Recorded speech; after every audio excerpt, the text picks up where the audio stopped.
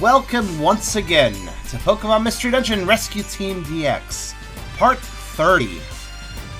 As much as I'd like this to be the last part, it's unlikely to be. However, we're getting very close to the end of the game. We finished up most of the grinding and all of the level 5 dungeons last time. So now, all we have to do is really just coast the rest of the plot with our very powerful Pokemon. A few new dungeons, 3 new shinies, it's a plot. Let's do it.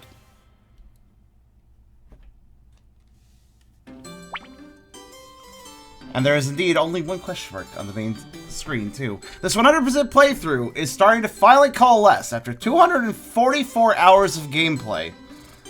It's finally coming together. Let's hop in. So last time, Gengar wanted us to do a mission for him. We're gonna do that mission for him. Like, literally, that's the only thing we really have to do. Up until we unlock dungeons for the remaining 3 shinies. Aside from that, it's just follow the main plot, so let's just go for it. This is really just padding the dungeon. Hey, Gengar wants us to go back to Mount Freeze, which is an old dungeon we've done already. It's like, okay, cool. But at least there's new plot along the way, so hey. Mount Freeze! Ninetales is here, definitely. Get me to the summit!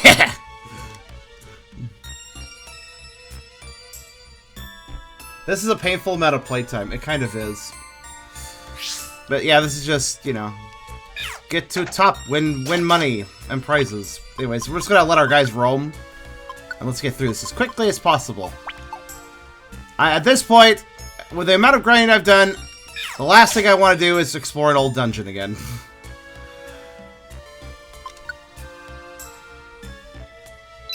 Yeah, Gengar is being mysterious. He wants to visit Ninetales. We don't know why. Oh, the stairs were already found. Okay.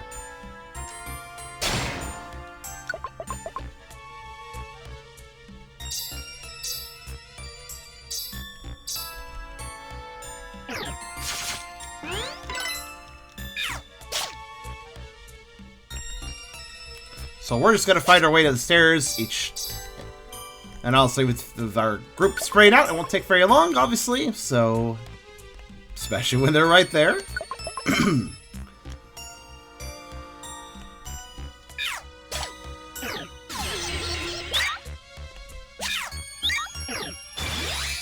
You seem strong enough, Gengar. Why'd you need my help?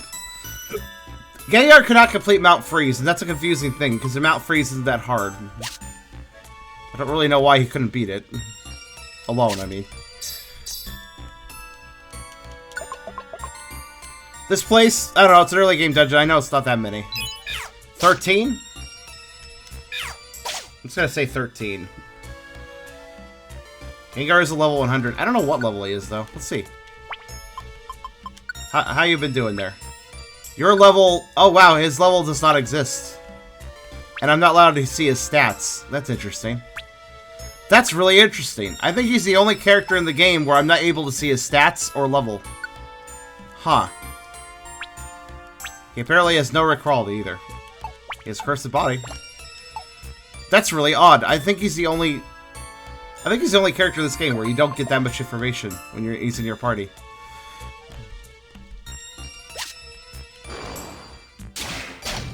He is level dash, so... I mean, as demonstrated, he seems powerful enough. Not sure why he's having so many problems.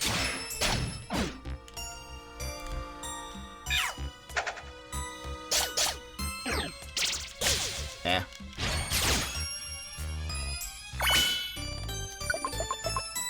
That phrase is 20 floors. Okay. A little bit bigger.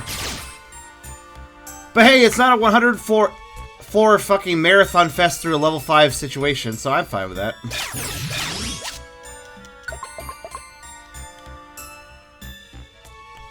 Oh, look, a powerful Pokemon. Wouldn't it be funny if it was shiny or something?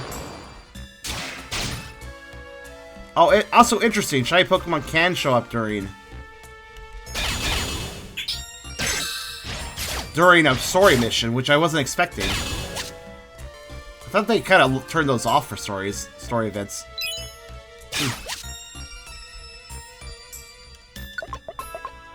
Kind of missed the basic attack. I know it should be in Bulbasaur. Also, welcome, Bulbasaur. I don't think I've seen you here before.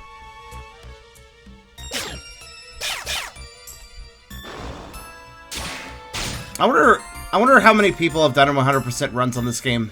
Like, to the degree I have, where I'm getting every shiny, and I've unlocked everything in the tutorial and stuff. In other words, true 100%.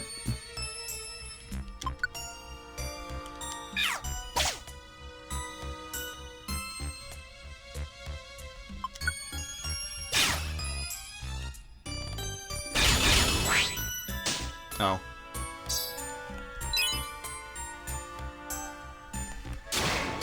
Hey. To your degree, I doubt anyone. It's too much work. Yeah, I mean, like... I think you might be right. I might be solo on this venture, I'm not sure. At the very least, nobody's arsed to put in the time to do it yet. Considering, I mean, well, you've seen how much time it takes. There's probably a lot of ways I could have been more efficient, but it doesn't change the fact that this would probably be over 200 hours one way or another. You'd have to be insane to do this. Yes. And then everyone learned I was insane. Tucker, are you seriously going to pick up the seed instead of killing the enemy? Alright. Hypnosis, how about that? They're not going to answer you, put them to sleep. What do you think about hypnosis, huh? Snore.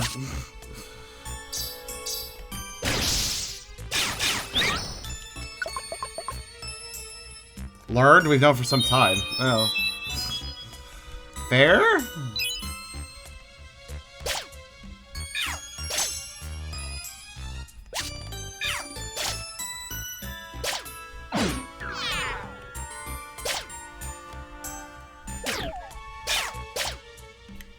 What is this floor? It's just tunnels everywhere. God, this sucks. This is the worst floors.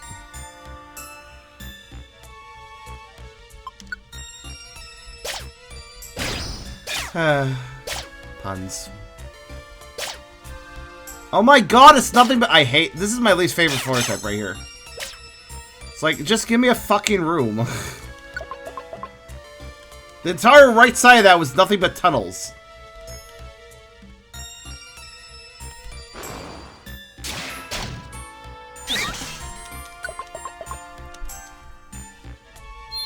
Oh, Hyper, you're fucking on fire today.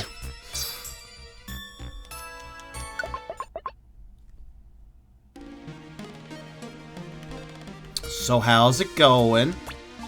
Yeah! Don't you dare fail after coming all this way! Don't forget to take me! No, I'm just gonna leave you I'm just gonna leave you in this intermission room. Fuck you. Do your own job. It's like, no, I'm just gonna forget about you now that I brought you 3/4 of the way up. It's like, why? Like, despite not really liking, like, despite the fact you're an asshole, like, why would I stop now? Like, I've just done most of the work. Why would I just go like, good enough, and just quit? Oops. Didn't notice who I was playing as. Gager, why couldn't you get through this place on your own? Like, you're not having that much trouble. I just don't get it. Well, since it's already hell, I may as well blizzard.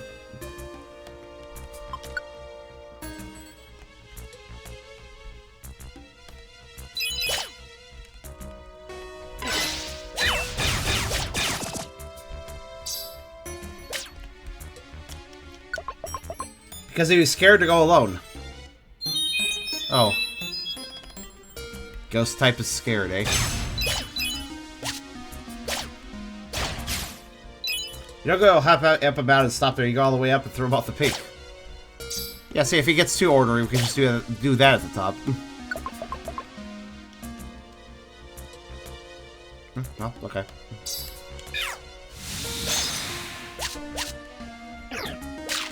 Crunch. Again, Gengar is literally one-shot everything. What was his deal of going up on his own? Could he not handle the hell? Did he not understand it wasn't just... You don't just sit on one floor and kill everything? Especially when hell's going on? Maybe that was his issue. Anyways, we're there. Here at last. We're at the peak. Hey, Ninetales! Where are you? Come out! Oh, gotta be flash about it. Long time, Ninetales. Recognize me? What do you want? You want to know what I want? Look at me. Isn't it your fault I look like this? What? You can't even begin by apologizing? It is not my fault. It all arose because you fled. Isn't that so? You fled from yourself as a human. And you fled from Gardevoir. It was I who cast a curse. But you became Gengar because you abandoned Gardevoir. It was Gardevoir that bore my curse, not you. You're quibbling! Anyway, about that curse. How about lifting it already? You have the nerve to ask that? That's right! Imagine me asking anyone for a favor!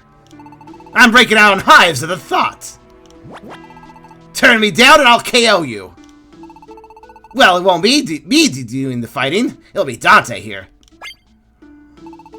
I'll see this curse lifted even if it means taking you on! I regret to inform you. Even if you could defeat me, the curse would remain. I don't have the power to lift curses. It was a really shitty thing when you think about it. Like, I can make curses happen, but I can't lift them. I'm really reckless. Ha ha ha. Like, what the... Gah! What are you saying? We Ninetales are known to be vengeful in the extreme. Once we cast a curse, it is final. Our curses are so powerful, even we cannot lift them. There may be a way, however. I became enraged at your treacherous heart, and on it I laid my curse.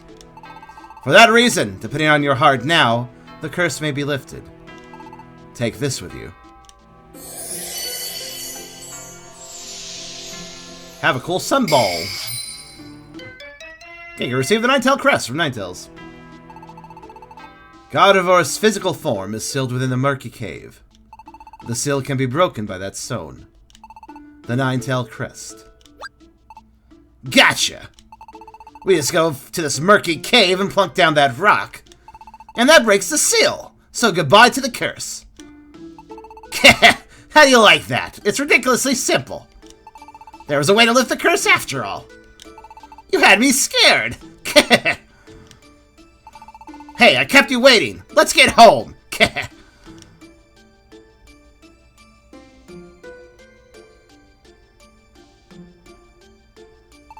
That oaf. He has changed in many ways, but he is wavering. His old and new emotions are clashing within his heart.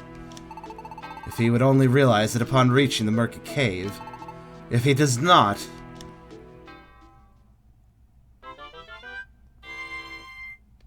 Ominous. So yes, the thing that somebody completely spoiled at the end of Part 29, yes, Gengar was the cursed human. Though a lot of people could probably see that coming, if you haven't played the game already. You get good today. Next we go to that murky cave place. That sounds like another challenging place, so I'll need your help still.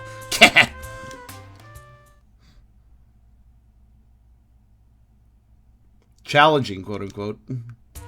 Now, I don't remember how many floors the damn place is, but...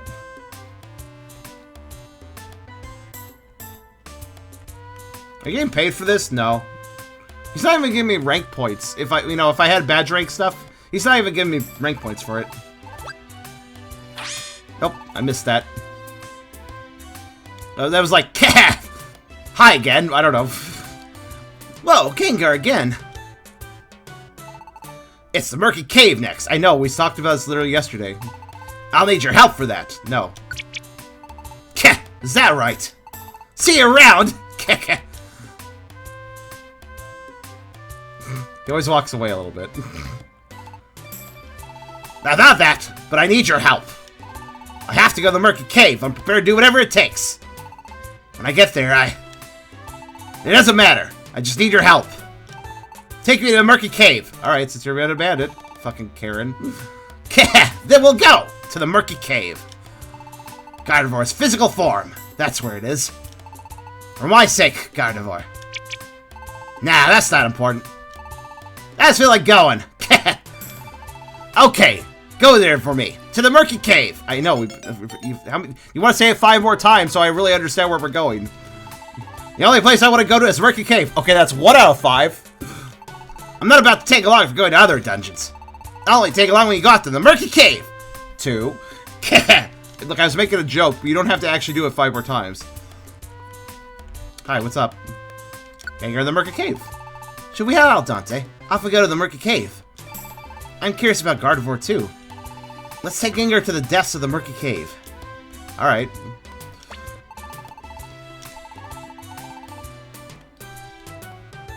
I think he's going to pay us in not saying Murky Cave over and over again. He sure is doing that a lot. Alright,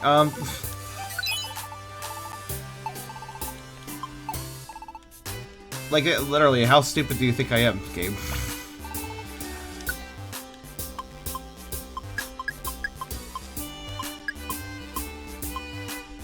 Alright, yeah, that's what I thought. Okay. Oh, it's the Munchie Boy. The Munchie Boy! I'll give him a perfect apple. Hold on. Hi, Munchie Boy. Just wait for your cue. He's waiting for his scene change.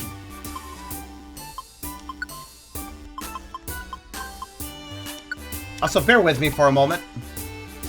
I'm having mad cracklies, yo. I'm just gonna reset the Elgato real fast.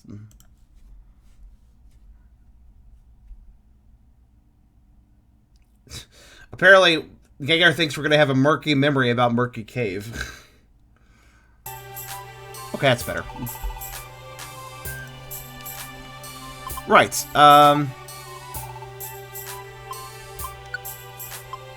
I can't store Geopebbles because I have too many. For those wondering. How big is Murky Cave, Beerus? And what do we have as far as a shiny in this place? Well, I guess I'll know how big it is when I go check the menu, but... Oh wait, he's gonna drop his apples, isn't he? No, he just wants apples. Okay, good. Chris already said the amount of floors. 20 floors! Oh, it's minor. Is it... Okay, what about shinies? Hello. Yeah. There you go.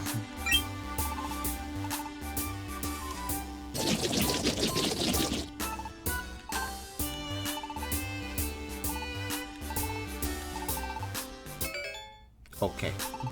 I wonder if he has any other items, or I've probably seen them all at this point. I got all the Munch Belts. Hoot hoot. So we're after the Hootie Boy there.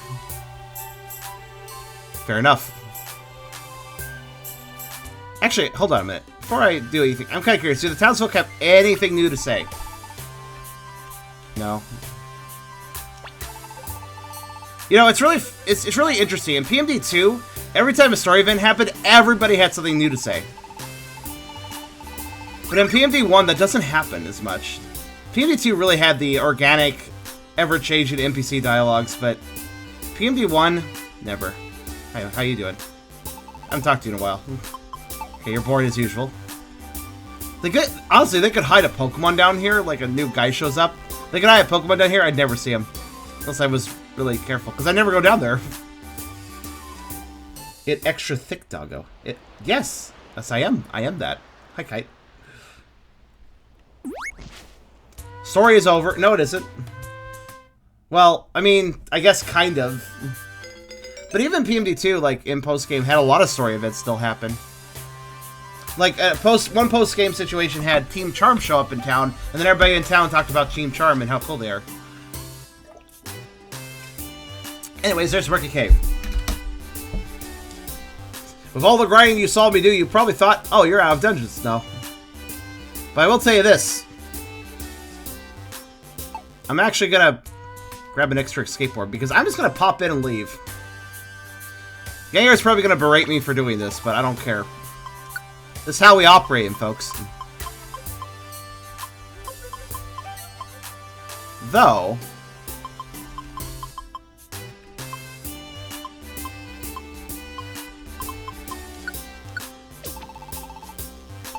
It's technically like PMD. It's technically what's a remake of 1, but it's technically in generation. It's technically PMD 5 in a way. Kind of, maybe.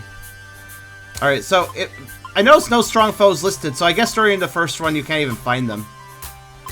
Huh. Maybe I won't use the escape orb then, if I have to go back in either way. Looks like I have to get through the story dungeon before it becomes a strong foe dungeon, so we'll have to come back to it after the first run. Because, you know, padding. So 19 floors for Murky Cave. Got it. Alright, I'm ready. If I see a new Pokemon, I'll grab them. But, we're here, Murky Cave. Don't leave me behind. Sharing the Wonder game that escaped the PS Vita. Which one? Okay, you want me to just leave? I'll just leave. It's fine. Here, I have escape orbs for days, so it doesn't really matter. Well, technically he's coming with the escape orb, but it would be kind of funny if I did leave him there. Bet he's gonna get mad at us now, watch.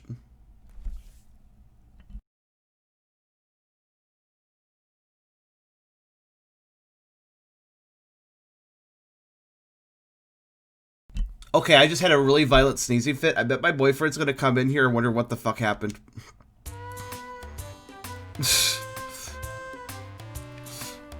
My last sneeze sounded like a fucking, like, I'm getting fucking murdered sound. You guys are lucky that I mute this sort of shit. No, seriously, the last sound was like, I just got stabbed through the heart. I'm dead now. It wasn't even meant to sound that way. I was just trying to push out the sneeze a little faster. You know how I multi-sneeze? When I haven't paused it? When I haven't muted it, you notice that I tend to multi-sneeze? Well, basically, I tried to push out the sneeze a lot harder so I wouldn't multi-sneeze, and that did stop the multiple sneezes, though I still got a couple out before that. But it also sounded like I got murdered, so I don't know if that was a good trade-off, personally. So Ganger has nothing to say about me leaving. Interesting. Yeah, the strong foe thing is still gone. That being said, though, because of our thoroughness, this dungeon doesn't have a single new Pokemon, so we only have to get the shiny here. Cool. Let's just rush through it, then.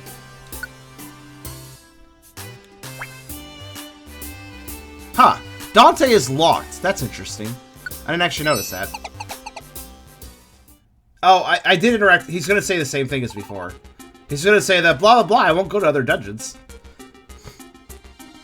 Repeating your dialogue here too, Gengar? You know, maybe Gengar repeated about going to Murky Cave because he himself is having short-term memory loss. Because he's like, haha, here we are. You know, we've been here yesterday, right? No, here we are. It's like, what? Yesterday? That never happened. It's like...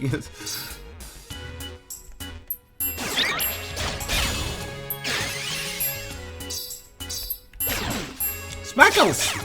What is it? Useless Carbos. All I remember is that I was on PS Vita and Spike Chunsoval's Infinite Wisdom unexclusivized it. Honestly, I personally think it's usually wise to unexclusify things. Personally, I really hate it when something just remains on a console or something. It's kind of dumb. I'm gonna go to this monster house because I want to antagonize the local population.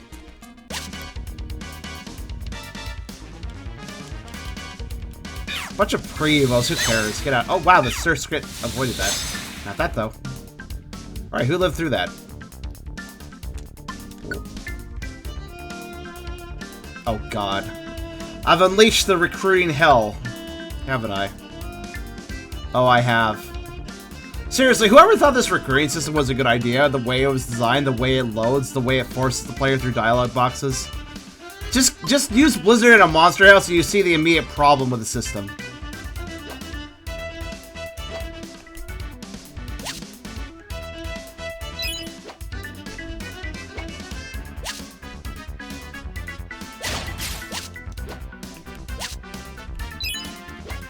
Did I get anything cool? Let's see if I got anything cool.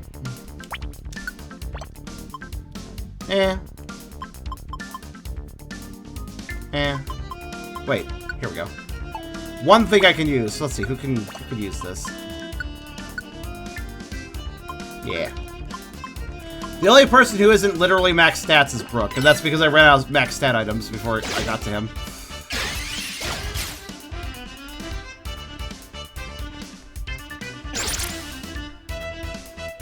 Explosive.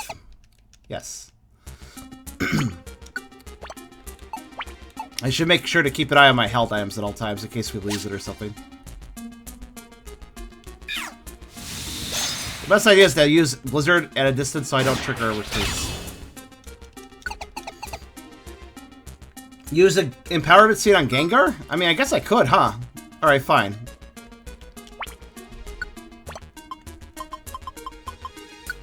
Hey, can transformed humans Mega Evolve? Let's find out.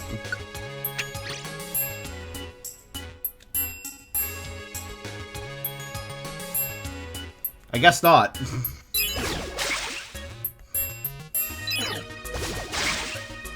Well, have fun with that, Dante. Why do you need my help again, Gengar? You're even one-shotting the Pokemon this technically harder dungeon. Also, who's that down there? A fainted Pokemon? Actually, what fainted Pokemon was that? Since this is a new dungeon, I should probably observe these things.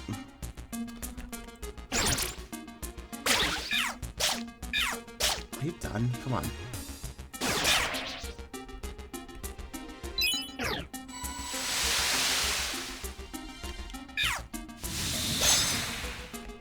So we got a powerful screen nuke there. That's basically a Blizzard for you. What are you? Aaron? No, I have you already. Get out of here.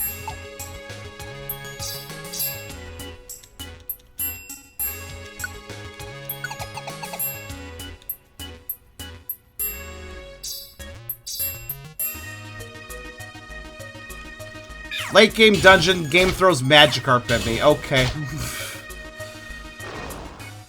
This is really some late game enemies we're fighting, guys.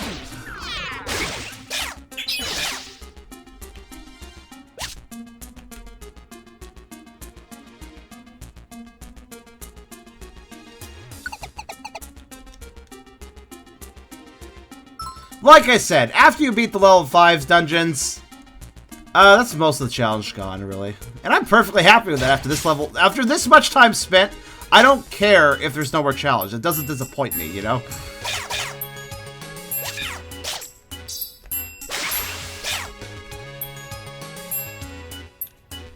Oh, what was it? Oh.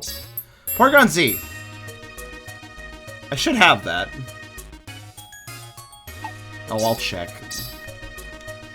I can't remember if I evolved the Porygon line or not, but I have an apple. Yeah, I totally did. Okay. I was pretty sure I actually had all the random evolutions that I didn't have.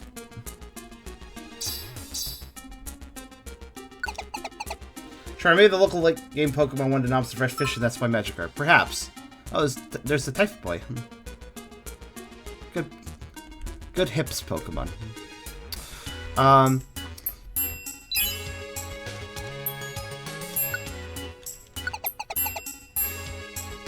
Actually, I don't think we've seen Wild Typhlosion before. I got a Typhlosion through evolution because I didn't want to try to find one. Again, I was just doing evolution stuff for a while. A few parts back. So we don't need him, but technically if I hadn't done that, I would have needed him, so.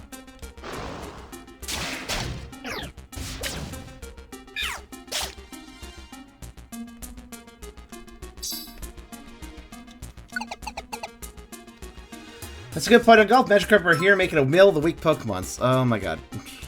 That makes no sense.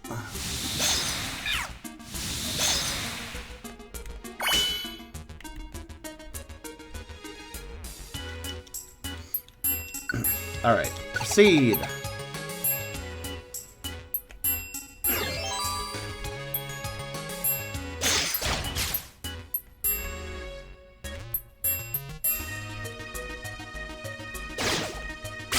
Tucker, you might want to let me handle that room.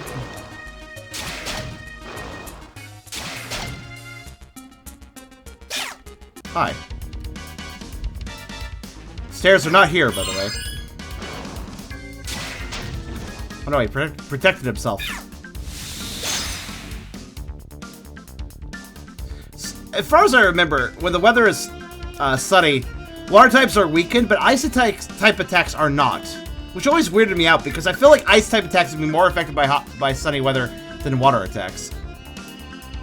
But okay.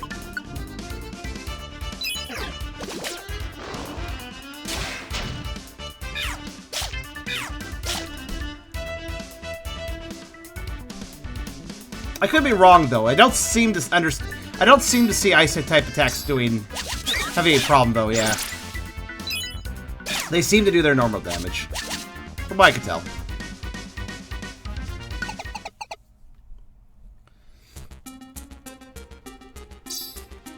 Ice Relay is the stealth pun that Beerus did.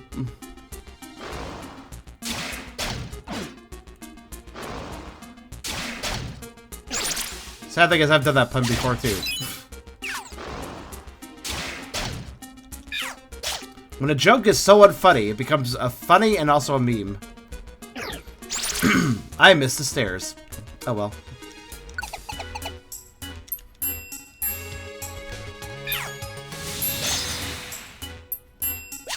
It is a shop.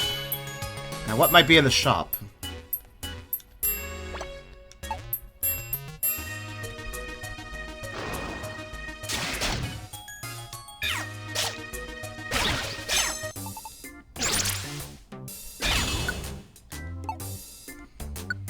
Absolutely nothing of interest. You know, I don't think the game actually has... Oh, hi there, Wishcash. I don't think the game has that many TMs in it. I see a lot of repeats in the stores and stuff, at least.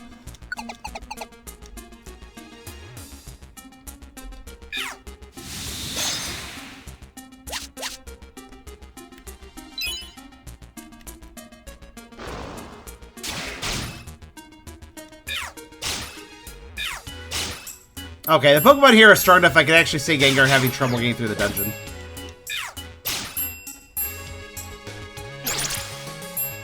He clearly just needs to consume stat ups, though. Or just go to the dojo for a while. He'd be fine then. Stairs right here, shop right there. I don't care about the shop. Not that much, anyways.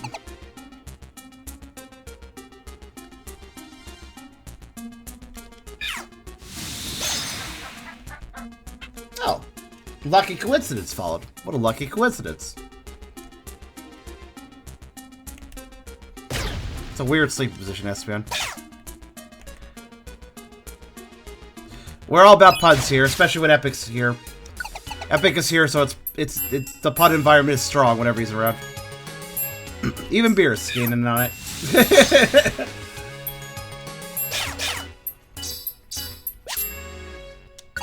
Did you agree with that? I did. Apparently you can get a Kecleon by just fighting in a dungeon, but that's no fun. You want to recruit a shopkeep, that's the way to do it.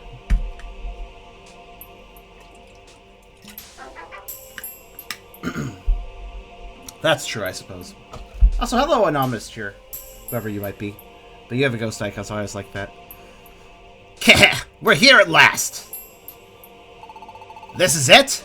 This is the deepest floor of the murky cave? Oh, look! There's a dice. A dais? A dais? The fuck is that? I don't know that word. There's a hollow spot. I guess that stone goes in here. I guess, it doesn't look like it really fits, but okay. Gengar placed the Ninetale Crest in the hollow spot. I guess we're going to boss fight the stone, because that's the boss fight transition effect. Boss fight against Cursed Stone. I've seen weirder.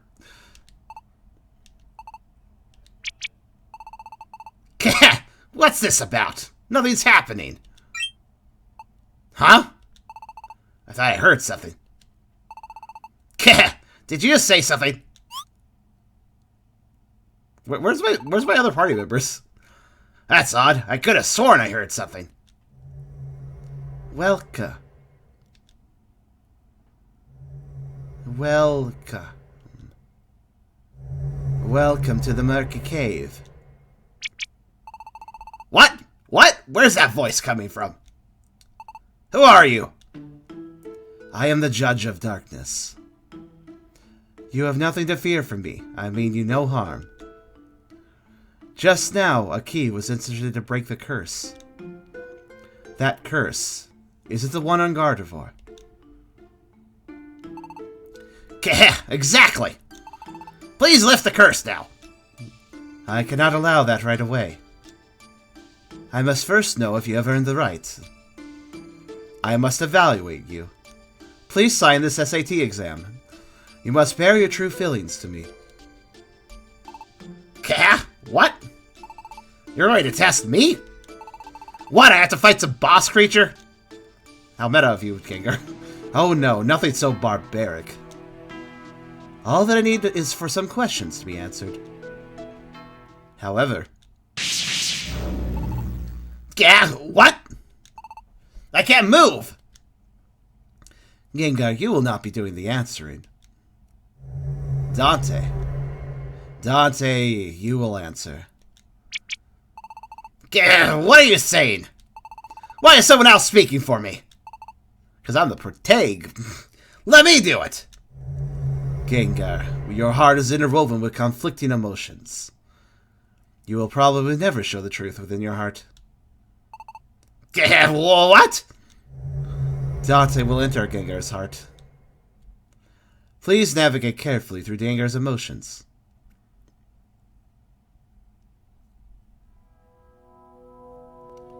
If you fail to draw Gengar's true feelings, the curse will never be broken. Hey, Dante! Don't you dare fool around! I'll make you pay for it! You have but one chance. Dante, do your best. Fine. It is time. First of all, why does Gengar wish to break this curse? I wonder if it actually gives you one chance.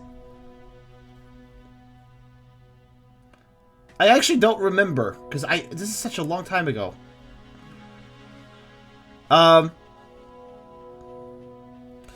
So, we actually saw some dialogue that indicate he was actually thinking about Gardevoir, so I think it's fair to say the first one. That's a lie, isn't it? Didn't Gengar abandon Gardevoir long ago? Why would Gengar want to save Gardevoir now?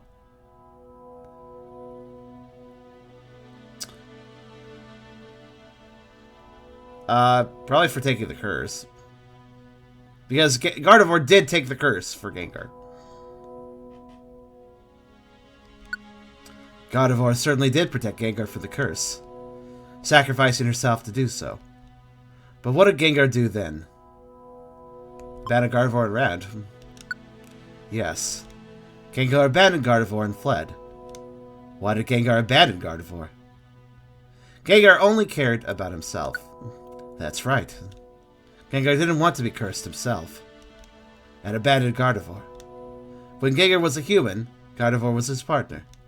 But to Gengar, Gardevoir was merely a tool. The bond between Gengar and Gardevoir was that flimsy. Isn't that what I'm hearing? Was? Yes.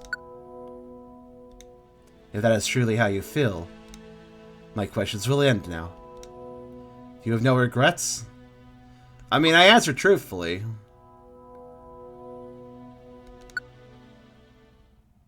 I understand now. My questions are finished.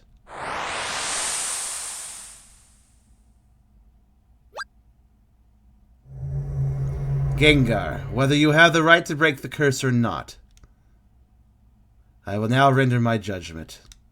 Who is the bearer of this darkness? The curse could not be lifted. Wait!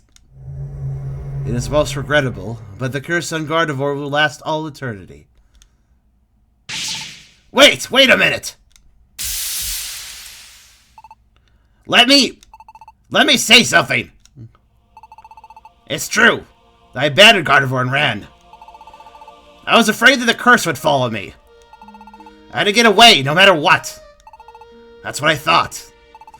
It didn't take long for me to forget about the curse and about Gardevoir. Many long years passed. But Gardevoir, she never forgot about me. One night, in Dante's dream, because remember he was spying on our dreams, Gardevoir said this. She said that she considered me an irreplaceable friend, and that she still believed we would meet again. Gardevoir kept thinking about someone like me. But how selfish I was. I lived carefree all this time. I realize now how selfish I was. It's not just Gardevoir. Dante put up with my selfishness and brought me here. I finally know what I was missing. What I lacked. It was something for the others. A sense of gratitude.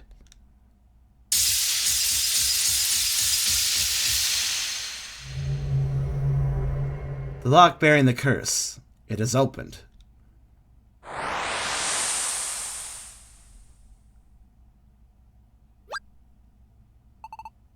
Gardevoir! It worked, Gengar. Oh, hi, you just followed us, I guess. Ninetales! But I don't know what you're saying. The curse has been broken. I cast my curse, enraged at your twisted heart. When your heart gained what it had been missing, the curse was shattered. The final key to break the curse was your sense of gratitude. Then, Gardevoir! You may be reassured. Gardevoir has returned. She will soon awaken. However, the fact that you were her partner in the past, Gardevoir will have no recollection of that.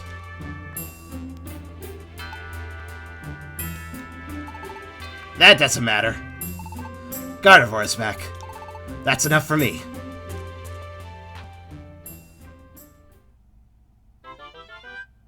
And then just random little victory theme.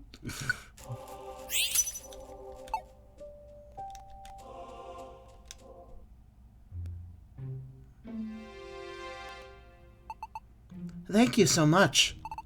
My curse has been lifted. You did this for me, even though I had never met you before. I have no idea how to thank you.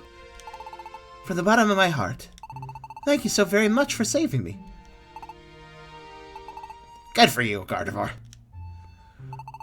Hey, Dante, Brooke. Thanks for getting me through this. This is my thanks. Yay, it's a mobile scarf for some reason.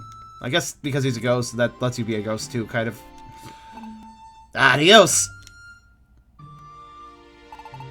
No, wait, please. What is it now? Your name. Please, what is your name? I mean, most Pokemon don't have names, they just call themselves what they are, but okay. Keh! The name's Gengar. Glad to meet you. My name is Gardevoir. I am also glad to meet you. I guess she really lost her memory, though, so she may not remember Pokemon names. Oh, it's okay. It's okay, Snowflake. Welcome back, though. I got a little flute song. Was that little flute? That song that played during that last cinematic, is that a new song for DX? I feel like it might be. I don't remember it playing in the original game. But maybe it did exist, but... I actually have a hunch that might be a new song. Specifically for this version. Good morning, Dante. Anything new? So there we go. Gengar's arc and the mystery about who the actual cursed human was is complete. That pretty much ties up all the loose ends when you think about it. Tickets. And I'm just accepting the mail to empty the mailbox. So, Gengar and Gardevoir. Dante, isn't it great that the curse on Gardevoir was broken? Gengar and Gardevoir. The two of them can make lots of new memories. It sounded like you were going to say something else. I'm sure of it. Yay! Hello. Are you just hanging out? How you doing? I've done a lot of thinking. I would like to join Team Jawbone and help on rescues. Please, may I become a member? I have a duplicate of you already, but okay. Thank you. I promise to do my best for the team. Lonely courage. I guess that makes sense, actually. That's a really appropriate rare quality when I think about it. Kick out the duplicate. They can stay for now. Is anything new happening around town, or how's everybody doing here? Your papa is very special, yes.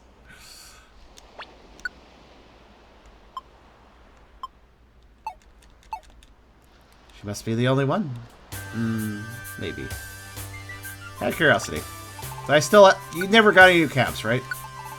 Okay. I don't think that's ever gonna... I think it's just one static list, and then you get some extras as you play. But, Alright, nothing new here. Alright, cool. I was just double-checking around, seeing if there's anything, Nope. I think the game intends me to go do a random-ass dungeon, which is fine, because I actually will. Not that I think about it.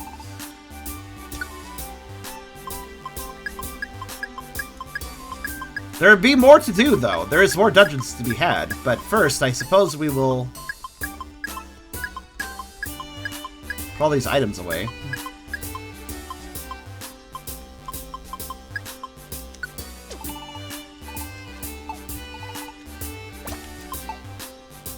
And then...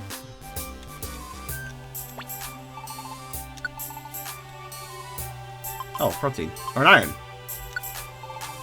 Gimme. Wait, you're starting to... wait, hold on. Wait, you're selling proteins and irons. Finally, at this point in the game, the shop starts selling really interesting things. It only took... well, going this far into the story, and now they sell stat-up items? Like, I bought it without even thinking about that, but then I was like, oh, wait. Then again, I guess that does make sense. I think the shop stock has changed. They didn't first sell rare quality orbs and stuff. Those weren't there until later.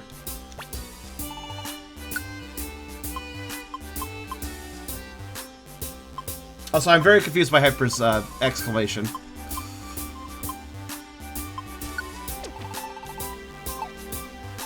To take that longer. Oh, so you could get this. You could get those unlocked a lot sooner if you didn't focus on objectives as they came. Remember, I'm the guy who always am like, okay, I'll continue the main story once I've done the stuff I could do besides the main story. Because of that mindset, we went at 240 hours in before the shop unlocked new items. If you bothered to just stick with the main quest, you would have them unlocked faster. But it doesn't really matter. If you notice, my characters are mostly roided out anyway, so it didn't end up being a big deal either way. But let's check something. Oh, that randomly we've decided to go to the ocean. We've randomly decided to jump in the lake. Oh, Fantasy Strait. Those are just randomly available now. Okay. It's like, hey, you know what? We should just go to random places with no knowledge. So, by the way, Strongfell Hoodoo, Strongfell Altaria, and Strongfell Magikarp. That's our last three. Last three shinies of the game are right here. So, let's go back to Murky Cave and find ourselves a Hoothoot. But first, we save. Because we do have the autosave turned off, after all. So this is a perfect time to back out. And also, look at our main title screen. I suppose that should be changed as well. I have to have my dad BRB. Okay. One moment, please.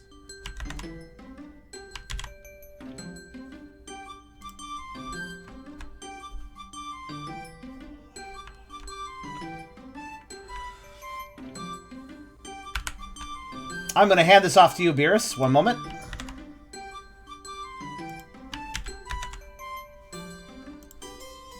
So you can change the HUD for me.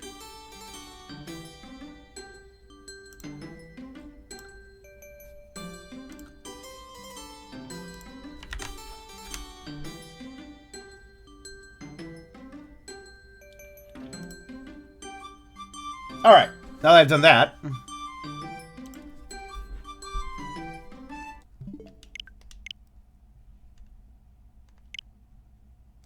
So we go in. And we back up our save data. For those that have not watched, this is our shiny hunting is a pain, but we can reduce the pain a little bit by guaranteeing that once we find the shiny, we will absolutely 100% of the chance catch it. As long as we use our save data wisely, this is not hard. Let's back up our save data.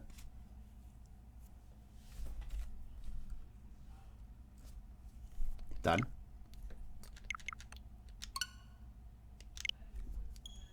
Part 30 could be our last part. It all depends on... It all kind of depends on how quickly these shinies show up. I think that's really what matters here. If these shinies show up fast enough, this might be the last part. Because after that, it should be... I don't know how many Pokemon there are to collect in Marvelous Sea and Fantasy Strait. but we have possibly all the Pokemon, aside from maybe a legendary or something, which of course get obtained through defeating them. Thank you very much for that update. Man, that looks really nice, doesn't it? It's all complete and shit. It's good. All right, let's go to let's head on in though. How big are the other two dungeons? 18 and 25. See, these are not even big dungeons. This won't take long at all. Granted, small dungeons do have a problem. Small dungeons, well, you don't have as much time to find the strong foe, but regardless, the upcoming goals become the current goals. Could you delete Gengar's questline and move the shinies up, please? We are now hunting.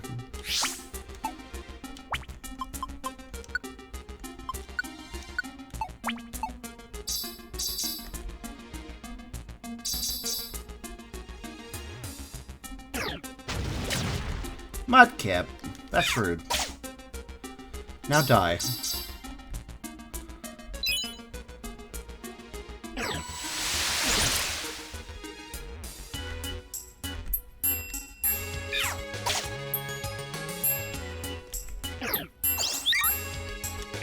What? Game? I was trying to face the target, but the game wanted to face Lotad. Lotad was more important to the game. Alright.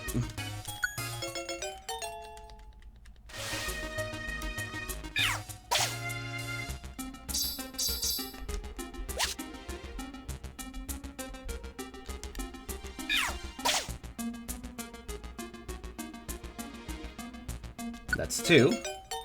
No more upcoming goals. Well, no. In the upcoming goals section, please place Marvelous Sea and Fantasy Strait.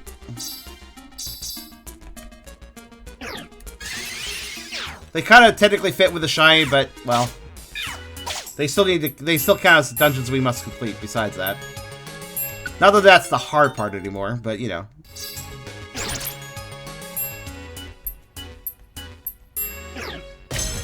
Well, that's rude. I kind of forgot they had that ability.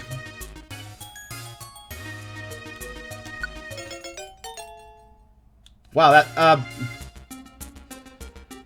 that font's a bit big, yo. If you select... That font's a bit big, yo. Listen, I don't know what you did, but maybe you want to Control Z a bunch, get the current goal of Gengar's questline back, and then just copy-paste that. You can Control Z, copy-paste that, move the shinies back up, and then Control, you know. Just to get the right size or whatever. Oh wait, you had it right for none, though. So I don't know why you had it right for none, but not for, I don't know. You figure it out, I guess. I don't know what the fuck you did, but good work. There we go, off a team of 5.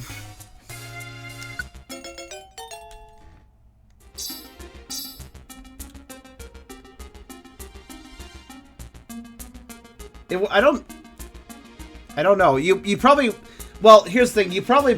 One of the blank lines below might be bigger. Yeah, see that middle line? It's bigger. You can tell because you have it highlighted.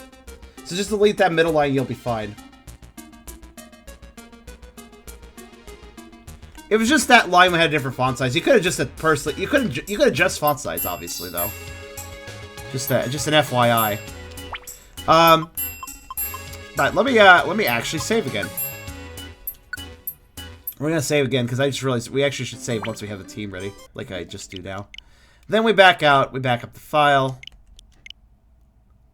and then basically we can just reload to floor 1 with a full team ready to go. If we don't get the shiny on this run. I was doing that, but you can totally Control Z. Sorry about that. It's hard to see what you're doing, admittedly. Oh, speaking of things that we're doing, hold on a minute. I want to do something too. 1 second. There's a weird little side thing. I was fixing it. Alright. There we go. Shall we continue? So we are going after, what, Hoot Hoot or something? Alright. Let's go find him. So let's go bake ourselves an L. Marvelous Sea and Fantasy Strait. Tower of Fortune, the Die of Fate. That's what it's called. What? That's what's called.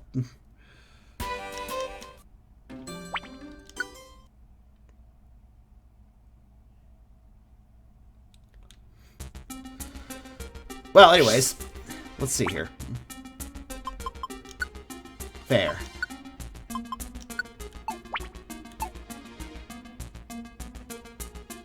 Yeah, that works. Oh, no, actually, that blank line, I had it size 8 makes a nice space.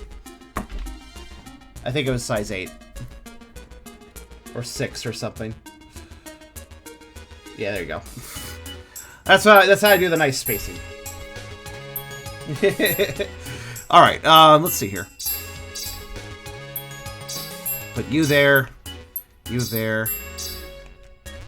Double check the moves aren't disabled.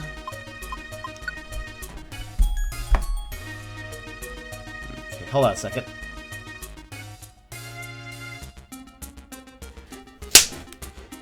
Damn, didn't kill it.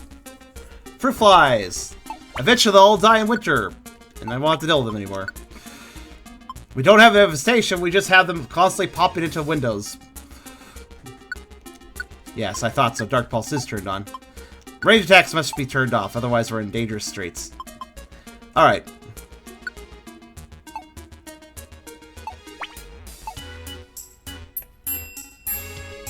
So I'll just play the bug abuse alarm. So here we go again with the shiny hunting, but this time it's far fewer shinies than normal. So I'm not as scared this time.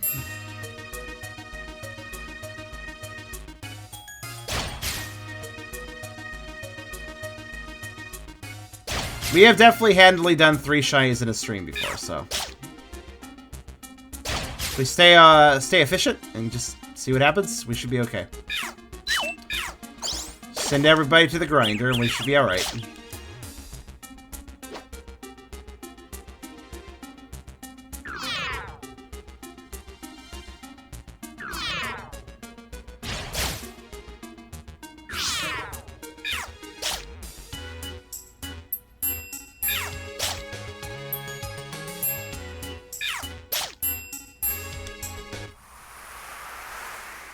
Shinies. Yeah, you can get Riolu. You get them from particular mystery houses. Same with Lucario. I have them already. The fuck did we just kill? Lotad? Where did that even come from? I didn't even see it. And yes, you can recruit shinies. Every strong foe in the game can be a shiny. Strong foes appear in certain dungeons. We've recruited every single one, aside from the 3 in the dungeons we just unlocked. They're the last ones, in fact.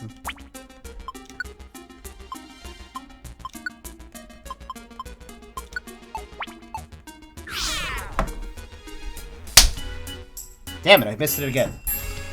I will get it. It will die. Oh, there's the stairs. Alright, stay with me, guys. Actually, you know what? The room we were just in? Perfectly fine for a setup. Stop abusing bugs. Well, they should stop it. Look, if they want to stop being abused, they should stop flying from my face. Dogs hate that shit.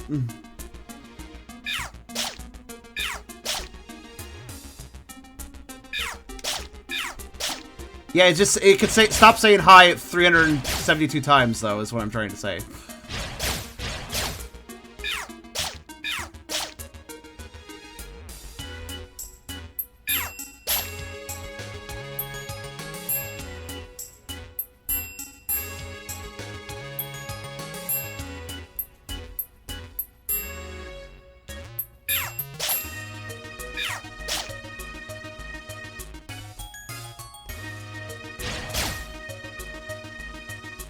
So for anyone just joining us, what we are doing is this is my most efficient setup for finding shinies. You just set up your guys at the doorway. You have a full team of Pokemon to increase your chances of recruitment. You set your guys at the doorway. They grind away any Pokemon that wanders in, and you just let enemies spawn. You just let the enemy spawn. And you wait. And you wait. And you hope. I'm not going to justify that pun in a response, by the way. Hello, Moth. Moth 2. Well, that was a really fast second blow. Alright.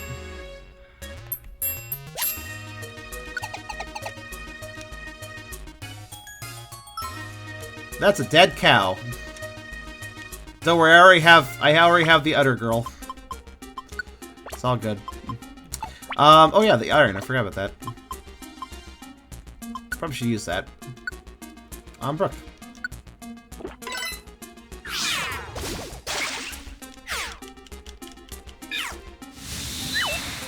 I missed? Oh, that's weird.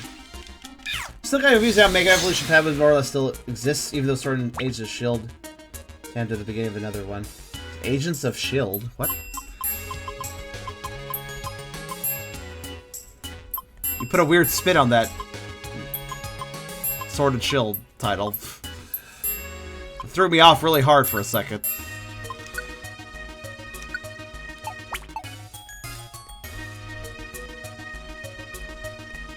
Let's find those stairs. You're putting. I see. Sorry, I haven't gotten used to the fact that you're putting as well. Gotta learn who's putting and who's not putting.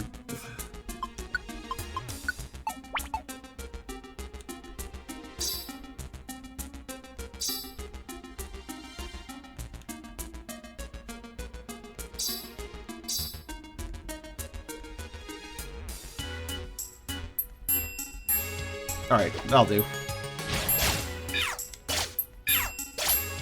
Should I stand right over here? There we go.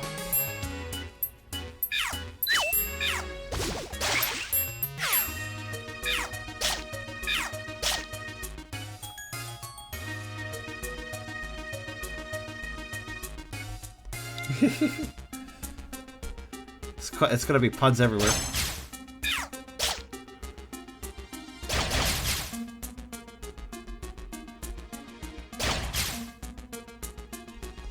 By the way, Pokemon spawn after a certain number of steps. It's always the same number. I don't know what the number is.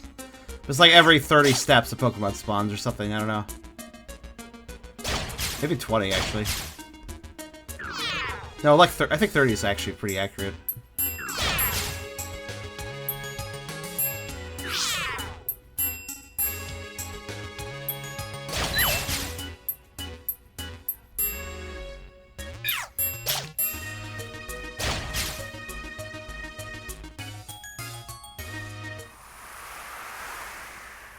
So you think we'll have a clear church plans to shine run this run, or we're looking at a bit murky for this cave?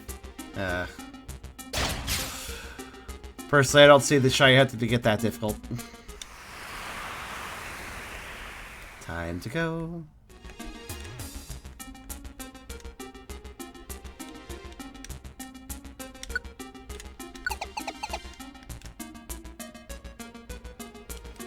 Should I even justify most of your responses anymore?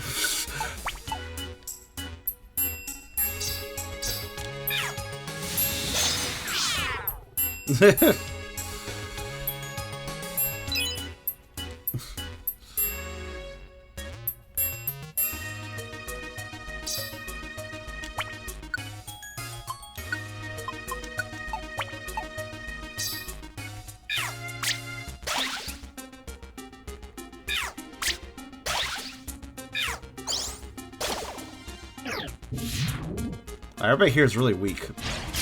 Out of here. Spawn, do it. No.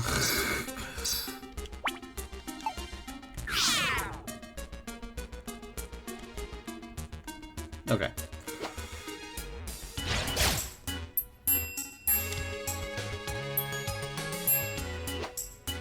In comparison or just in general? I always wonder what the wind was. I don't know what the wind is. Tornadus being a dickwad, I don't know.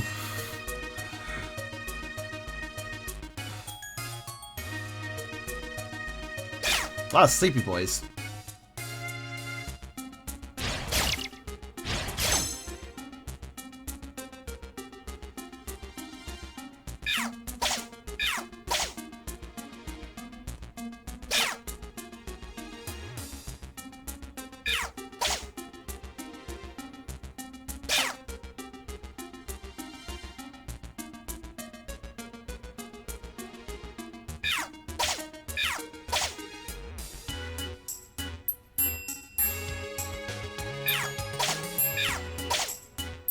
The fact we haven't seen a single Hoothoot is kind of depressing. I guess we're not that deep in, though. I wonder what floors they show up on, actually. Hold on a minute. Sometimes Pokemon will only show up on certain floors. The strong foes, that is. It just occurred to me I didn't ever check for this one. Let me check. 1 to 19. Alright. Kind of figured, but...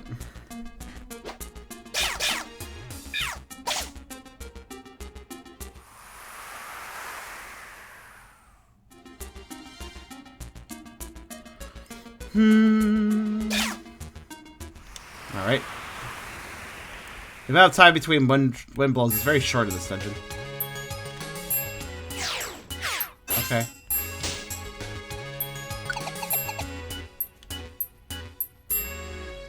Hello. Let me guess, it's about to enter the room, too.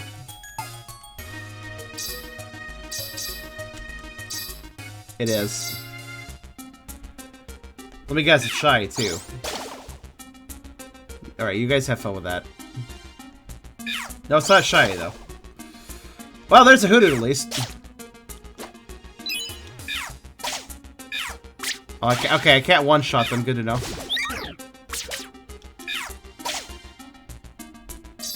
Right.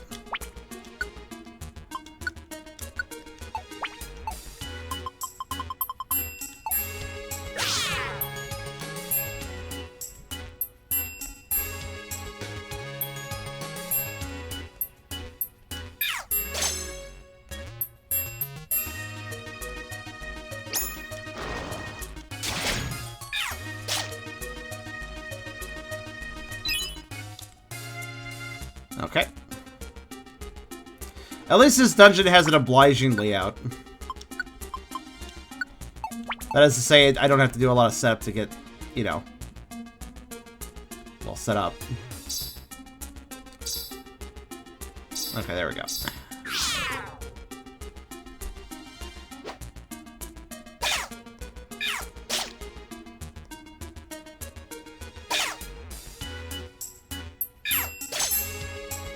Alright, let's just keep doing our thing, I guess.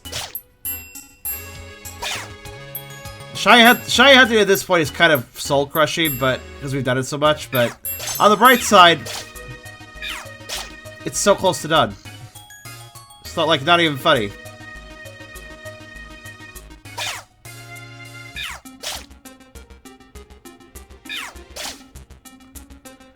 Just cross your fingers we get some Hoothoot to spawn, because the more that spawn, the more chances we have to, like, find a shiny one. I think the remaining shinies are all gold-plated, so we know what aesthetic to look for.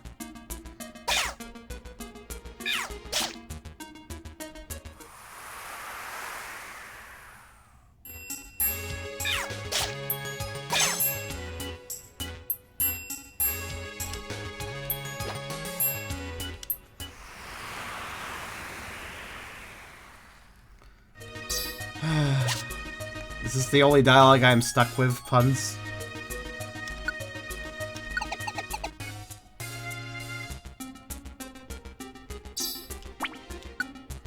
Nobody has anything else to say. Nothing actually meaningful, just puns. This is a truly depressing situation.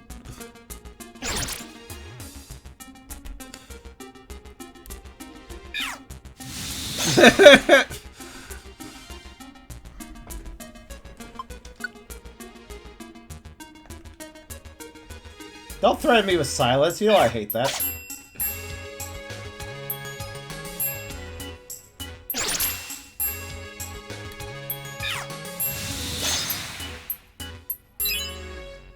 Alright, let's see.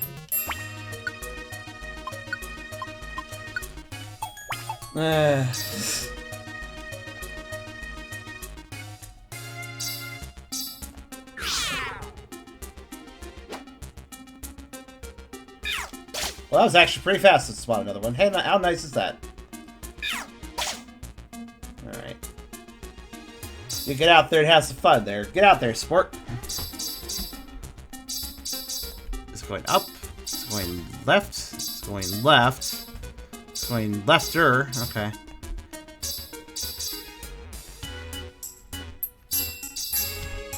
Damn.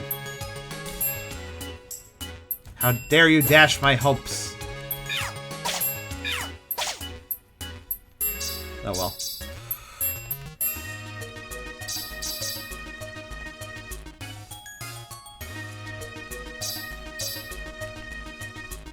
Oh, hi there, Miss. Sky at 5. Oh yeah, you were talking about the other day. Wow, that guy came out of nowhere. Gotta be careful about the come out of nowhere spawns. We might get really unlucky.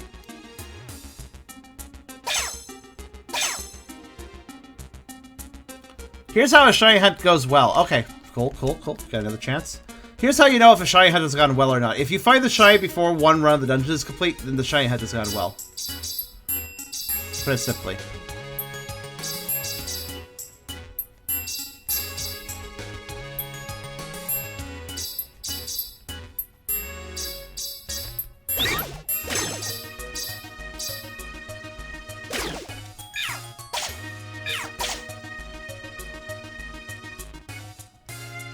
It's okay, I don't care if you guys are a bit quieter.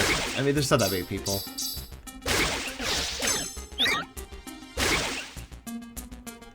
Are you idiots done fighting, or like what? No? Hey Dante. Why the fuck did that get in the room? Just out of curiosity.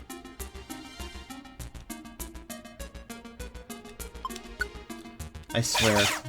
I absolutely swear. Like, literally, enemies could spawn anywhere you aren't. That includes in one room with your Pokemon filling it up. If you're not there, it could spawn the damn idiots. Alright, oh wow, okay, and I guess I'll just go right back up then.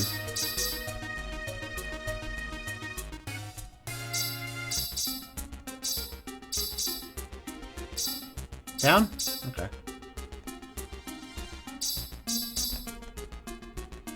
Now we're getting some... I mean, they're not shiny. That's shiny.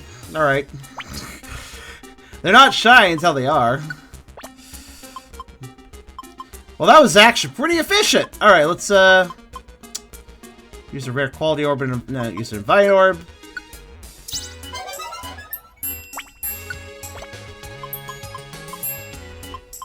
Yeah, see, for those unaware that shinies exist that are here, here's an example. So here's our pro strat, by the way. I've readied my abilities. Now we save. Because shiny hunting is stupid, because there's still a chance it doesn't recruit. And in fact, it's a rather large chance because strong foes are hard to recruit. So if you're going shiny hunting, I heavily recommend save your game when you find one. Go to your data cloud. Go to Aragon's data cloud, even though that doesn't have anything to do with what I'm doing. Or go to your data cloud. Make sure auto saves are turned off. Back up your save data.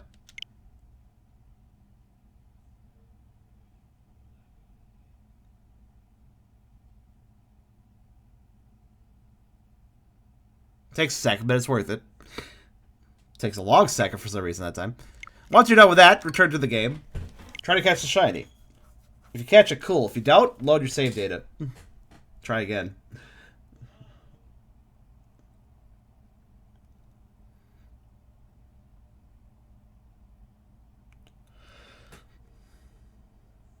And that's how it works. Why did my bitrate go down? How dare you?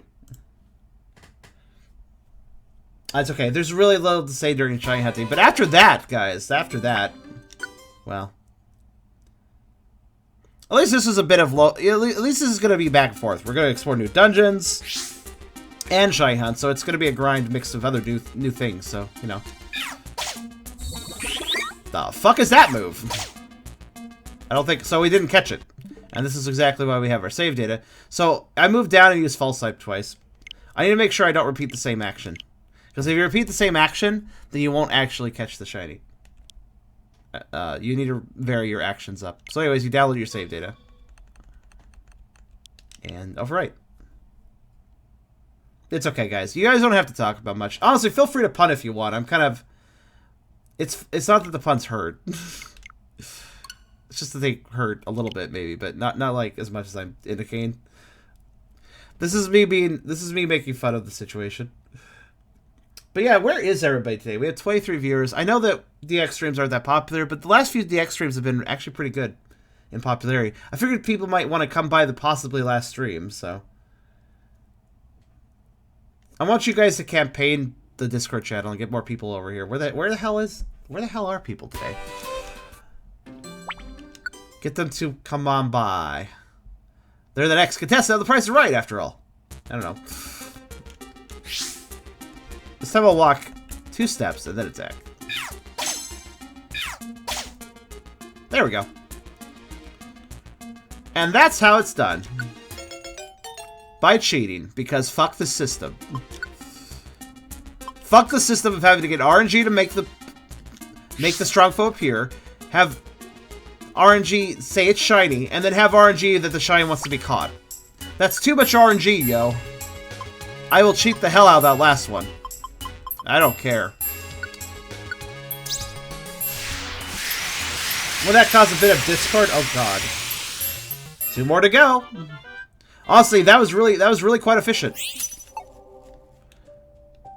We weren't seeing any hoot hoots for a while there, but that ended up being quite fast all the same.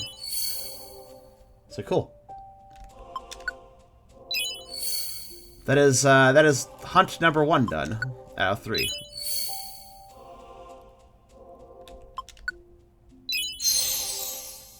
Shiny boy.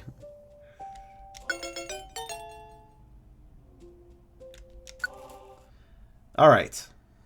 Good. Good progress, guys. We did good today. We actually did good. Yeah, we did good.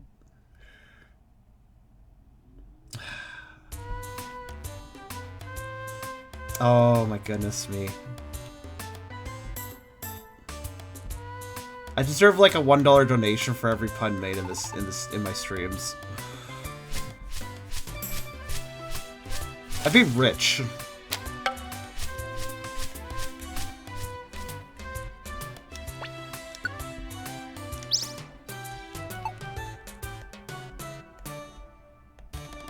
Alright, so, well, that was, I'm surprised how efficient that was, actually. So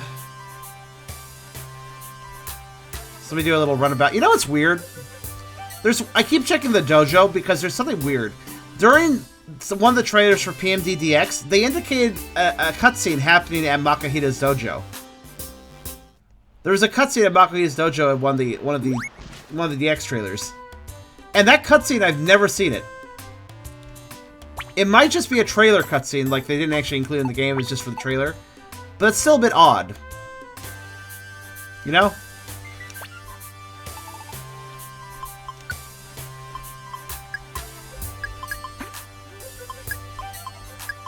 Oh.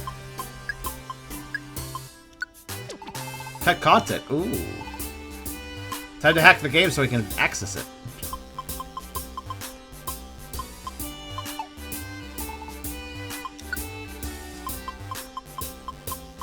True 100% run requires cut content. No, it doesn't. As you may know, I'm about to run out of Bio Orbs, but we're about to run out of Shinies, so it works out.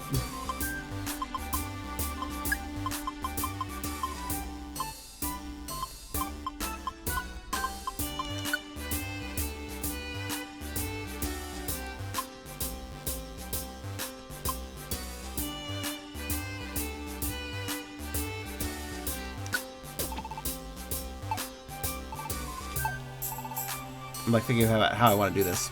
Hi, sell me some defense ups. Those aren't defense ups. Come on.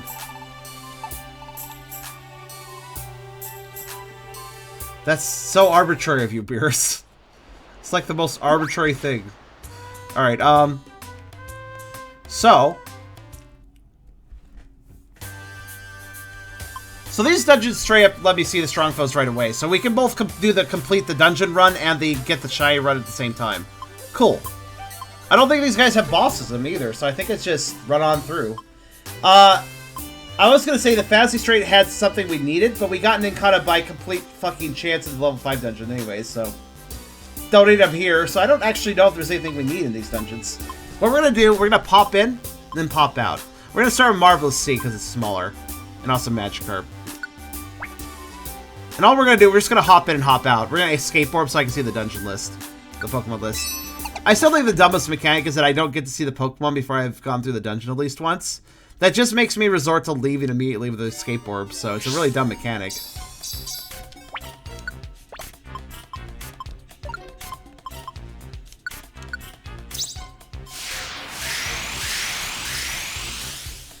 Like, all it makes me do is just do this shit. So why does it even exist?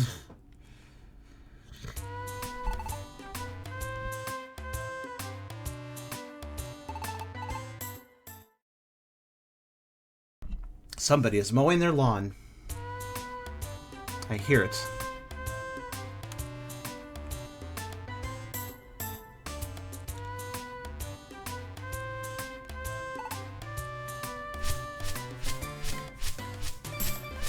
Also, is that a face?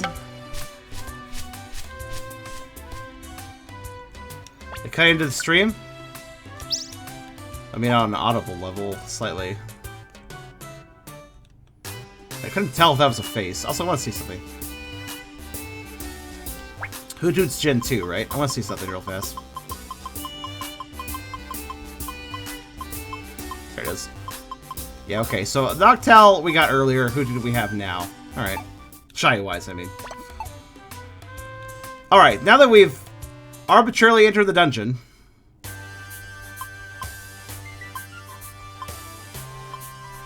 This one. Magikarp. How about the Pokemon list?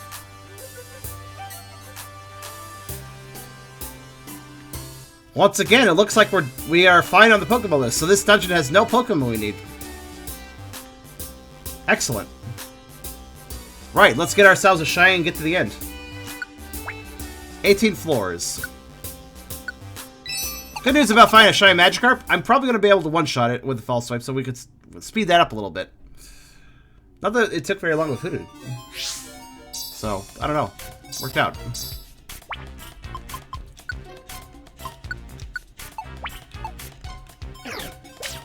Ow. Why is there a Pidgey in the ocean? Why not a Wingull? Well, Wingull's been done before in one of the other ocean dungeons, but I digress. Also, is this really a sea when it's landlocked? I think it was landlocked anyways. Or nearly. I guess a sea can be landlocked, though, sort of. I prefer emoticons to emotes and emojis. They feel more substantial. I agree. You know, back in my day, when I was using fucking AOL Instant Messenger stuff, all we had was emoticons. We didn't have automatically, oh, I typed some, like, text characters and now it's automatically an image. We didn't have that back then. We had to fucking understand what the fuck text meant.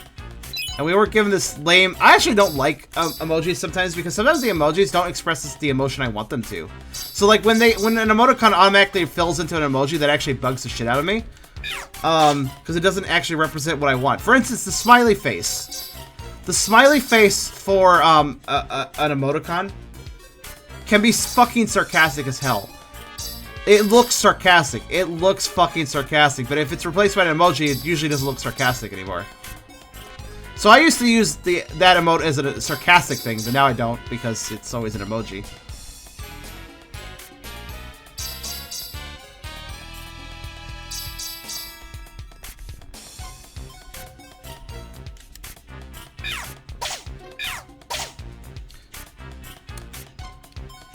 I think my main problem is the fact that emoticons get replaced by emoji. I don't have a problem with emoji individually, keep in mind. I just have a problem that they automatically replace emoticons.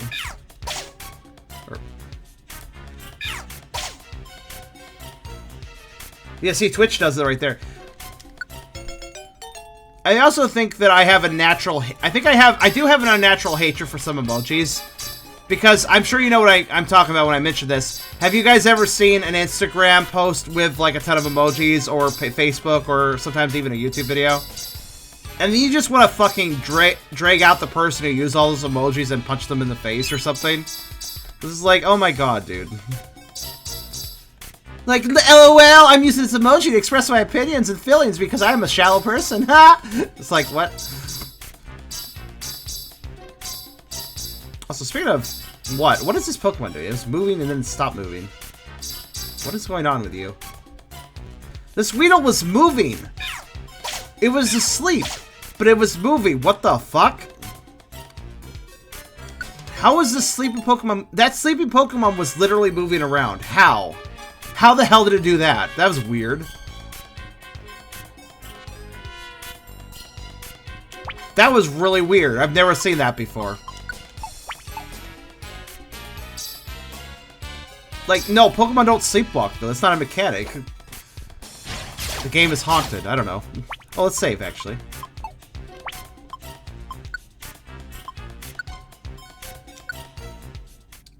They do now. Apparently, if they're Weedles, they do. Can't say I saw a Weedle sleeping before in the game, possibly, so it's possible. It's possible they do that, I don't know. Hidden feature. I don't know. He was very occasionally moving as I was a long distance away from him. So that I noticed. Bugs are strong enough to trigger bugs. Go figure.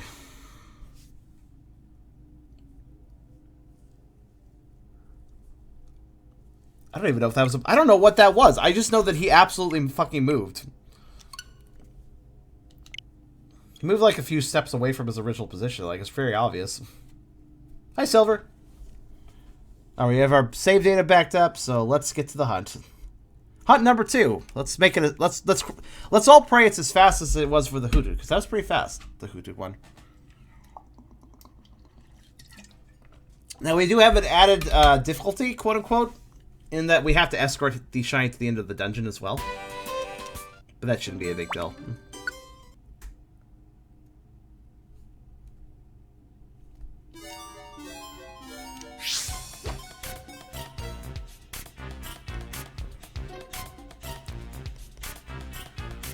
So let us generate a Magikarp.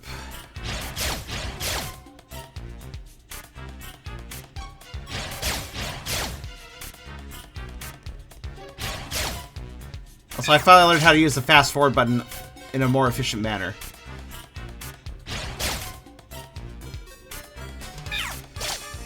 If I think a Pokemon's about to spawn, I slow it down. Just in case a shiny Magikarp spawns right outside our rooms and immediately rushes one of my guys. Because he'll get himself killed immediately. And if I'm not doing the kill, there's no chance of recruiting him. We don't want that to happen.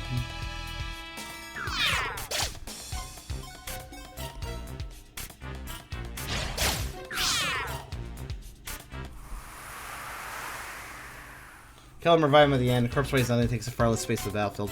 Unfortunately, you must use the revival orb on a dead Pokemon before you go to the next floor that it died on.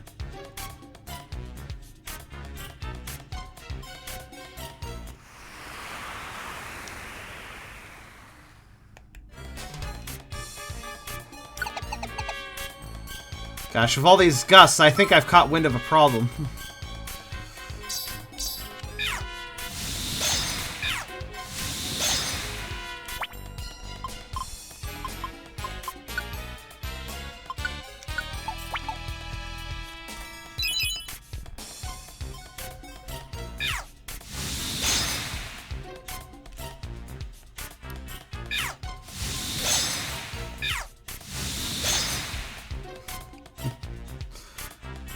Well, if it blows, it doesn't suck.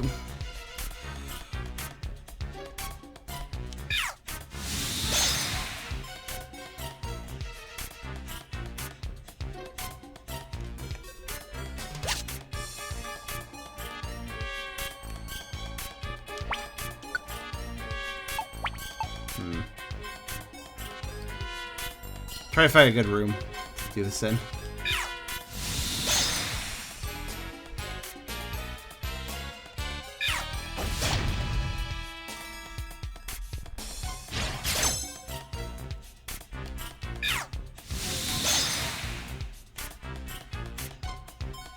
Ah, here we go. This is much better.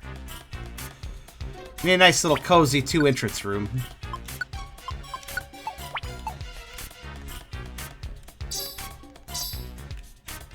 Could you get the fuck out of the way?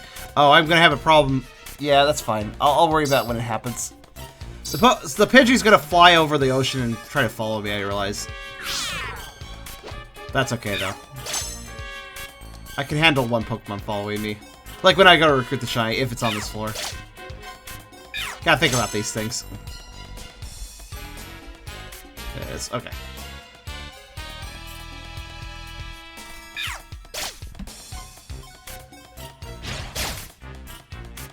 Oh!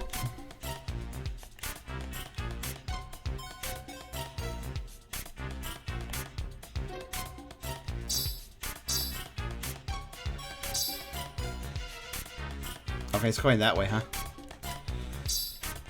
That's actually good. So I can block the Pidgey if I go this way. At least until they get smart and figure it out.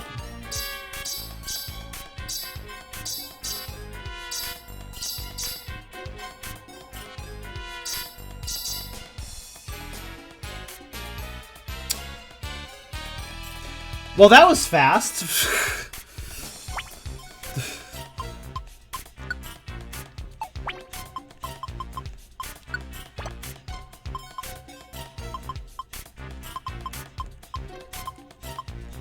Game's giving me mercy on these. Gotta make sure I get his attention, though. He's gonna pass by me, probably. Actually, no, he might come in this room. Alright, we are ready to save. I mean, to be fair, Golden Magikarp aren't that special, are they? No, they are special in a way. I guess. Kind of. I was thinking of that one guy that sells you a Magikarp in the first game, but I realized, like, no, that's not shiny. That's the first game. Alright, good job. Yeah, thank you. I mean, is that really... The thing about RNG runs, I don't find this stuff satisfying. I'm only doing it for 100%. I don't find this stuff satisfying. It's like, you're giving me a good job, and I appreciate that. I appreciate you saying, like, good job. But, really? Did I do a good job? I just kind of waited for RNG to finally agree with me. Which, in this case, didn't take long at all. I don't feel accomplished by RNG, like, being nice to me, though. You know? I don't... It's like, good job. I didn't really do anything, though. I appreciate it, but I don't know. I guess I set up the right grinder situation to find it, but... Luck is a skill. Luck is a weird skill, though. You could manipulate your luck. That's a skill. I don't think luck itself is a skill, but you could definitely manipulate luck, and that in itself can be a skill.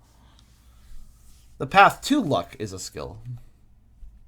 But then luck itself is completely... I guess that's the main problem with luck in video games. Like, luck can be a nice little augment when it's not the focus.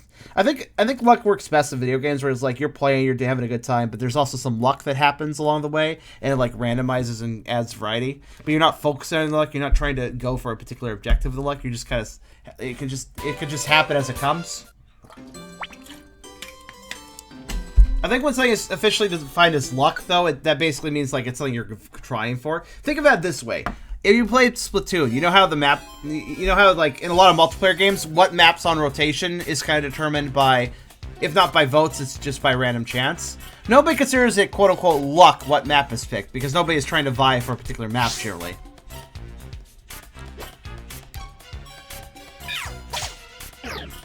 Oh god, he's durable. Okay, that worked out. Gimme! Flop along with me, buddy.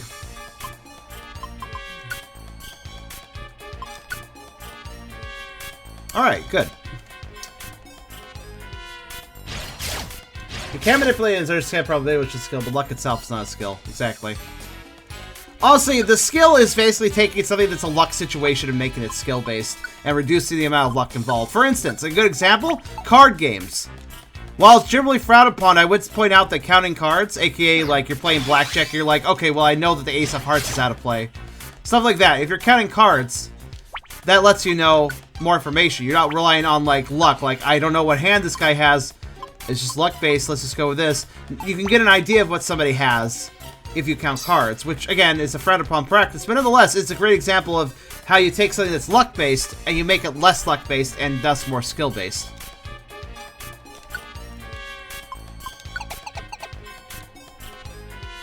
Also, I guess my guys could just spread out now.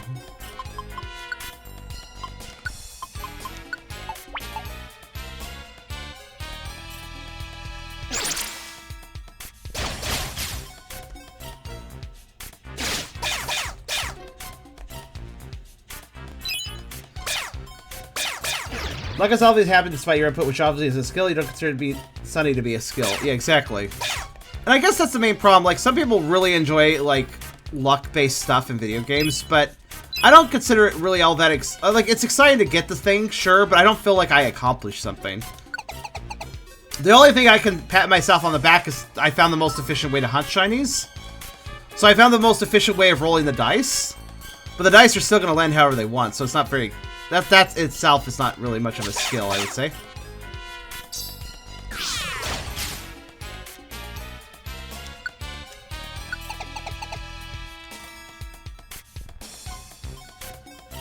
It's a very big room, nothing in it. Alright.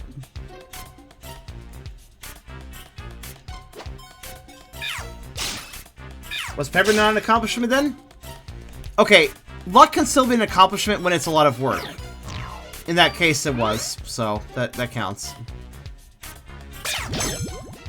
Oh no, Hitmonlee is killing one of my guys. Oh no. I don't care, it's not Magikarp.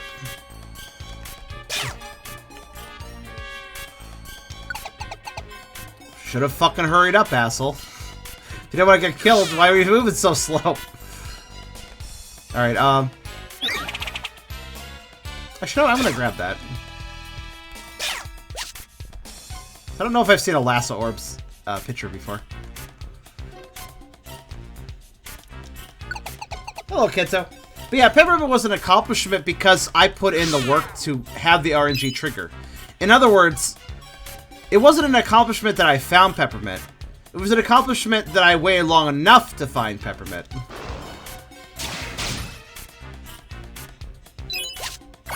And because that literally required a level of, that required literal endurance, because I was fucking tired of shit and doing it a ton. So that does count, but it only counts because it was such a desperate situation, which took forever. Comparatively, by the way, the shiny hunting in this is not hard. They are rare, but they're not shiny rare in this game, which is thank fucking God for that. Okay. Lethal trip. Somebody is having trouble killing things, I noticed.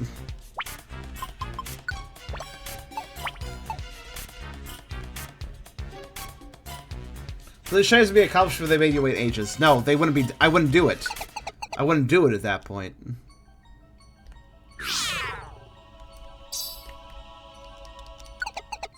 So it wouldn't be an accomplishment at that point. I wouldn't have the patience. Did you not see me last night? Oh, hey, you want to make a bet? What do you think the odds are that that thing down there is another shiny Magikarp? I'm gonna go find out because I'm curious. Oh, hello, Mystery House. No, it's not. That would have been funny, though. Wow, I can't kill it, guys. It's too durable. I blizzarded it twice and it didn't care. Alright, let's open this up. What's in here? The usual items are useful, so I'll grab it. Doodle-doo-doo-doo. Alright, let's see here. Get out of here.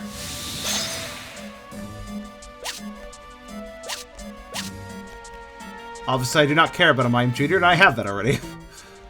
Moving on. Alright, somebody please find the stairs. They're on the left. Oh, they Tecker found them. There we go. I collect a goldfish. Just one. But if I find another one, I'll pick it up. I mean, I found a second shiny Ditto, so I grabbed that, because I was like, eh, why not? Oh my god, Brooke. Oh, it's Fennel. Hi, Fennel. Bye, Fennel. Oh wow, Fennel's still alive.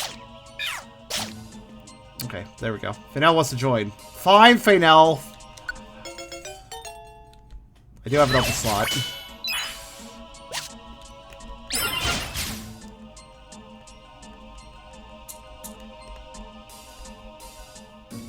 Oh no, it's Evil Crow. Oh, the stairs were found, actually.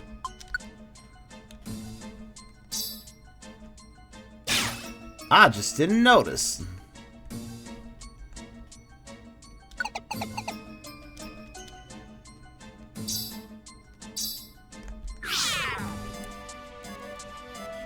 So we've gone from puns to taking my words literally. Cute. You better watch what I say then.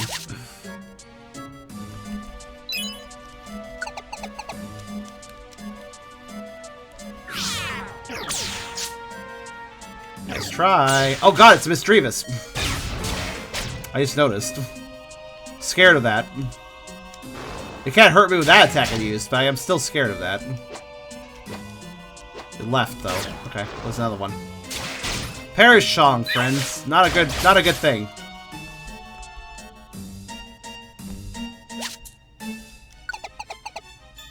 Might not have be much of a wordsmith, but I do have fun trying. Fair enough.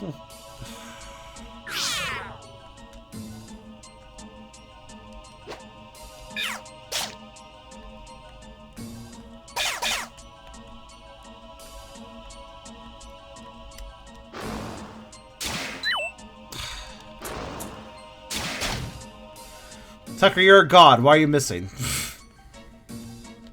I can't kill that, but I don't need to. Surprise! So nice how the Pokemon that are literally right next to the stairs don't attack me as I'm going down the stairs. I do want to proceed because I don't give a shit game. Actually, what Phenomon was even that? I don't think there's any Phenomons at this point, but I... Right, you're a normal type. I always forget about that. I don't know why I never remember of him, but I never do. Lyle? Tucker is a god? Well, have you seen his stats?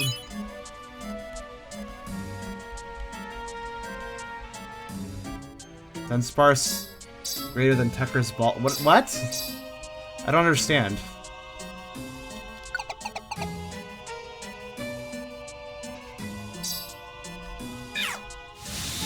Oh. I thought you were like saying like Dunsparce is a better chew toy than a toy ball. Or something like that.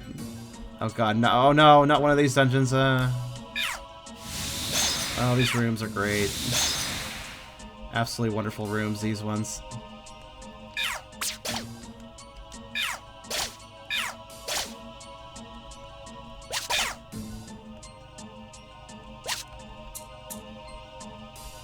Wow, there's 2 maze rooms. What a miserable floor, actually.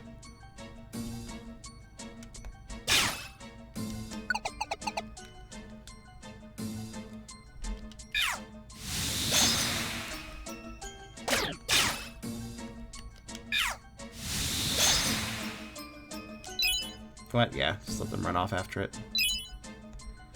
Faster if they do it. Oh. Wow, that's a lot of evolution stones. I don't know if I need them, but I'll certainly grab them. Right. Wait, hold on. What's down the secret path? Well, Brooke's finding out. Brooke really wanted to go down this path for some reason. No, there's nothing there, obviously, but... Hey, do you think you can generate wind on the last floor of a dungeon?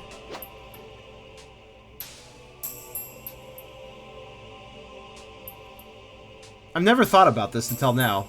I've never done this in any PMD game. I'm kind of curious now.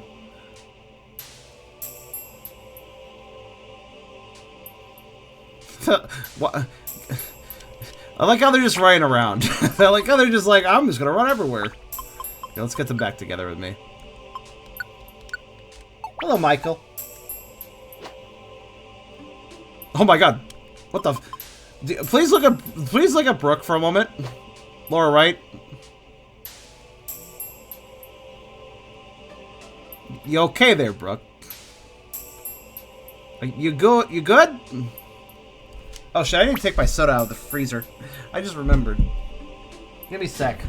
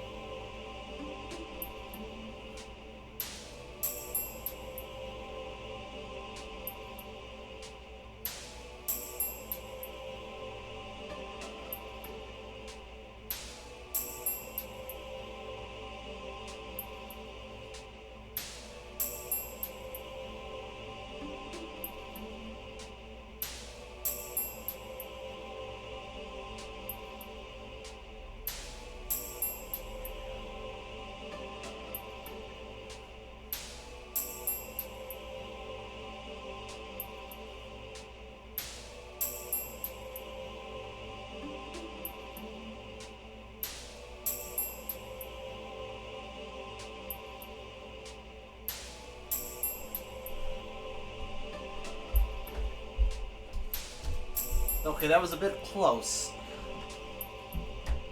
The soda almost exploded on me. It's still being a little ornery, so I'm gonna watch it, but it's doing that sort of thing where it wants to bubble up and maybe go over the lid, but it's doing it really. I think it's chilled out now.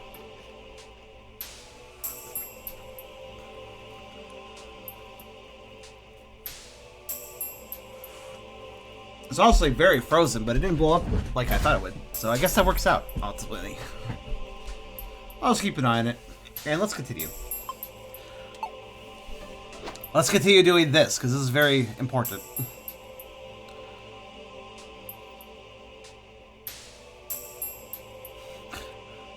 Here's a good demonstration as to why here's just a good demonstration that... Oh my god, the wind does exist on the last floor. Well, this would be a shitty place to be. I'm amazed. I actually did not... I guess it is still part of the dungeon, but, like, I didn't expect that. Alright, cool. So, believe it or not, these safe floors actually still have a danger on them. That's interesting. There we go. Marvelous Sea is done. Not that it was hard, but, you know, I had to get the shiny.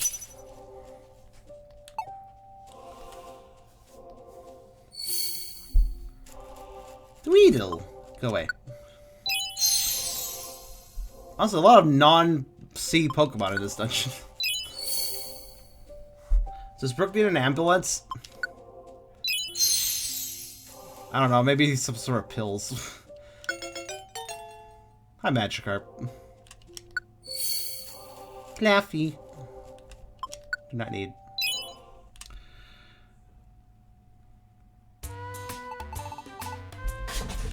All right.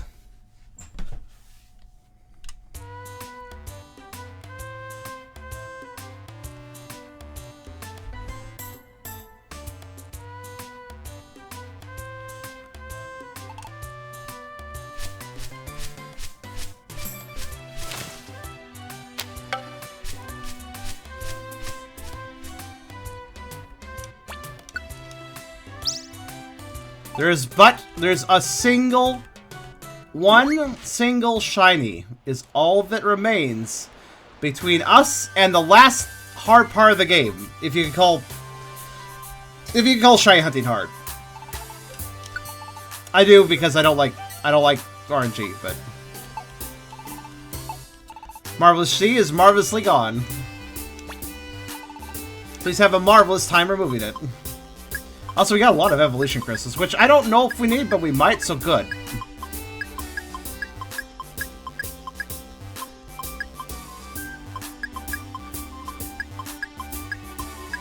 Full Hold Orb actually has ropes. Last Orb does not. Okay. Invitation and Escape Orb and... Well, okay, yeah.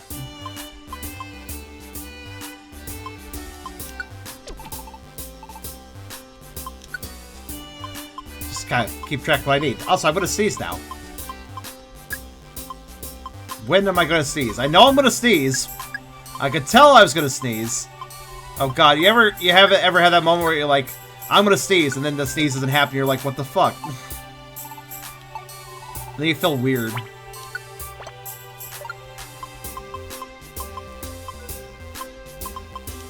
Alright, I guess I'm not gonna sneeze. Now, anyways.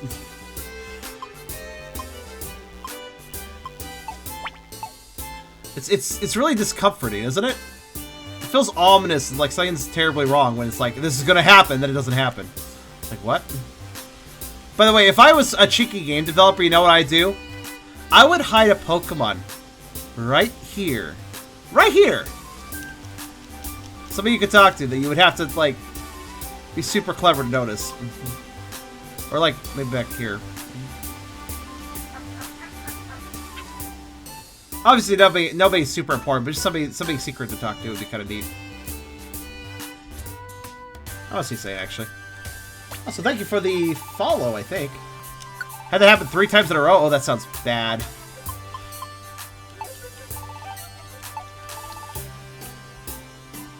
Hello, Pepper. You are a game developer. Yeah, I think of things like this all the time. I'm like, you know what would make this game neater if this happened? Like that's why I like to mess around with game development, because I have all these little ideas. Just fun stuff. Just fun little things. Because the thing is, those little optional things like, oh, there's a little hidden NPC here where you can't see them. Stuff like that may not seem like a big deal, but when I find those things in a video game, I immediately know the developer put a lot of time and love into the game, you know?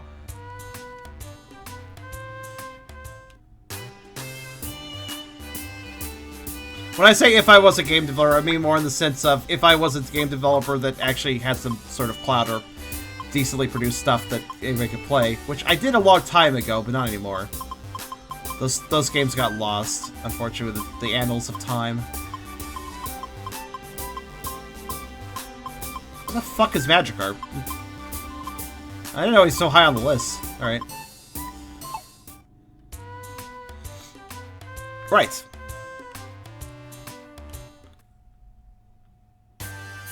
Fantasy Straight. Lot of Pokemon here. Do I need any? That's the question. Where is Fantasy Straight? Just in the middle of this ocean area. It's another ocean area. Why are there so many water dungeons? Why are there so many water dungeons? Hi, Dragon. Why are there so many water... They all look the same, too. They can't even, like, get their own aesthetics, you know? It's just yet another water dungeon. Why did they put so many water dungeons in this game? It is legitimately frustrating how many water dungeons I've gone through. Alright, well, anyways, let's unlock the Pokemon list and see what we got.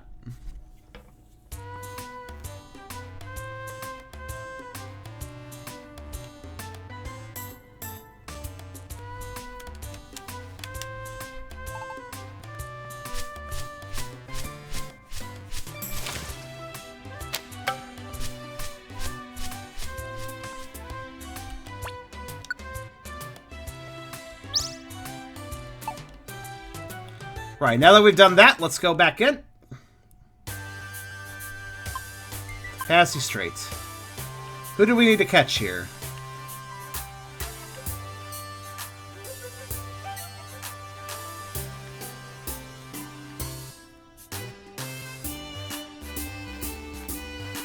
Nada! Nobody! Not a thing. Cool. Works for me. My thoroughness from before pays off that I can focus my objectives on just the shiny then. Excellent. Altaria. The final shiny. Alright. Let me reset the Elgato because it's doing that stupid sound thing again. But we will go into that dungeon and we will find that Altaria. With a name like Fantasy Straight, I was expecting some sort of like Sky Ruined or something. I'm a little disappointed it's not that sort of thing. Oh well. In we go! How many floors? 25 floors to find Altaria. Okay. Altaria's kind of dangerous. Is this the last thing this game needs? I believe there's content after this dungeon. But I can't remember. We'll figure that out? Well, I know there's content after this dungeon, but I can't remember what happens exactly. Sit tight, we'll find out. Jump around, follow. Around follow mode. Okay, good.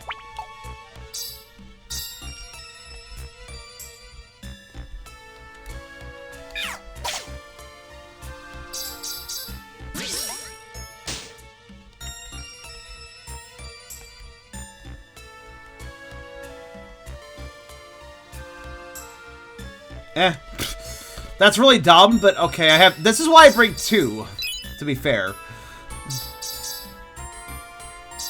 That was exceptionally dumb, but whatever. We are prepared for dumb.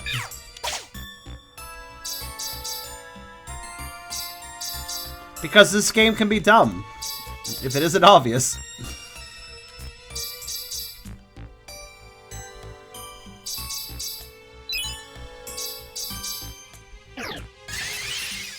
Let's get over here.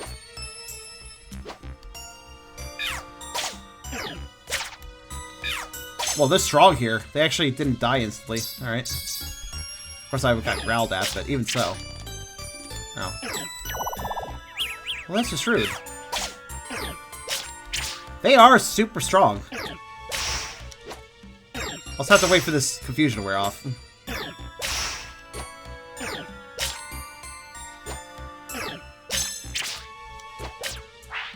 Thank you. What level are these blokes? 60. Yeah, that's pretty good.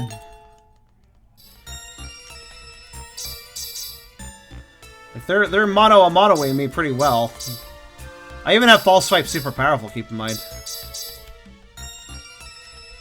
I've leveled it up a great deal, but...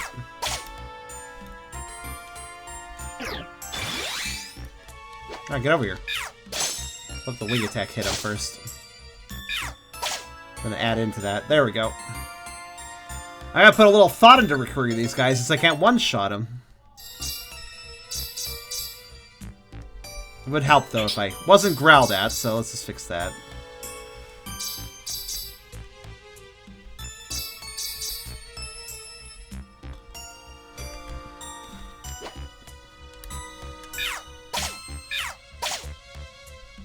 That's 3.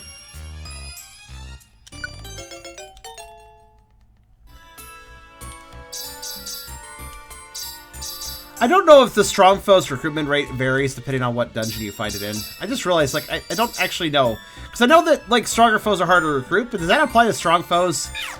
Like, literal in-name strong foes in addition to just strong Pokemon? Like, basically, a level 60 Clefairy is going to be hard to catch the level 3 Clefairy is what I'm basically trying to say.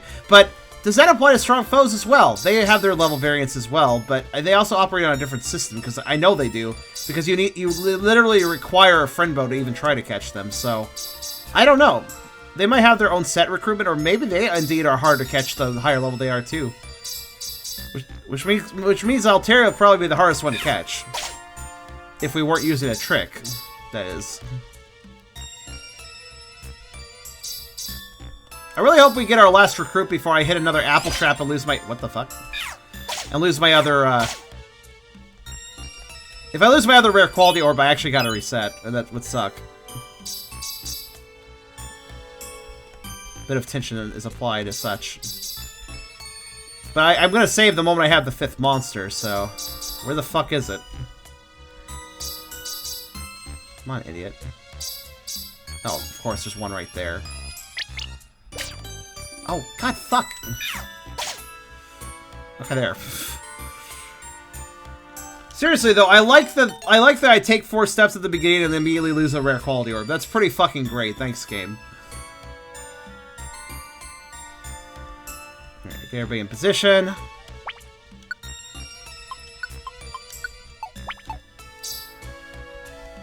Gotta add tension, right?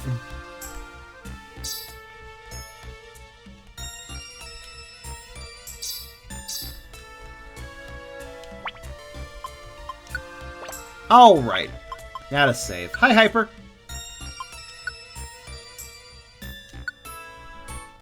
Well, I'm proud of your experiences. Honestly, I remember that exact same thing happened in another dungeon where I immediately entered and immediately hit an apple trap and immediately lost one of my rare quality orbs. Those apple traps can hit other items, you know. They just don't fucking do that. They always hit the items I need to keep unappled. But this is why I bring 2. That's why I bring 2 of everything, so that if that happens, I have a backup. Decoy seeds are useful, but I don't have enough of them. They don't show up often enough. I wish the game gave more, actually. Because then I could actually have a supply and make use of them, but, you know, whatever. Whatever. That's the thing, there's a lot of... Here's the thing about this game. There's a lot of interesting and useful items that you never get in a frequency high enough to make good use of them. That's the problem with this game. And actually kind of a problem with all the PMD games. There's a lot of interesting items that you never fucking find. You find it so rarely you can't really find a strategy around it. You know? Look at me. I'm a hoarder and I don't have a lot of things. Keep that in mind, you know?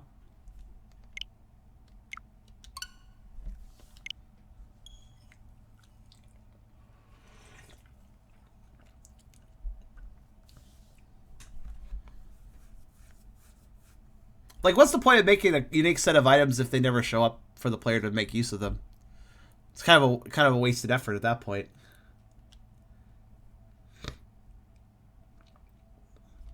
A lot of RPGs have problems with that. There is a lot of RPGs where it's like, this item's really cool, but I can't really plan around it because I don't find them enough. Usually, though, there's like, you know, a drop rate on particular enemies, and you can go to a particular area and find those particular enemies and fight them and kind of get the... Like, obviously, that's a grind and that sucks, but you can at least... Whoa, okay. Jeez, like, instantly. Alright. Alright. Well, it's not shiny, but I appreciate the immediate Altaria. I was about to look up what floors they show up on, but I suppose that answers the question well enough. It's probably all of them again. Much like the other two dungeons we just went to. Instant Altaria. Just add water. Because it's just... That's how shinies exist. Because there's so many fucking water dungeons. I like how that one guy's just doing loops.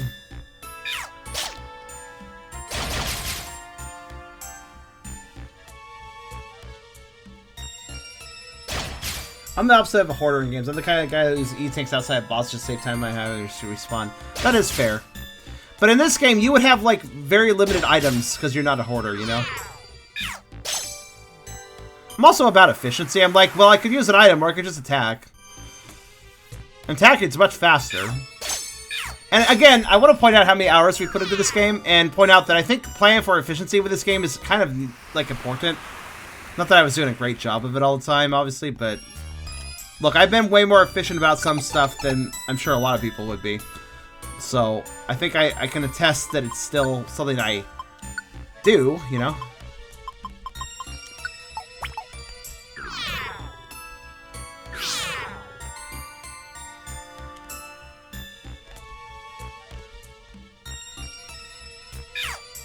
Bite it.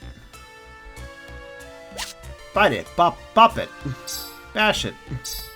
Twist it. Anybody remember that? Bop it, twist it, whatever the fuck it was. I think it was just called Bop It, actually. Anybody remember that weird-ass thing? It was like a really weird version of Simon Says.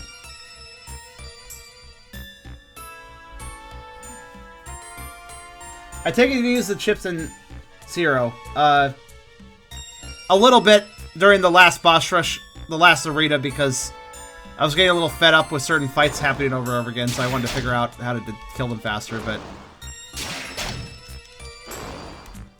Boppets are fun. Boppets are weird, but they actually... I'd say, you know, I dare say that, while Simon Says is a fun test of memory, that's also a test of reflex with that. Well, fuck you.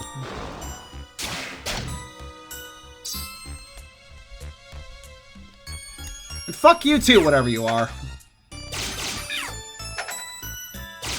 Thank you. I don't like back attacks. Stop it, it's mean. Pretty sure there's like several versions of that toy now. Yeah, I think there are. But yeah, I just thought about it. Like, would that... I wonder if a Bop It would be great physical therapy for somebody who, like, had paralyzation issues or something, you know? Like, think about it. It requires such hand-eye coordination that it could be a really useful therapy tool. The fuck? Oh, okay.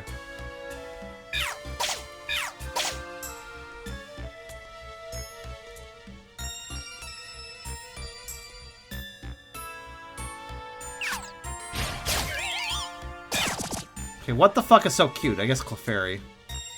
Clefairy, stop being cute. That's Tucker's job.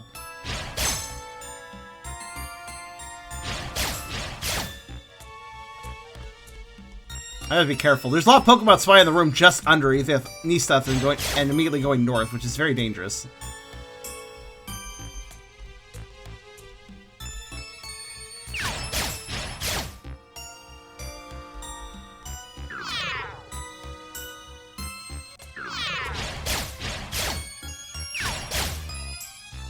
Oh. A prospective opponent has appeared. How interesting. Wait, I'm dumb. There, okay.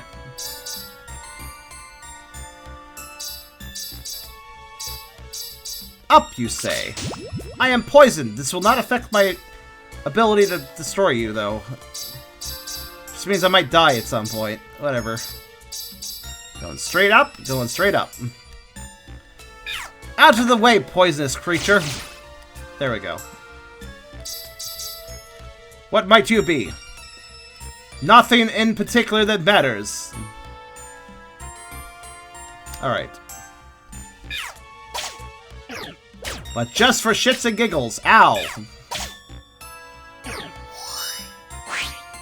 Yes, do you need something? Have a bone. I don't know, he called me over. Like, okay, have a bone then, I guess.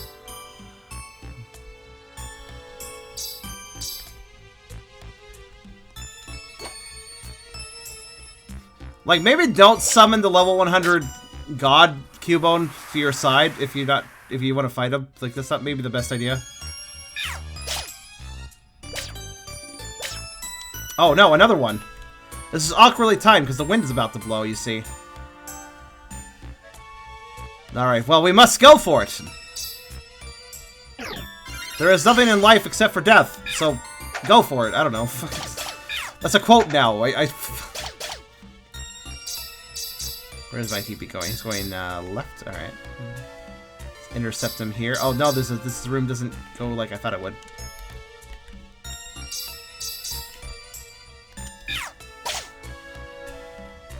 Thank you for obliging and dying immediately. Now, what do we have here? It is normal! And thus boring.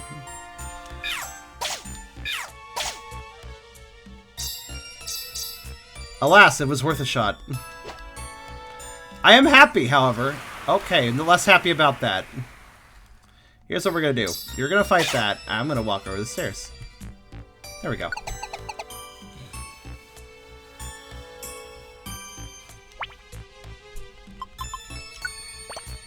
Also, Hyper, you know me, man. You know me. Why would I use the weapon abilities when I can have a fair fight where I learn the movements and enemy patterns instead of just cutting them down immediately? I mean, if I cut them down immediately while using the default weapons, that's their fault. But...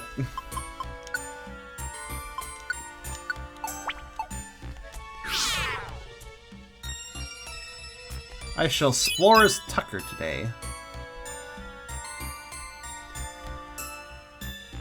Let's find the stairs. Uh-oh. Well, that's just rude, Paris. But effective, I have to say. Tucker has a cute sleeping pose. He looks like a loaf. He looks like he's doing the cat loaf thing. Hey, I'm awake. Now you're dead. You guys want to wake up? Alright, cool. Come on with me. And you'll see. Something, something! Willy Wonka's creepy! Hi. I'm gonna guess you can do your magnitude shit. Alright,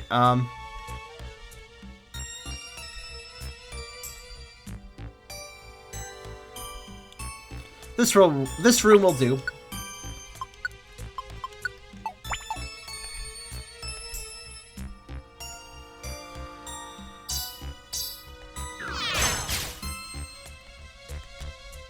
Oops. I ran when I should have walked. Damn it! Just trying to get around there. Frittata. Yeesh. I ship a blank drive you a barrier that allows you face through any and all non-spike stage treasure. I didn't know that.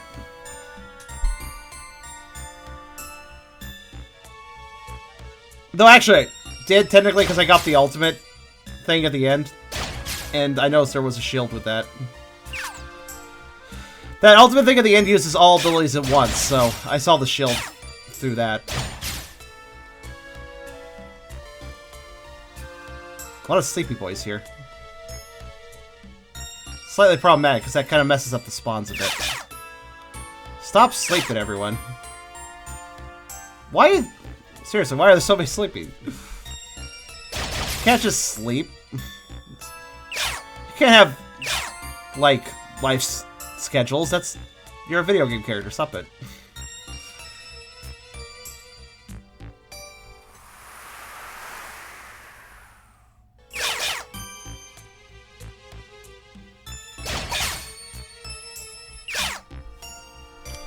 Alright, it's actually a bit of a walk, so I'm just gonna go now. Yeah. The longer a walk it is, the more dangerous it is to do the walk, so. There. Alright. Oh, that's a lot of Pokemon.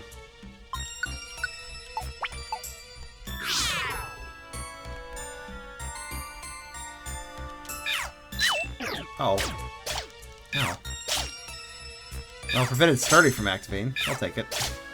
Monster House. That could be interesting.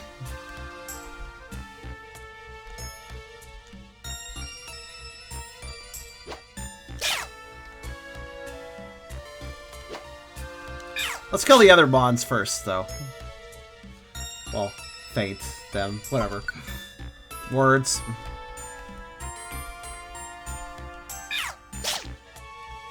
I'm just gonna bite everybody. Relax.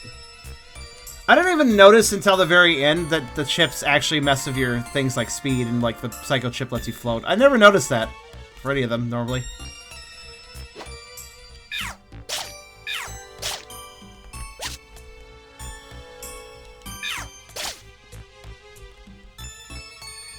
So here's the plan, Aroni. There's probably no boss spawning with this, but let's see. Nada. Blizzard time!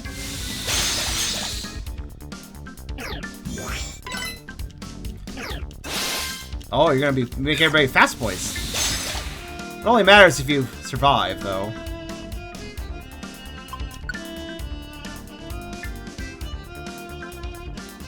$2,304 experience. That is not a small amount of experience.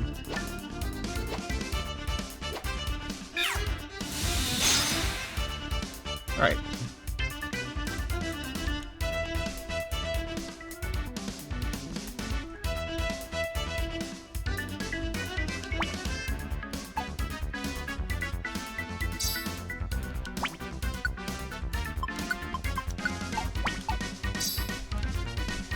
Still so weird I hear a bit of Breath of Fire 3's boss theme in this song. Something I observed a long time ago, now I can't unhear it. Ah.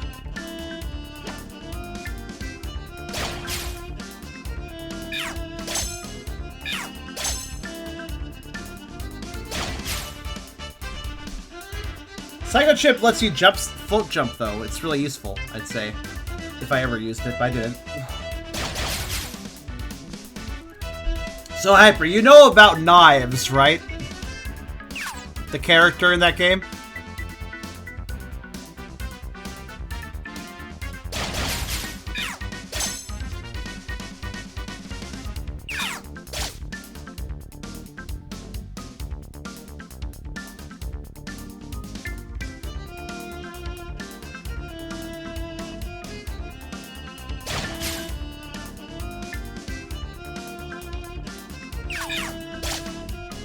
Haven't unlocked her yet. Well,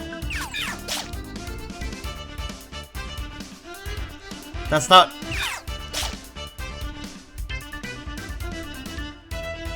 Well, okay. It's not exactly unlocking her. I don't know if that's quite the right words for it.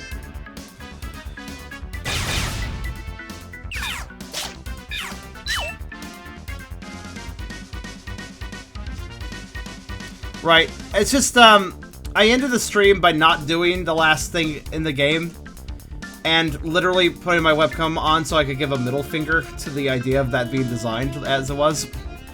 Just to give you an idea of what I felt about the Knives situation.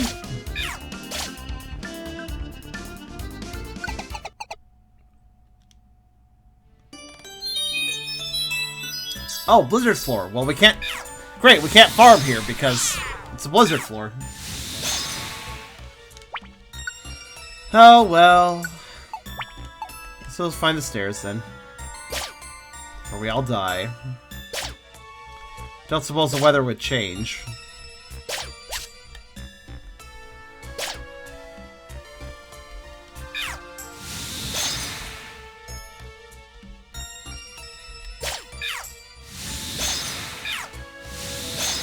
Okay, can't farm on this floor.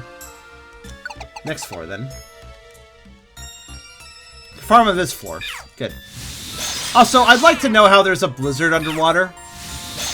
That sounds very interesting. How did that happen? It's not even like on the V1F where it's like on the surface. I could maybe understand a blizzard hitting the surface of the ocean. No, it's under the ocean. There is a blizzard. How? Oh, okay, if you're gonna be a dick about it, jeez.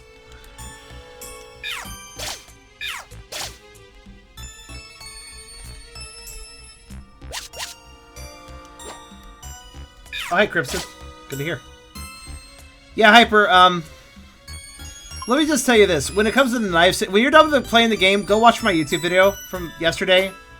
And just witness the end of it, if you don't mind. You probably won't figure it out otherwise, and I don't think you should. I barely touched into what is required, and I was not about to go through that shit. So I didn't go through that shit.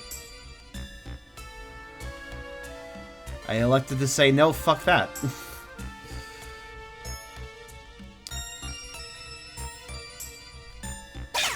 Oh, what the fuck? Alright.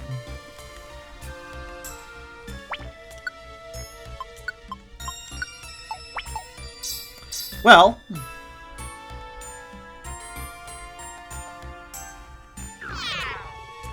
I guess I'll put him there.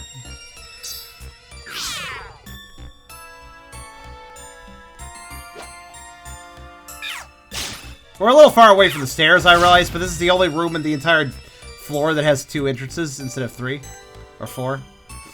So I'm going to use this room, and I'll just move a little sooner since the wind will pick up, and yeah.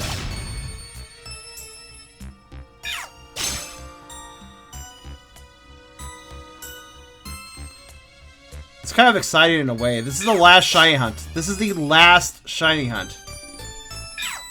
Once that shiny shows up, it's all done. The shiny hunt is ended.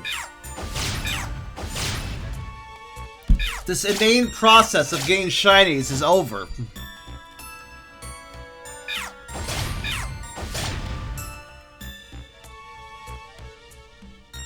I don't even understand the point of collecting shinies in this game, because, like, I can understand the other games where you can trade them over, but, like, you can't. It's PMD. So what's the point?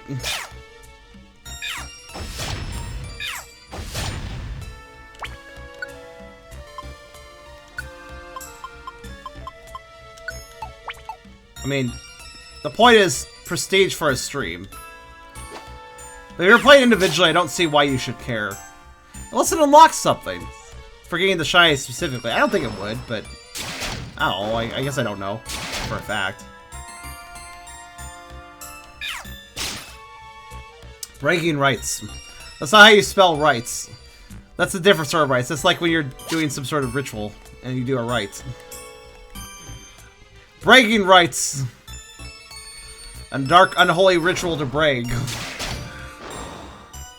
No, I kind of like that. It gives me a concept of, like, a bunch of people in cloaks are like, we shall announce our qualifications on this video game for the world to know. I don't know. Bragging rights.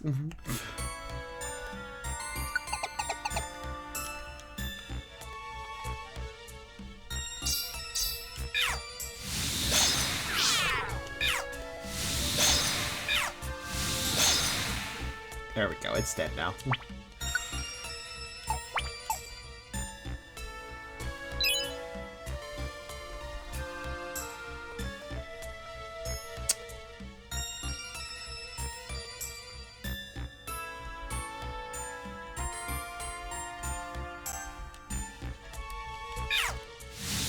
I'm not set up, but that's fine. No, keep going.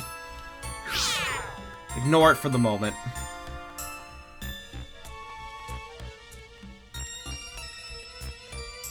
I'm planning. Give me a minute.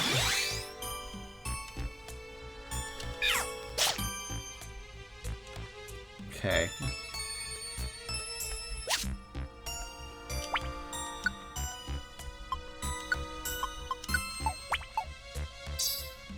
This may not work perfectly, but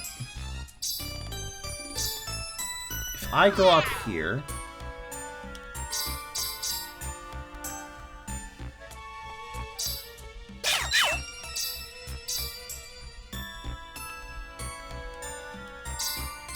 Okay. Zubat's not really going to be blocked by this, but... whatever, it's what I can come up with on the fly, so...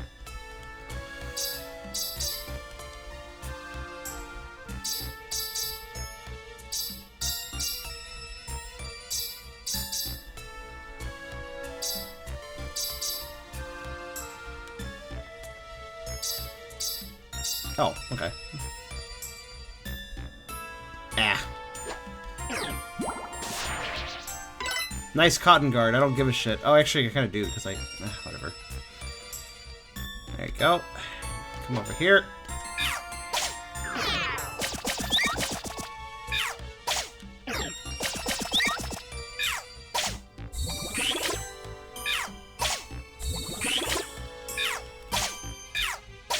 You are so fucking obnoxious for cotton guarding. Alright,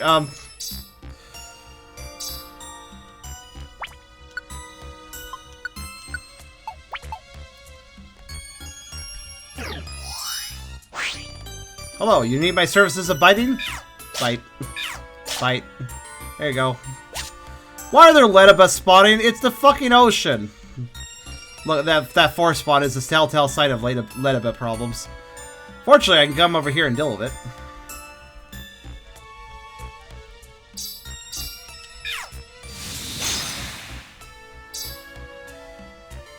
Ledabus problems. The worst problems to have, really.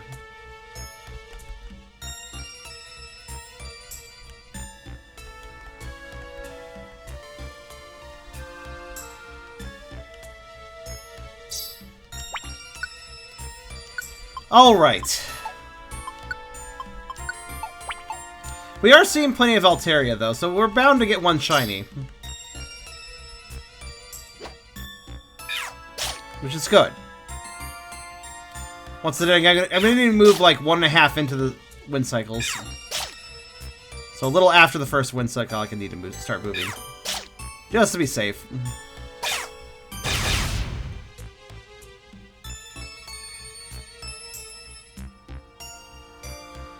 Ledabus.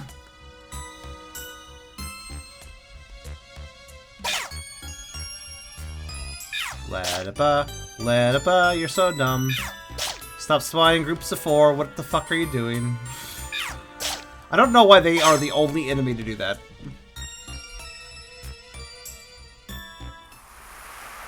It's not really like Ledabus are known to exist in groups or something. Like, that's not a big dex that you're like, Ledabus, they always stick together. It's like, that's not how Ledabus works. So why are Ledabus the group enemy? Why not like a fucking Diglett horde because they're gonna turn to Dugtrio or something like that? Would make more sense at least. Oh god, I might die, guys.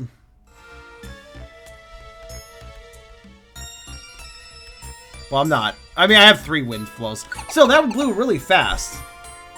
Them was some fast winds right there.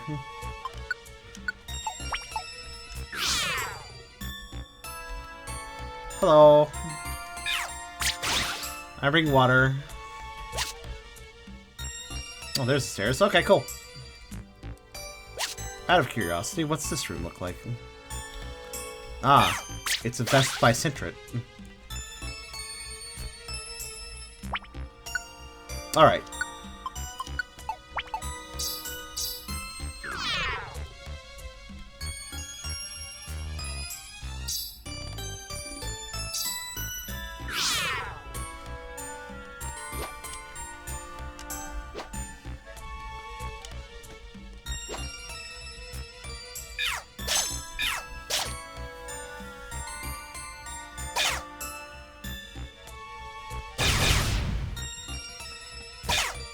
And now we wait.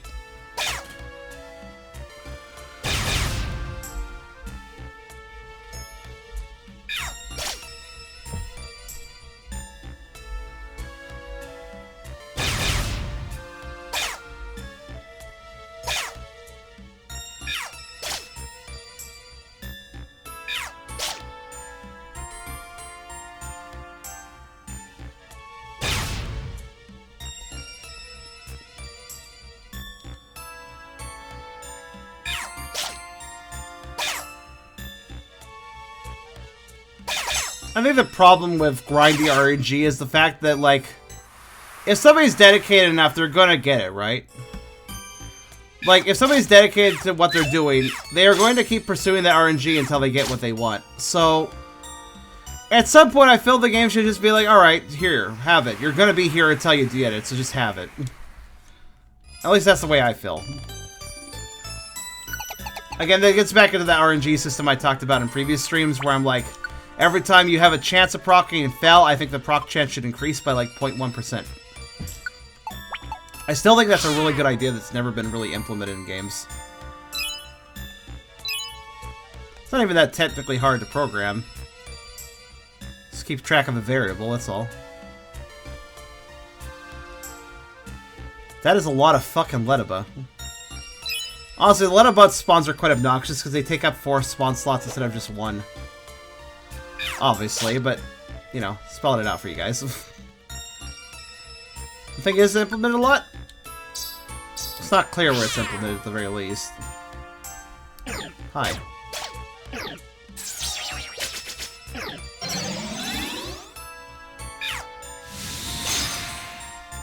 At least I can get rid of these guys. Too bad I have to go through their recruitment slog. 1, 2, 3. God damn, 3 out of 4. I mean, it's good that I'm capable of recruiting things so easily, but, like, at the same time, it sucks. Rather have than not have it, I suppose.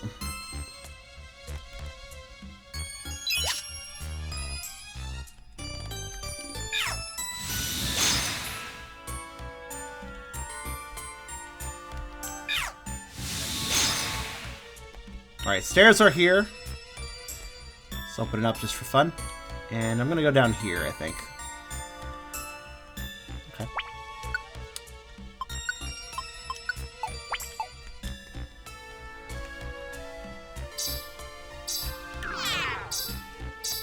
Not only is there so many water dungeons, but they all have the same song. This song has been heard so many times I'm desensitized to its very existence at this point.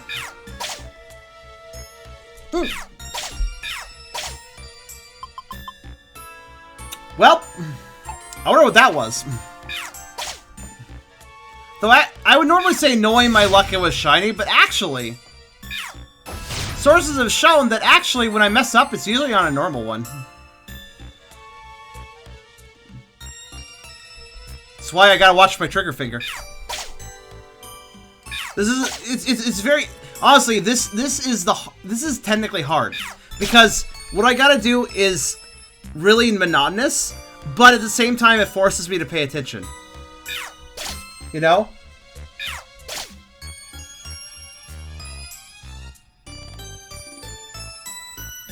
Because it's something that puts you in a lull, puts you in a rhythm, makes you want to feel like you're going to sleep.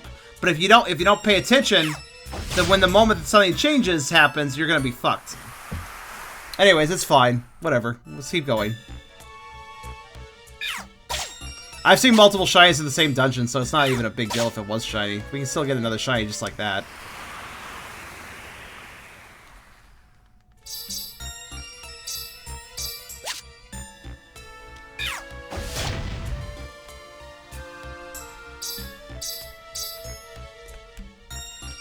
Even if it was shiny, I mean. Which it probably wasn't. Because again, oddly enough, I don't seem to have that sort of bad luck where it's like, oh no, I accidentally killed it and it was shiny. I don't think I've ever done that, actually. At least knowingly. But you know, when the mystery is there, you don't know what was there. You know, I think I prefer having that mystery. Because, like, then nobody can say for sure if I killed the shiny. It's all good. It's fine.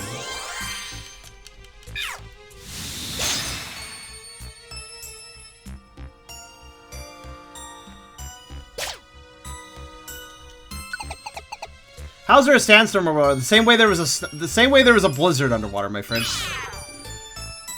Weather's weird in this game. That's how it is. Tata, no. Good work for Tata. That was the best attack to use. Tata is a fucking idiot. Is a fucking idiot, I should say, with proper grammar if I'm going to talk about idiocy. Right, I like how none of you even reacted to me killing the shiny. Did anybody even notice, or was everybody else lulled into a sleepy position because of the grind being what it is. Did nobody notice because everybody else was just, like, being sleepy? I wouldn't even be really shocked to hear that, if that was the case. Oh, Marilla's a fairy type now, right. There was a shiny? Well, there was a strong foe. We don't know if it was shiny, though. A strong foe was killed by accident because it just ran up really fast while I was in fast-forward mode. Always a risk with the fast-forward mode, but the fast-forward mode is kind of necessary. It's unlucky when that happens, but I've killed a few strong foes doing that. We don't know if those were shiny or not. It's happened a few times. Because it's really hard to let out the record button in time. It's not really, I don't really blame myself for that. The important part is, see what I'm doing? I'm tapping it. When I think something's about to spawn, I need to tap it. That way, if a strong foe does spawn, I look, like that, then I immediately can stop. Because it's like, oh, strong foe, stop. Anyways, yeah. Let's go investigate who that is. Where's he going? Up. Is he going after that? Hello, boring. How you doing, boring? Get out of here. Oh. Who uncorked the random recruits? Oh well, whatever.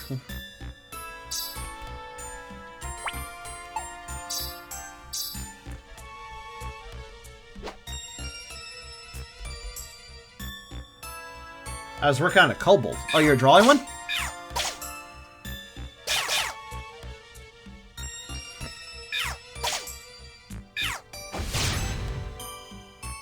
Ah, good. By the way, once we are done with the game proper, there is one more thing to do. Because technically that... Once it seems like we've run out of content, I know there's one more secret that we're going to investigate together. What are you guys doing? They're running away. Ah, God. They got uncorked again. It's done. All I need to do... Zubat might get himself killed if he comes up, but I actually don't care. Invite Orb? I'm gonna get wrecked a bit, but that's fine. Or he could just miss. Rare quality. I do this first. It takes a second to use those, so I want to do that first. Alright. Now, save. Save, save, save, save.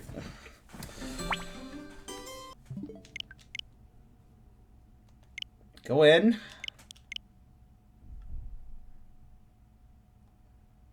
Back up.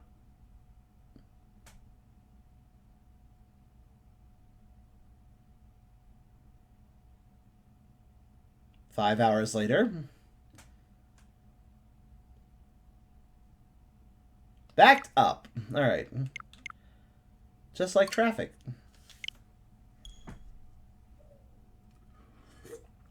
Just like traffic on the approach to Los Angeles in the middle of the day. God damn, that was the worst traffic jam I've ever been in.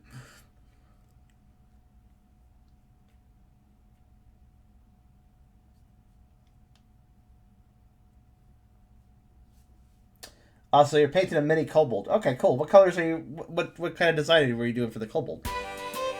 What kind of colors do you pick out? Kind of curious.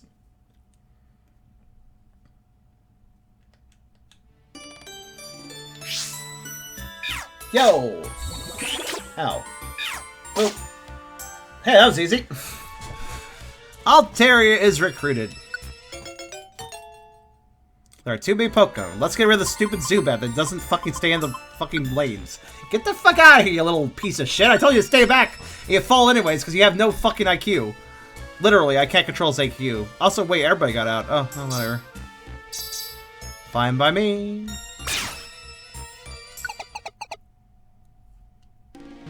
I got them all. Gotta catch them all. Well, all the shinies. I don't know if I have all the Pokemon. We'll have to investigate that in a minute. But, progress.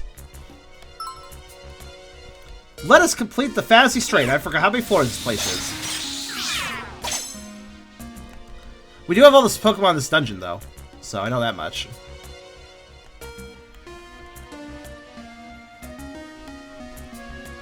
Now it's just a rush. Now just get to the end, you know?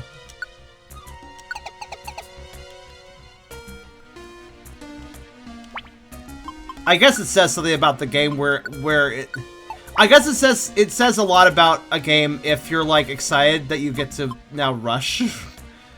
Also, what the fuck? Did we spawn in a maze? We did. That's just dumb.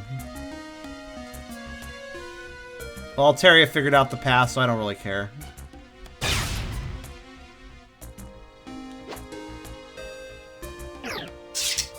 Withdraw. Oh, Shuckle, you have social anxiety. It's okay, buddy. Oh, hello, other boss. Hello, ice sculpture of a boss. I made a few ice sculptures, actually. 4. Nice. This is why Blizzard's so effective. It's a room hitting attack, does a lot of damage, and if it doesn't kill, it might freeze. There's literally no downsides to this ability. It's great.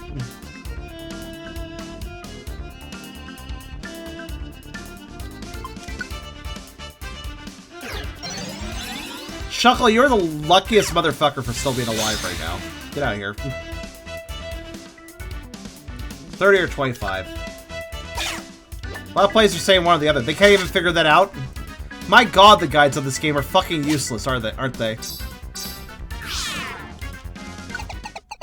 I wonder if anybody else uses my strategy of let my guys go every direction, and then just, like, get on the stairs a lot faster because I let everybody run off in different directions. Uh-oh. Stop. No exploding pine cones today, friend! You know, Pokemon's just like real life, except for those pine cones on the ground might blow up when you step on them. That doesn't typically happen in real life. At least I don't think so.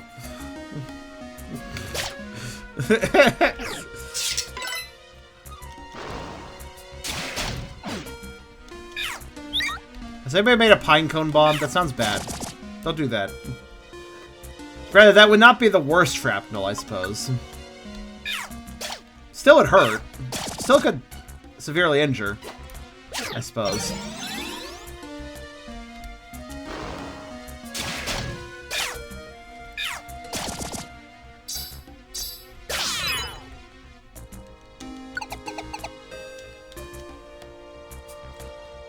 Pine cones technically do explode? What? Explain.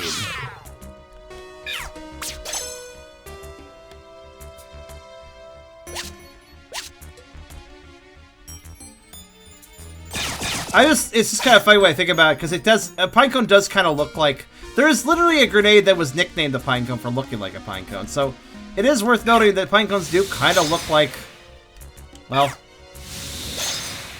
yeah, they look like a little grenade-ish. You can certainly throw them and hurt people with them. Ever got hit by a pine cone? Don't throw pine cones, that's mean. I'm giving people bad ideas here, but ignore me. Ever seen one that's closed up and says splayed out? No, I haven't actually. Oh, no, I have actually. They're like popcorn. Yeah, they are like popcorn. When they get hot, they shoot out the seeds. I had no idea they basically exploded. That's amazing. Is that why pine cone knows explosions? That's kind of an amazing reference, if so. I did not even think about that.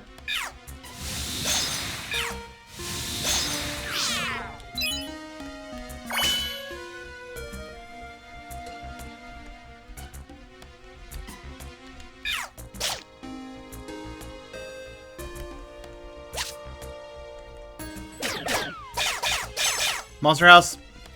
No. What the hell is that? What the hell is that? Oh, it's just a gravel rock.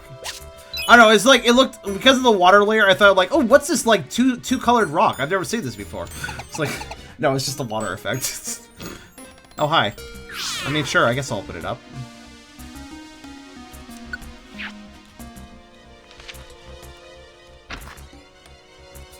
Hello! Well, that's pretty appropriate for a water dungeon, actually.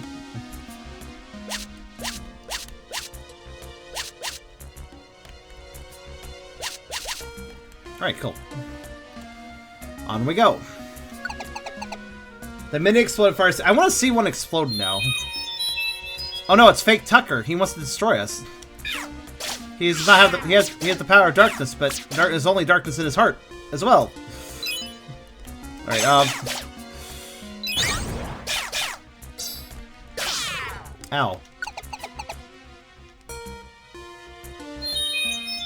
Oh god, it's just constant hell now. Leave. Still want to feed Tucker. Look, if you want to get a Vorpic with Tucker, we could arrange something, but... Oh, it's, Shedinja's here, for some reason. And Ninkata! There's the Ninkata, by the way. I could have caught... This is where I could have gotten Ninkata if I didn't get him on the level 5 dungeon. Which is why I didn't care about getting him there. But I got him there anyways, because it's convenient. Oh, right. Normal type. I thought that was another Ninkata. I didn't look. Get over here.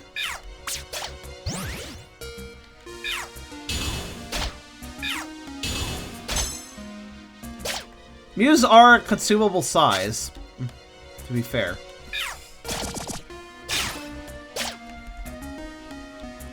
Ugh, miserable floors. Can we get to the end of this already? Hi, Makahita, how you doing? I'll play rough for you, too.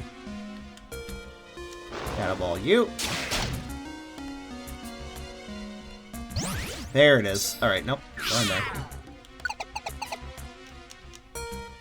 Wait, what? I think you meant a fat fur pitcher. If you want to, if you're talking about a fat fur pitcher, Mist, because you should consider commissioning Fluffs, because that would be perfect for that. They have a good style. Okay, we've done it. It's just a bunch of boxes. Oh, we're out of space. Okay. Time to throw out all the random shit my guys picked up that I don't want. Next, either. Thank you, Dante. Just please walk in all the boxes, even though we can't pick them up right now. You know what? To increase the efficiency of this, hold on. How much do I not need these? This is how much I don't need these. Gone.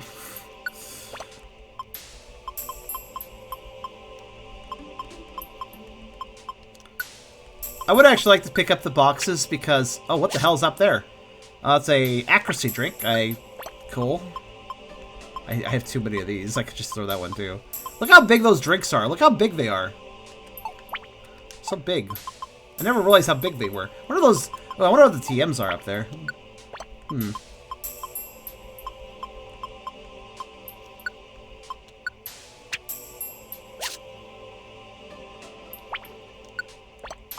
I'll be fat for a picture and more eventually. That's true.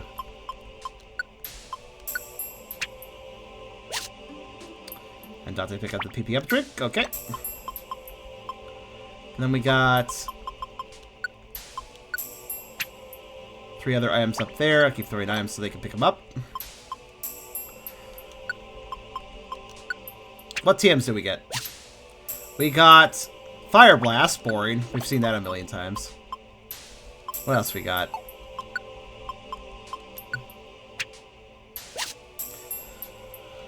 Thunder TM and Blizzard. Okay, that's all very boring, though. It's just the same TMs over... I swear, this game does not have that many TMs in it.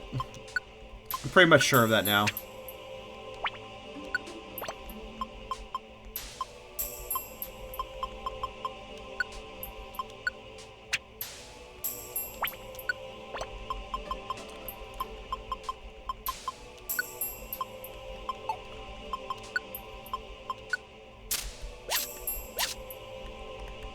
There, okay. This room is shaped kind of like an hourglass, actually. Or like a pillar. Kind of both, maybe. Alright.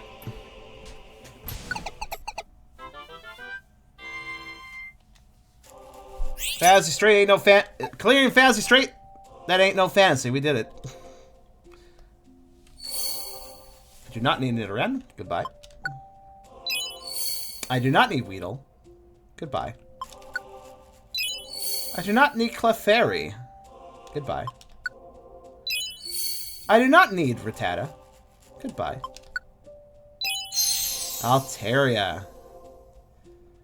Banana Burb. It's the Banana Burb from Dogged Country 64. Shy Altaria. Just Just realizing. Banana burp. Commands and Babe say miss for charm too. Yeah. Ooh, the HUD is feeling very clear now. Yes, you have removed. Yeah, just put for current goals question mark, please. Also, your cursor has the HUD now. It is.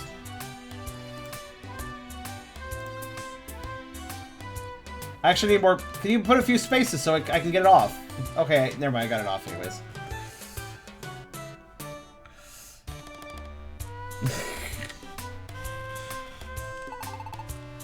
Alright, let's knock off call it night. See you tomorrow. Alright, let's do it. Next morning, we'll have... what? Actually, funny thing is... okay.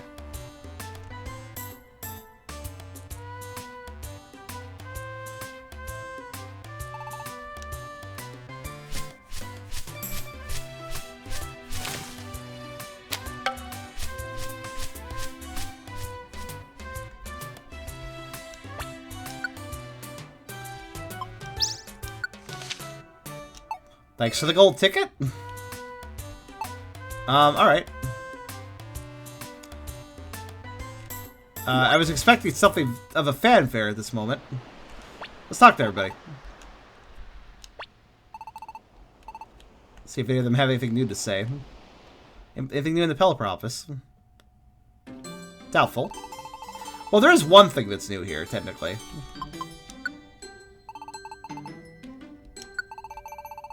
The entirety of this place is now available to us. The entirety of the board here. We can go anywhere, I believe, now. Let's see if I'm right. Yep.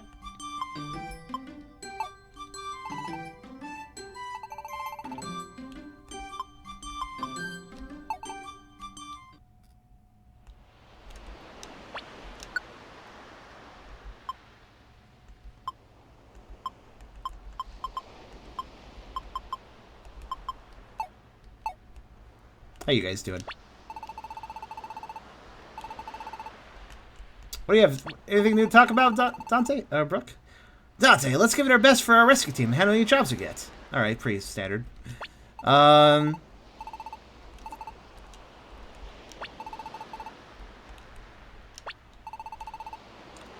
my, it looks like there are still so many Pokemon who need your help.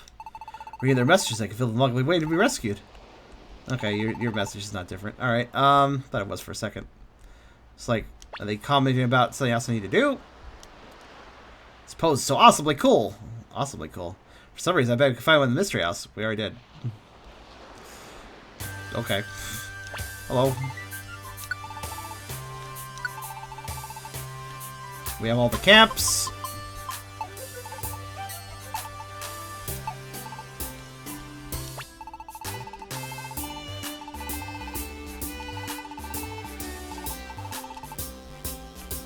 We're basically just gonna hang out and talk to everybody for a minute.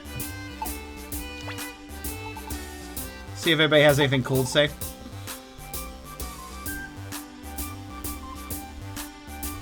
Doubtful. But I want to check. I think they've all just kind of locked their dialogue down a little bit. Like, barely into the post-game, everybody just got their dialogue locked down.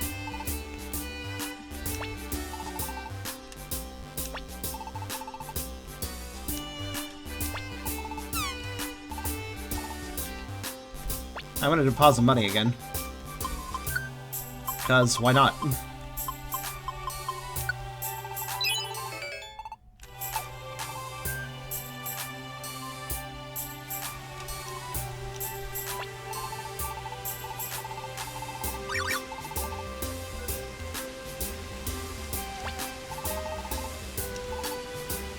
Yeah, everybody's just talking about the last shit they were talking about a long time ago. Nobody have anything new here. Hello, Jaeger. You haven't played this in ages. You mean DX or the original game?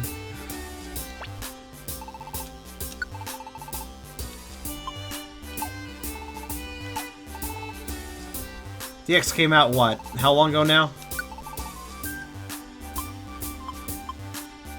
Ah, original. Yeah, it's been a long time. I've been playing this the entire time the DX has been out. Alright. store some crap.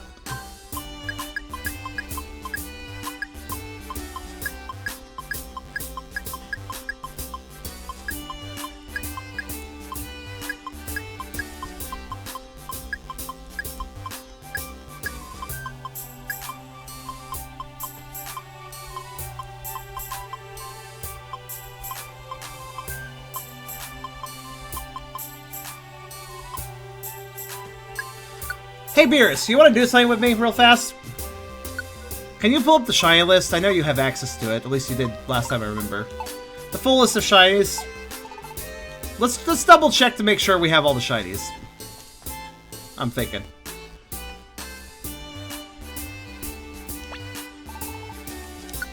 I'm gonna go through my list. And we also need to go through our list to see what Pokemon we're missing.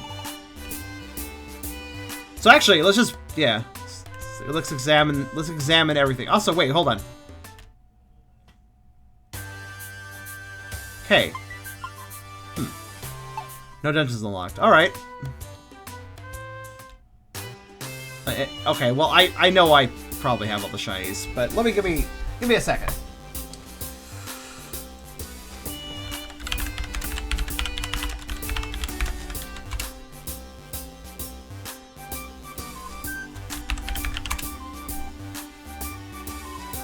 How many shiny Pokemon are Mystery Dungeon DX?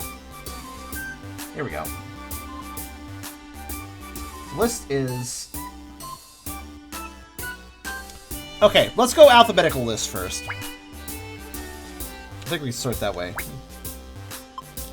I got an I have here an alphabetical list. Starts with Aipom or Apom. Apom. Well, Gyarados technically is here. I renamed him, so Apom and Gyarados, that's 2. All right. Altaria is 3. Empom is 4. Ampharos is 5. Azumarill is 6.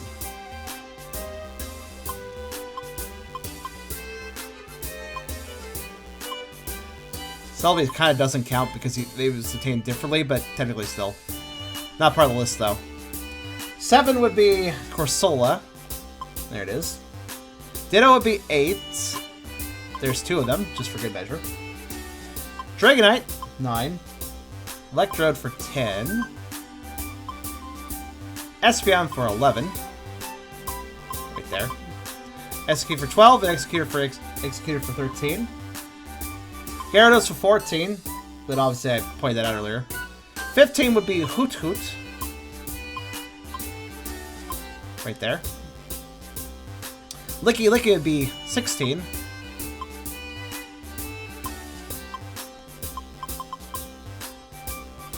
Magikarp would be 17. 18 would be Metagross. Or Metagross. There. 19 would be Ninetales.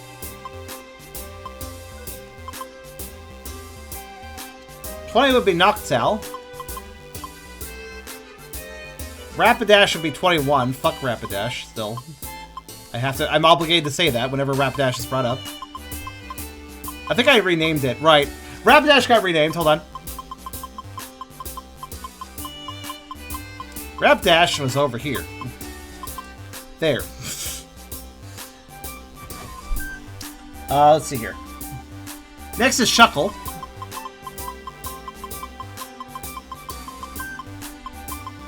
Right there. Then Spinda. There. Then Starmie. There. Sudowoodo. There.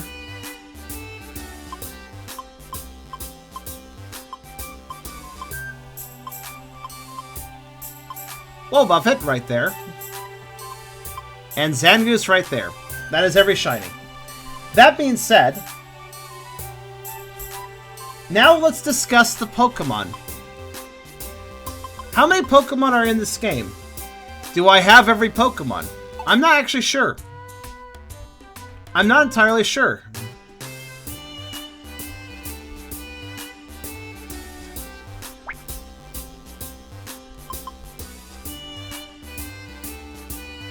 I'm not sure how I'll check this either, because the sort filter is not really... Well... By number, sure. Actually, yeah, this is an effective way. 1, 2, 3, 4, 5, 6, 7, 8, 9, 10, 11, 12, 12, 13, 14, 15, 16, 17, 18. I'm just looking for gaps, really.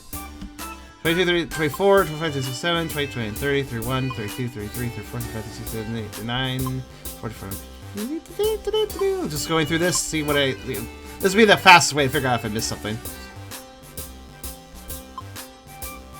So I don't literally have every number memorized.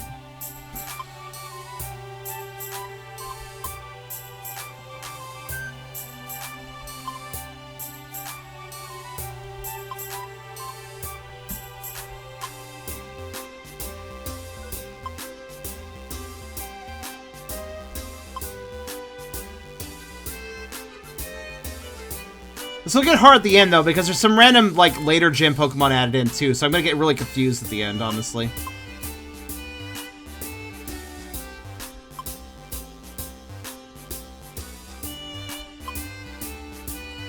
At least up until then, we can easily check. Basically, the entirety of Gens 1, 2, and 3 are in the game, and then some random Pokemon from other gens as well. Basically, evolutions and stuff. Like Licky Licky and the evolutions from later games. Let's see, 3, 9, 40. 1, 2, 3, 4, 5, 6, 7.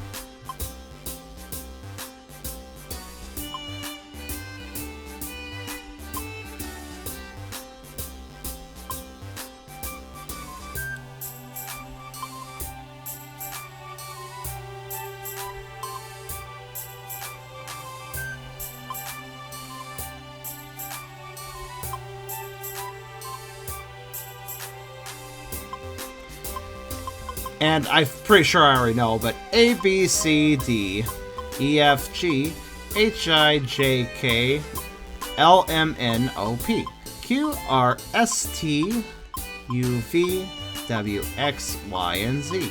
Exclamation, question mark. That's all the unknowns.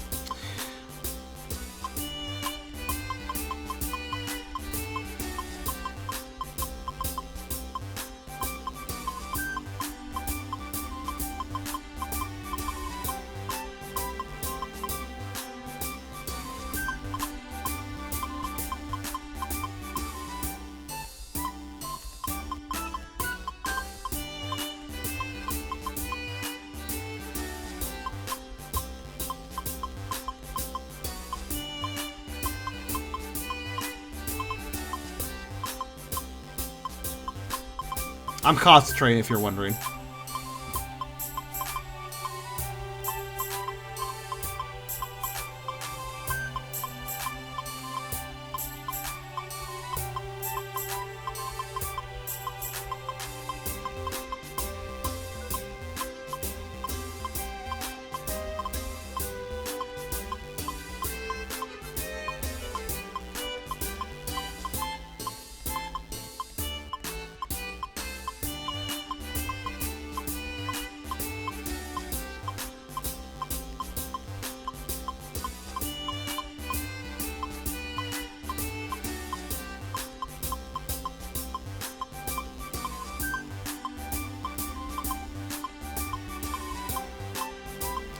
That's... Alright, so... all the way to Deoxys, it's a full, consistent set. There's no gaps in the numbers.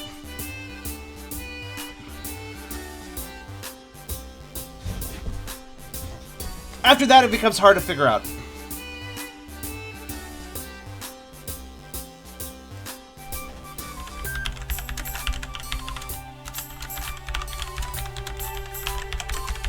Is there any sort of Pokemon list for all the Pokemon?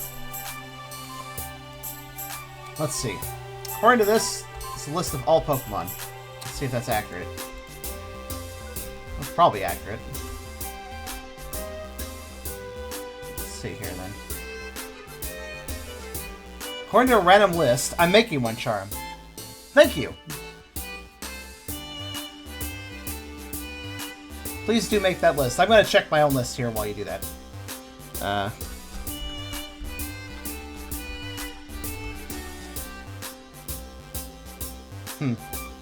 Oh, this list is utterly incomplete. Oh, this is a shitty list. I found a shitty list. Wait. Okay, 6.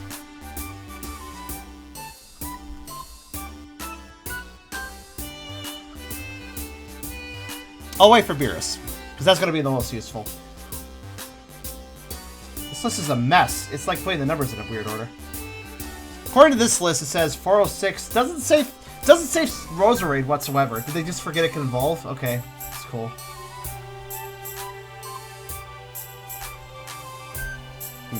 Well, anyways,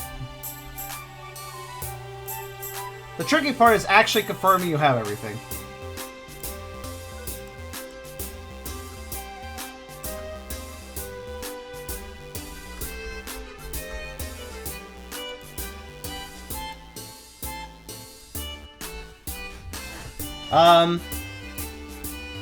According to Cerebi, because I'm there too now.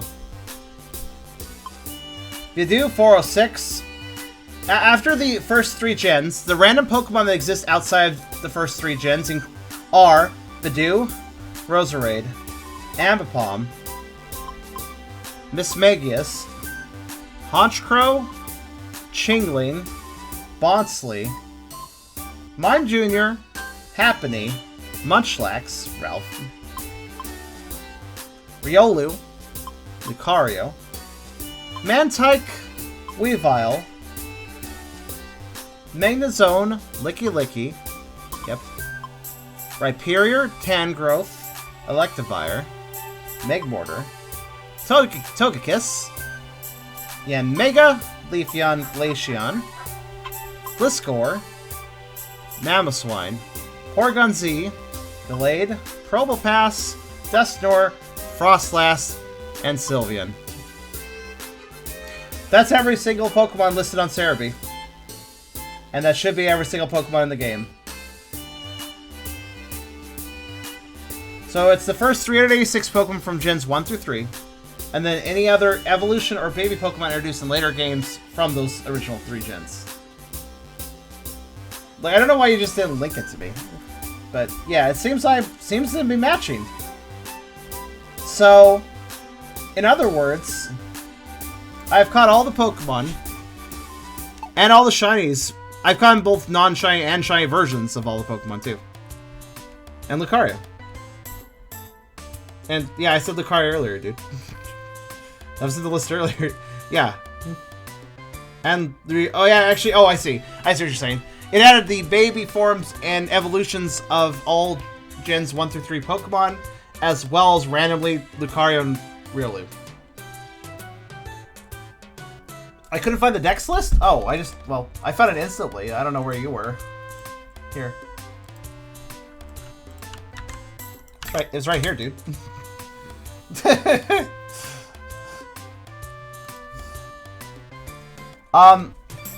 We've also completed every dungeon, including the level 5 ones.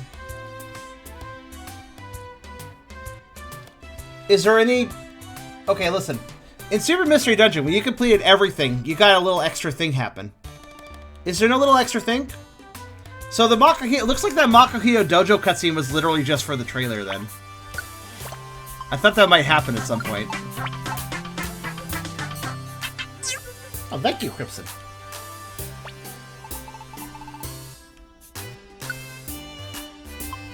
Yeah, 69 bronze tickets.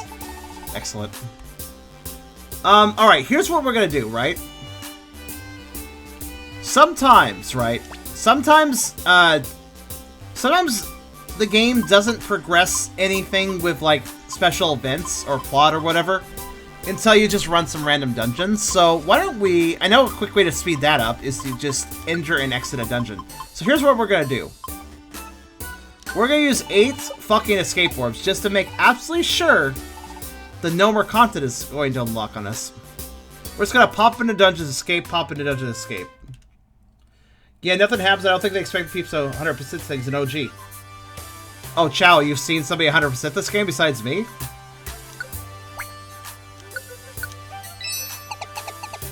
They didn't expect people to actually care about the game. Unlike Super had stuff at the end. It wasn't much, but there was a gesture of Oh, you did everything. Good work. At the end of that. Which is all I'm really asking for.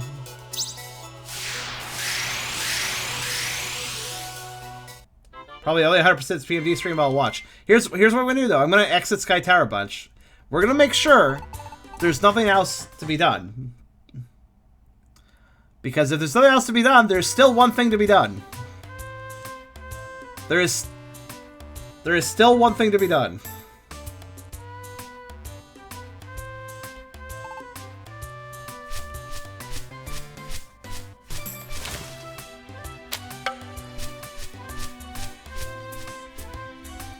But I was definitely saving it for the last because of what it requires. What it requires means I definitely don't want to do that. Didn't want to do that mid game. No, not hack the camera. I don't have like a broken into switch or whatever the fuck the term is when you like make a system accessible for modding.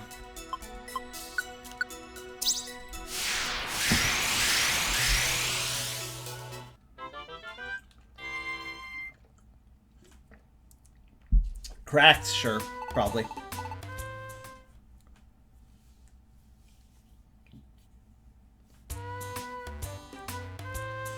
Honestly, it probably shouldn't take more than 3 dungeon runs to technically proc any sort of extra story stuff. But just in case, I'll do it, like, a few more times than that.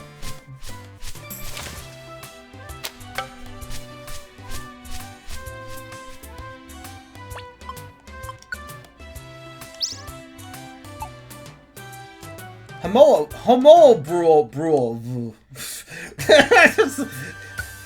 Yes, exactly.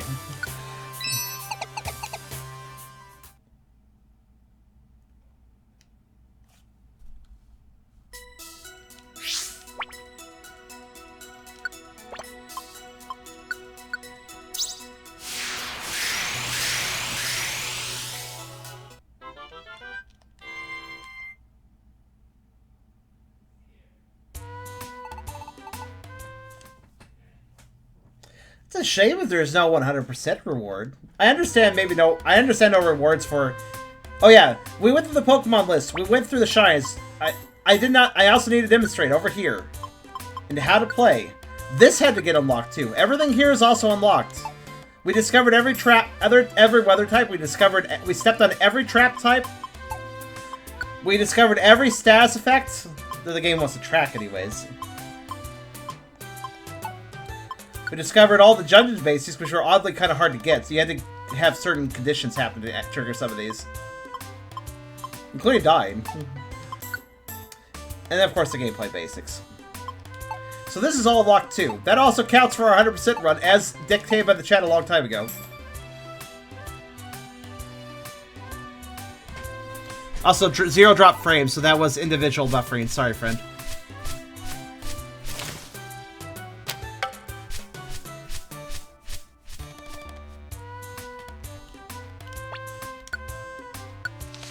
Well, thanks, Riscurization. So, are you telling me that while the normal mainline series games will always celebrate you collecting all the Pokemon, and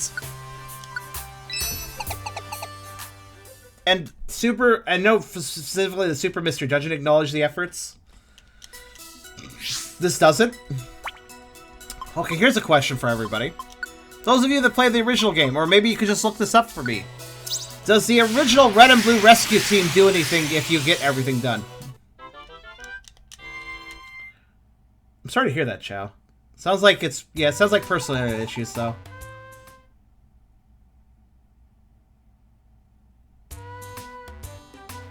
While I have had my own internet issues, I am not having them currently.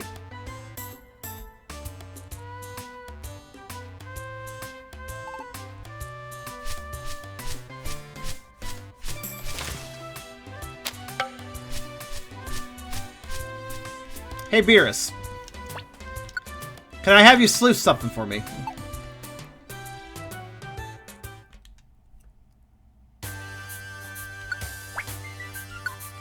I know how Cerebi works for the Pokemon games. For every Pokemon game that you select, a category of, you get a column on the right of that game. For multiple pages showing multiple things. Like, giving multiple bits of information for different things. Can you go to PMDDX's Cerebi base page and then investigate the columns? And just investigate through the different columns it has and just see if there's anything I haven't done.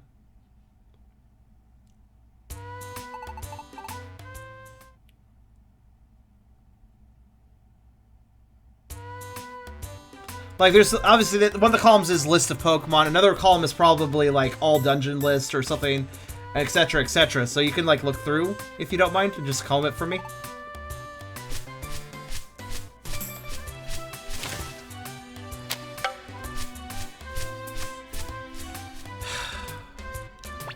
You know, as a streamer, sometimes I want to set up for something. Like, I want to build anticipation and then reveal something.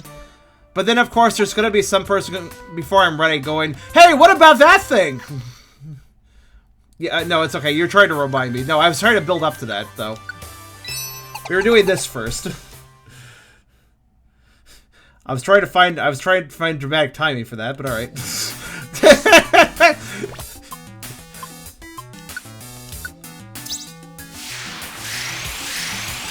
No, it's okay. You didn't really reveal much anyways.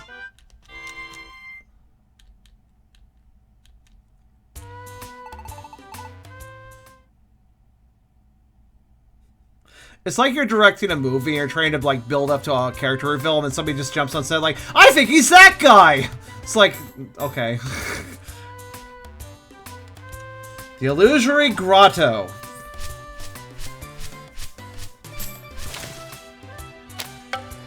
Well, to be fair, I pinged Beerus to gather information. He just did that, so. Right, that's enough. That's enough random dungeon runs to count for unlocking anything else that possibly exists. So really, it just peters off like this, huh? Right. So I guess that leaves the final dungeon of the game.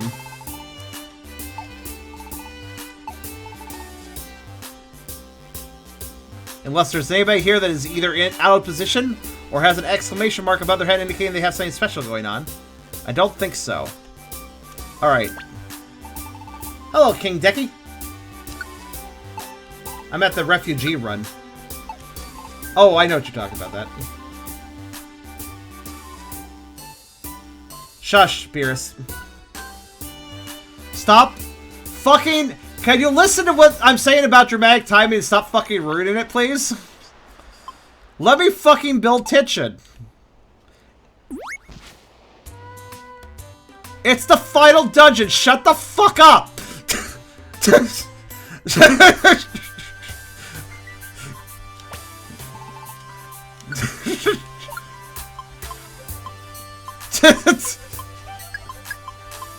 Right, so, anyways. I mean, I'm not wrong. It's the last thing I'm doing. It's the final dungeon.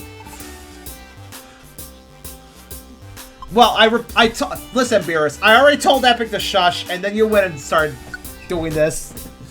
Shut up. Alright, so listen. There is a dungeon that almost nobody has probably visited in this game.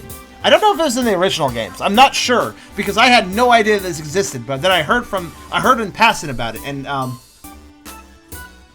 it shall be our last challenge. So here's how it works, at least as far as I remember. The reason I saved this for last is there's a very specific reason. First off, I'm going to stat myself up before I go there.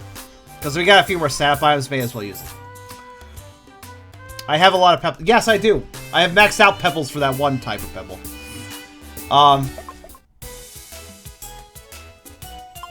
Alright, so... Here's what we're gonna do first. Brook needs to get strong. He's got a little bit left to go to get strong. You know, I'd like to point out, I have put over 200 hours in this game, and yet I still haven't gotten max level on a single move. I think the move level system is stupid because you can't maximize it without being stupid about it. Anyways, we're gonna upgrade Bite because Bite's powerful. Okay, there we go. Now he's gonna eat some gummies. We don't have that many gummies, but he's gonna get as many stats as possible right now. Also, Chow, that's fine. Did you say fire tornadoes?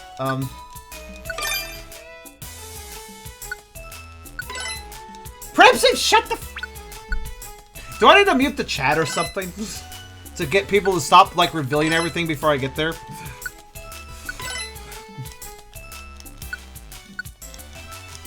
You guys are gonna make me lose my fucking mind. Of course, now you guys want to talk a lot. That was...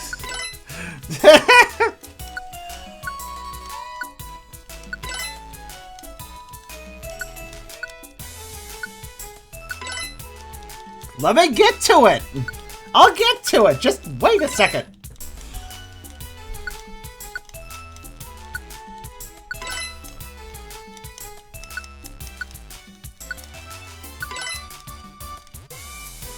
No, it hasn't, has it, boy? Everybody's just fucking going off on their own right now.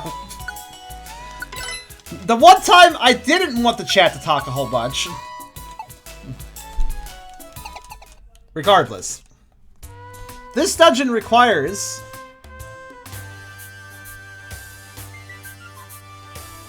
a really stupid thing.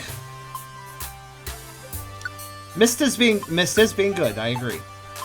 So, if I recall correctly, let me research this real fast.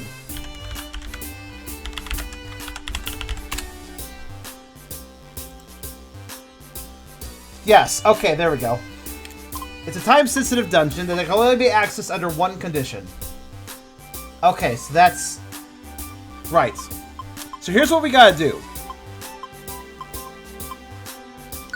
Oh, this will take a while. See all these reviver seeds?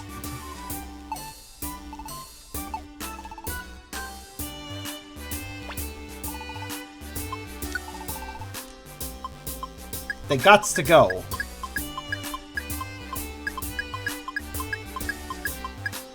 All of them.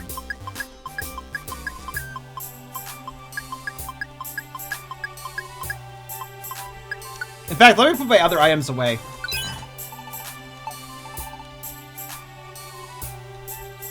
Yes, that's good, Hyper. This is like a decoy seed. I'm actually gonna store everything so I can do this faster. Alright. Take out.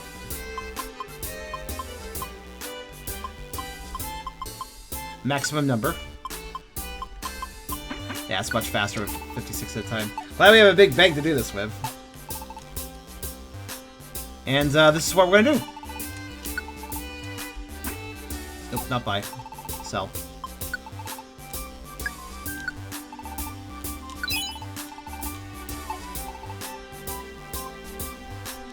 So it'll take a few trips. Too bad I can't sell for storage or something nice and convenient like that. You know, nothing convenient can occur in a fucking remake of a game, right? We're getting rid of every reviver seed we have. I do not believe we have to get rid of other things, but we need to get rid of every revive item that we have.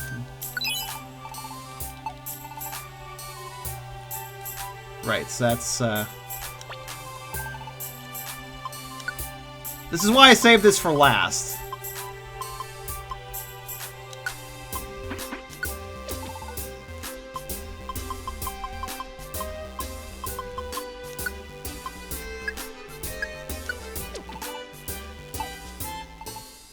Yes, even the revive all orbs need to go as well.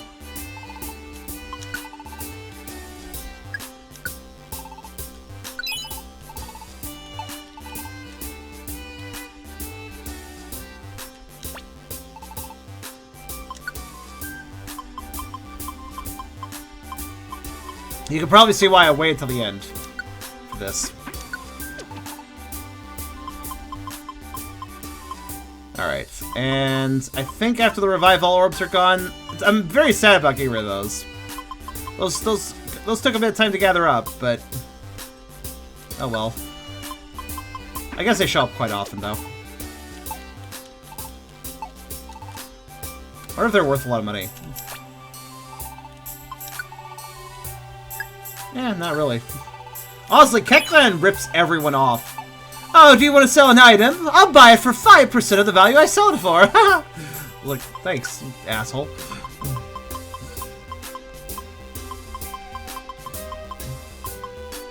Alright.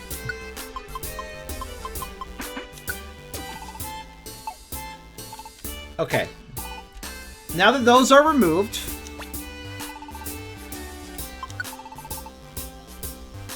we only have one objective left. Okay, so... Yes, I do not have any items. Thank you, game. I'm aware of this. Let's take out our usual... Now we can take our usual gear out, minus revives. So let's grab our... Yeah, I guess I'll just grab... You know, I don't need the joy ribbon right now. Or another, so... X-ray specs. That'll do. X-ray specs, 2 big apples. And... I mean, let's bring some max elixirs. And... Yeah, just get back to my usual supply of things, why not? I don't think I need an escape orb, though, so... Alright. So I should have done the PP up drinks. I didn't even realize that. Again, not that I need to, but I want to. Somehow I imagine eating 100 Reviver Seeds resulting in vomiting rainbows. Oh, Epic, I actually reviewed it at the end of a stream once. Here, I'll show you. I actually specifically grabbed it on the way out of one of the level 5 dungeons. The last one, I think. To show it off in stream, so here you go. That's a Doom Seed. It's a Shadow's Tail. The Doom Seed is a Shadow's Tail. So, now you know.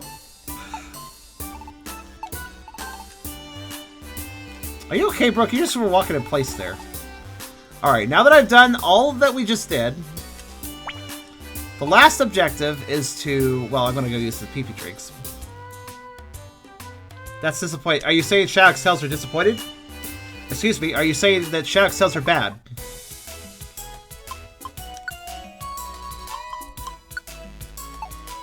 Actually, I think everything's maxed on PP, isn't it? Yeah, it might be. Yep. I guess we only needed the power drinks, technically. True Whatever says max every move, gain 99 of every item, max every Pokemon too of the same, they have different abilities, of course, and outbank. Well, first off, I pretty much broke the bank already by going over 1 million, because now it's going into the picture. That was entertaining, but I think the only way to truly break the bank would be to reach 1 billion, probably. Because then it would go outside of the menu. If somebody wants to hack this game and see what happens, that'd be kind of interesting, but I'm not going to do it legit. Fuck that. I was expecting something more filled with dread and chaos, not saying I want to use this as a pillow. To be fair, Shadow's are both of those things, so it kind of still fits.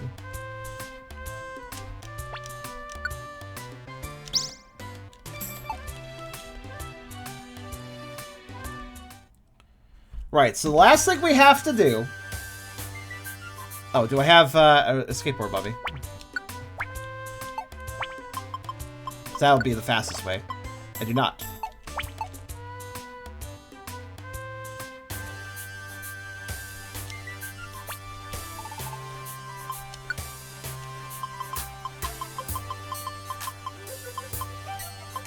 Right, grab this one escape orb. What happens when you eat a Doom Seed is that Shadows pops out of the floor and noms fire your soul, causing a level down. Exactly. Ideas. Shao has ideas. Going to Great Can because I like the music. Not that we're going to hear it very long, but, you know. Or it makes you become a Shadows.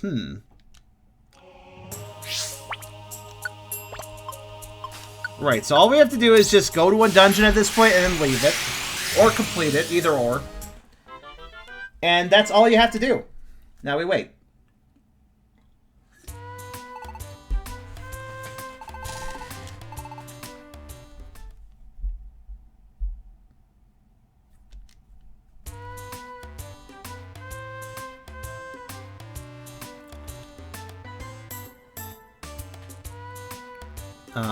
Anything new?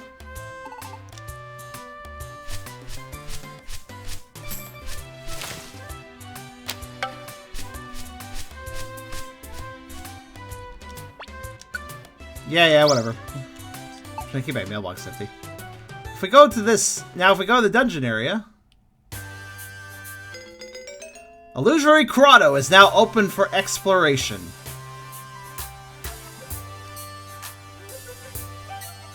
There it is.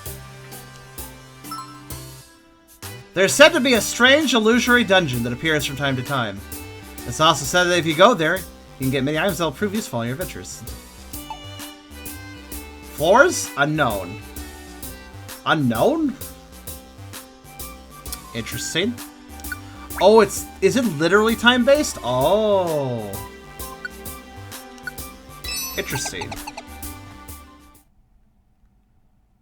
Like, is it timed inside? Like the... it doesn't seem like it. Alright.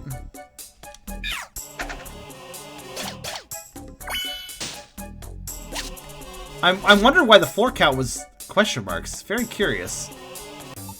Hello? This is the Have Some Reviver Seeds, you plebe dungeon. Okay, sure. I mean, I did throw them all out.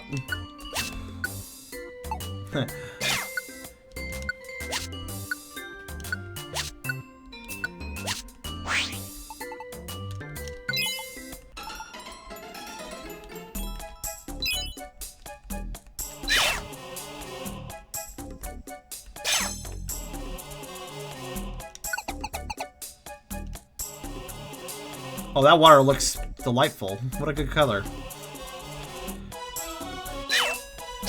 Oh, so you're right, it is the old train music. Wait, it's the old train music! Have we even heard this song in the game? That was one hell of a vocal synth, wow.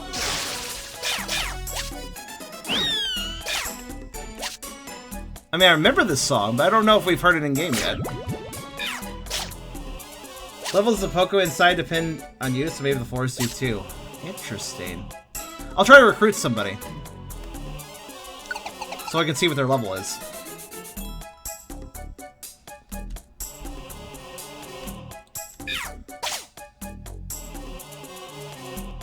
This music was heard in the side pass during the Fusion Park. Oh, okay, fair enough. Also, they're level 13.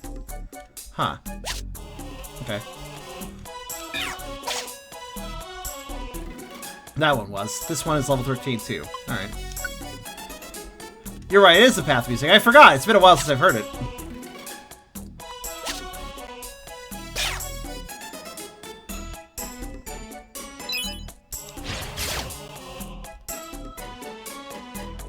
Those are based on the dungeon you've died at, according to Cerebi. But I didn't die at... Wait. I assume Cerebi also says you have to die to get to this dungeon? You don't have to die, apparently. You just have to have no revive items.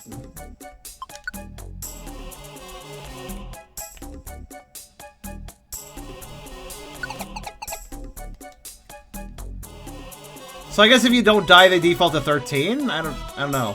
Not sure.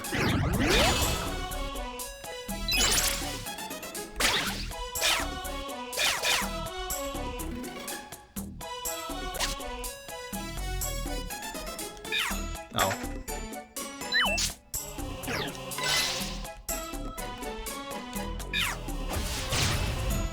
Yes, that's a good idea. He used double team, making his evasion higher. So naturally, down Dante, you should use your least accurate attack.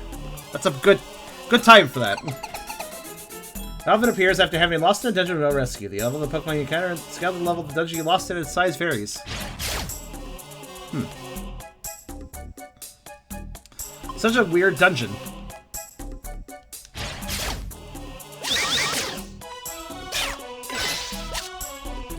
And the size varies, with no additional information about what that means.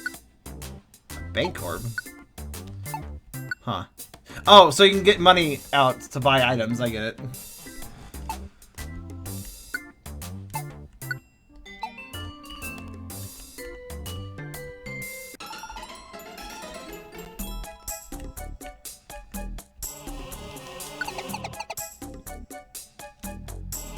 This dungeon appeared for me after I rescued myself. That's really an odd statement.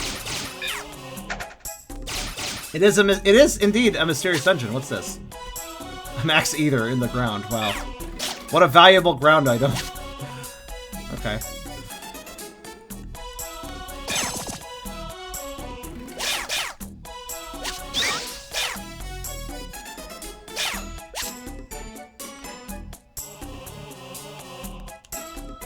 I'm amazed how many revive all orbs are in this dungeon, though.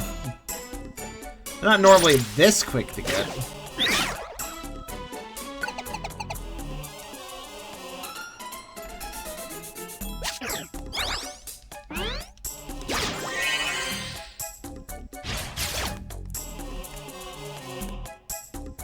Level 14. Okay.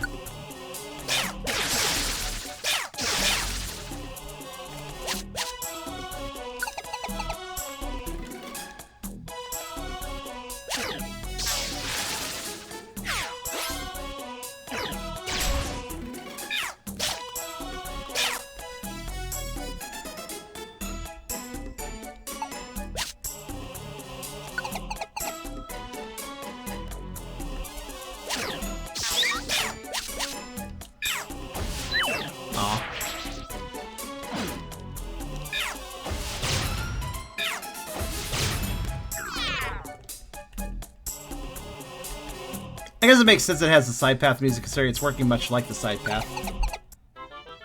And that's it. That is the Illusory Grotto. Not exactly an amazing dungeon by any means, but I do find it kind of interesting how it exists.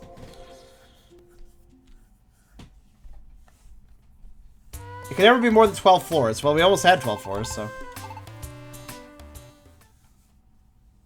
Would have been fun if Mushnara showed up at the end of it or something.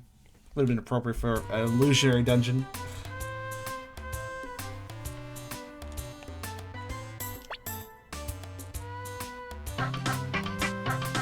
Well, it's a true good job. So, Mission Snake Sucker said, you certainly can if you want to. Thank you, Crimson, by the way.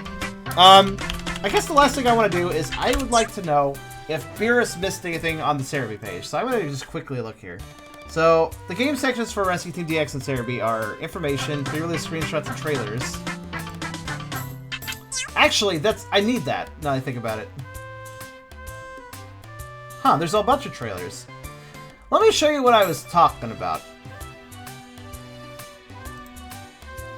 Let me show you guys what I was talking about when I mentioned,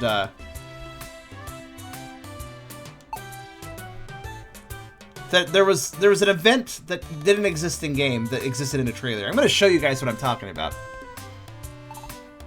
Good job at 100%. Thank you. That'll be utterly thorough. I'm going to show this trailer. Also, I just noticed there are actually multiple trailers for this game. I was not aware of this.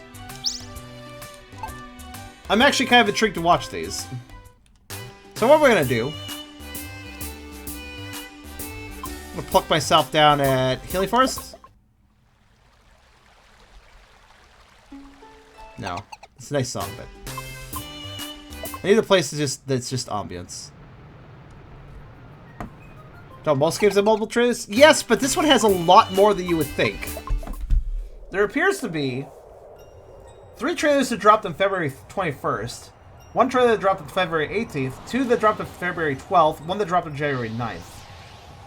Huh.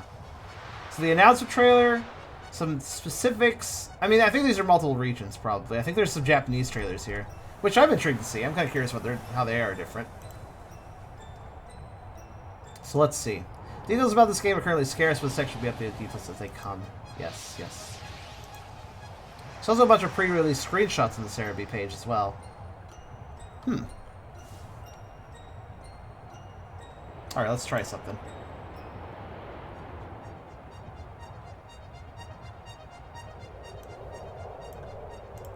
Let's investigate together, shall we?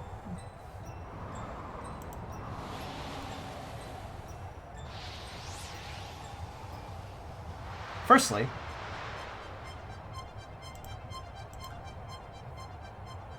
let's see here. There we go. Consider this. Listen. When it came to oops. Hold on a minute. When it came to Super Mystery Dungeon, at the end of it, we actually did some bonus stuff then too. Consider this the bonus content for the stream, where we investigate stuff that happens, where we can investigate stuff involving the game that's not specifically in the game. So, here we go. Got the window. It'll just be like this. So I might zoom in on it. Not sure. How visible is that? Let's see. Text is a little hard to read. Granted, that can be easily fixed by a little trick, by the way. If you don't know this, you can do this on any web browser. If you hold Control and then mouse wheel up, you can make things bigger, as you can see. Let's make things a bit bigger so it's easier to see. There we go. I know the text is still a little, probably a little bit wonky, but that should be fine. So, pre-release screenshots, released in multiple time periods. I'm kind of curious if, whoa, alright, well. I see that I need this to be normal size or it's going to break. Oh, it actually just straight up opens another page. Is there anything interesting in these pre-release screenshots, though? Doubtful, but you never know. Let's see if any of these catch my eye. Somebody entering a password. Nah. What's this? Okay. Such a terrible graphic.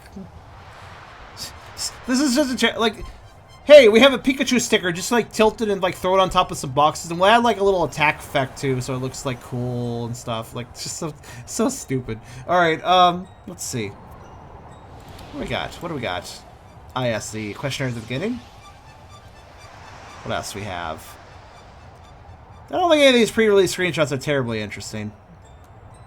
Aside from maybe being some of them in Japanese, but that's mildly interesting. But that's not what we're truly here to investigate. Let's investigate the trailers a bit. Because there actually are I have not seen the Japanese trailers, and I have to wonder how they vary. So this page will let us view all the trailers.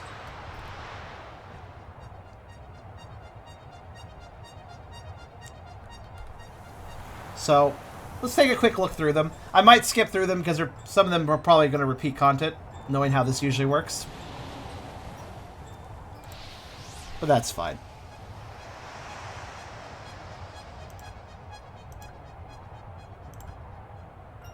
Just a moment.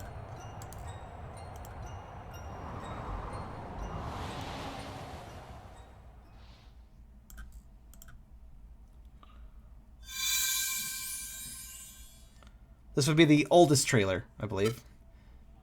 Which was pretty cool if you didn't watch it. What is this quality saying? Come on now.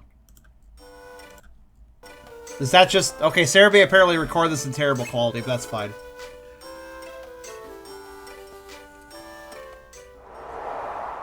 Oh wait, no they didn't.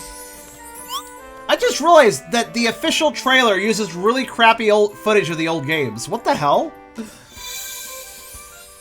Pokémon Mystery Dungeon Rescue Team DX.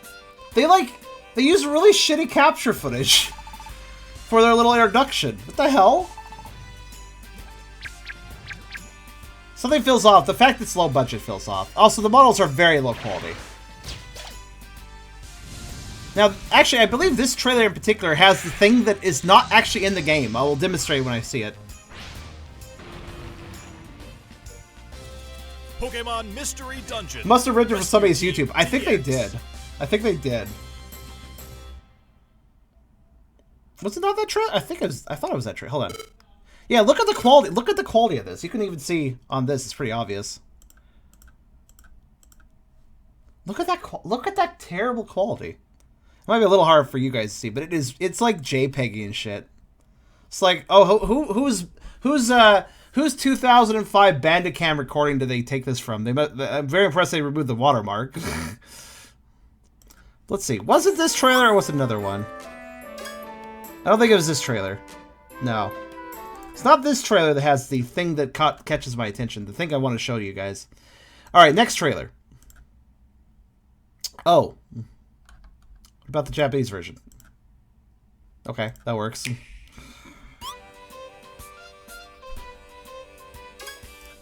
Pony is bad again, but this time it's not. I think it's Cerebee's fault this time. Record from a real GBA. Compressed GBA footage. Oh boy.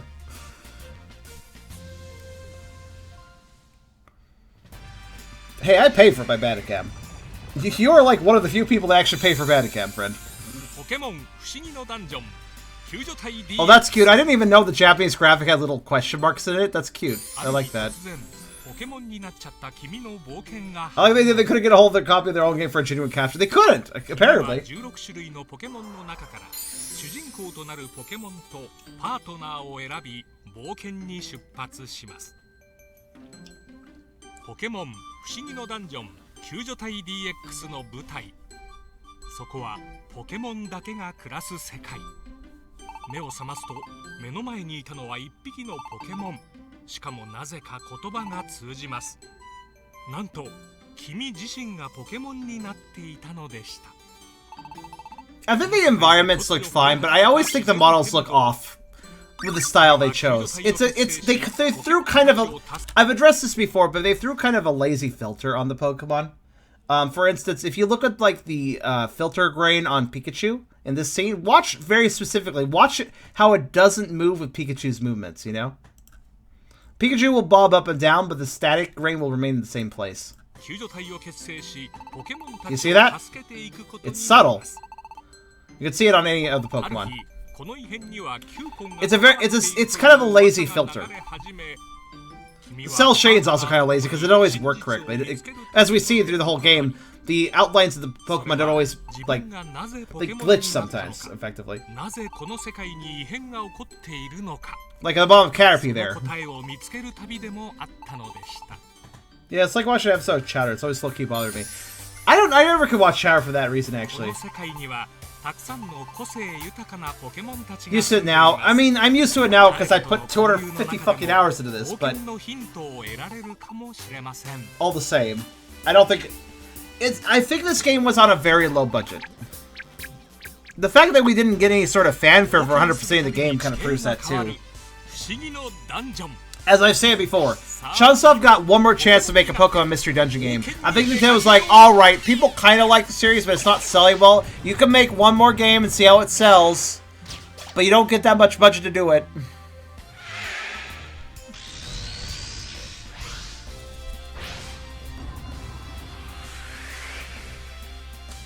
The filters can be useful, but they don't always work. I think the filter's alright, but again, I think it works way better with the environments than it does the Pokemon. The environments look lovely because they were kind of like drawn. Properly drawn, I think. It's sold really well compared to other Mystery Dungeons, actually. Well, it's on the Switch, which I think helps it right off the bat, but I hope it did sell well enough for them to continue making more.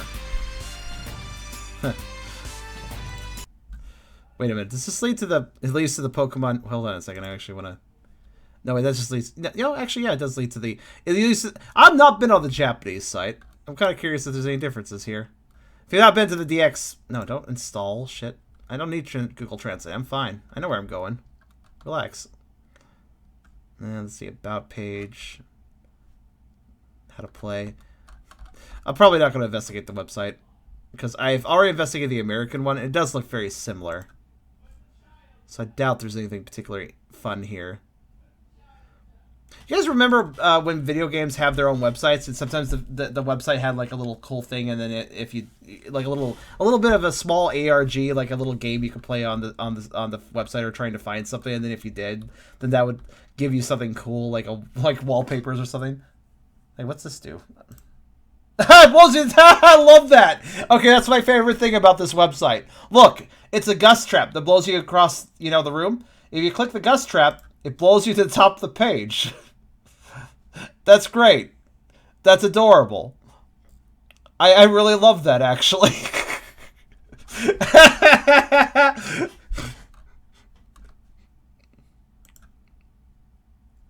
That might have been on the English site, but if so, I never noticed it.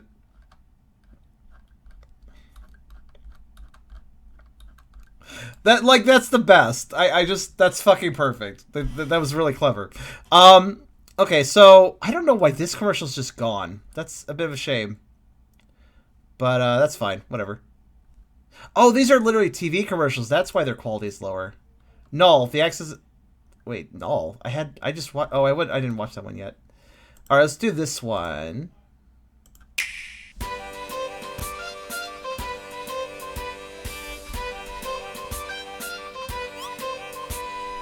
So the quality's just bad on some of these because of how they got recorded.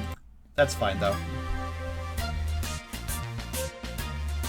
Also, because YouTube...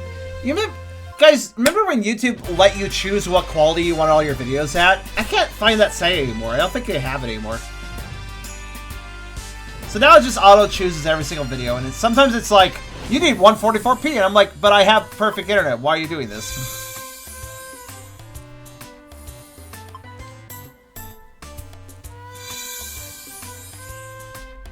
Promote the person who added that. Yeah, they did good. Whoever did the website design, they're a bit clever there. I like that.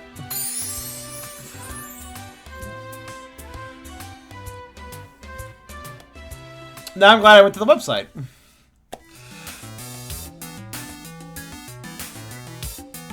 Let's see, is this the trailer I'm thinking of? There's a particular trailer we need to investigate, but I don't remember which one it is. Hopefully Cerebi has it. If not, I'll have to investigate a bit further. But I believe it's one of these trailers. I just randomly watched it before the release of DX came out. I was like looking at the trailers and I discovered one thing that caught my attention, even then. But now it's even more interesting. Oh, I know, Dragon, but the problem is that... I already did that. The problem is that YouTube likes to auto-select... YouTube will always auto-select quality. It will generally choose 720p or 1080p, but sometimes it's like, we think your internet sucks for some reason. We're going to choose 144p for you. It's like, I don't want you to choose. Just say it. Stay at what I selected and don't change it. Don't change it. Also, I don't think that trailer had what I was looking for either. The trailer I'm looking for actually made a very big deal out of the thing I'm looking for. So hopefully I can find it. Like, it just kind of hung on it and everything. Alright, what about this one? Interesting. Those ones are not available either. I'm pretty sure it was an official trailer, though, so... Let's see. This one looks very similar to the other one.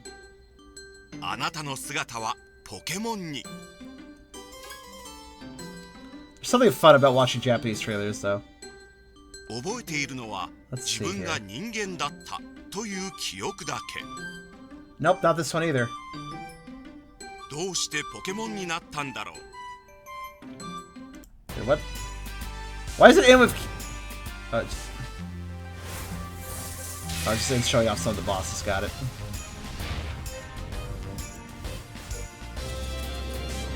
Right, so I wasn't able to find it doing that. Interesting. Give me a moment. It's not on Cerebi, which was very intriguing. Except for maybe it's one of the removed videos. If that's the case, why was it removed? Hold on. Hold on a minute. I'm gonna do it a little... I'm off screen for a second. I'm just going to quickly review this myself. It should only take a moment. I'm just looking. I'm using the time bar to just investigate, because what I'm looking for is actually a fairly long scene in the trailer. It should be very easy to identify on the time bar. I'm going to check every trailer on YouTube that's official. So this is gonna be a moment.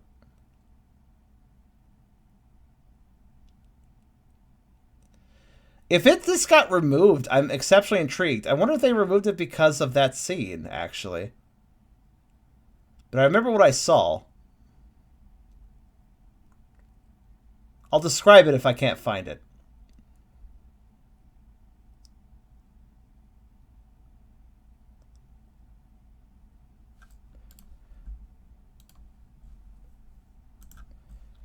The Forbidden Commercial. It's really interesting. I know I'm not just dreaming it, because I totally watched this trailer. Didn't think of like saving it. Didn't think it would get deleted or something. I wonder if it did. I have no idea. But right now I'm just looking at the official Nintendo trailers. There are quite a few actually on YouTube, so Actually, I know where they. I know where. I know what. I watched the Pokemon's. I think it's like the U.S. or just Western. Pokemon official channel. I know it's not like the UK or Japanese one. I remember they are the duders that made the trailer that I watched. The official Pokemon YouTube channel. That's what it's called. So I'm subbed to them, yeah. They're the ones that gave me the information in the first place. So hold on a minute.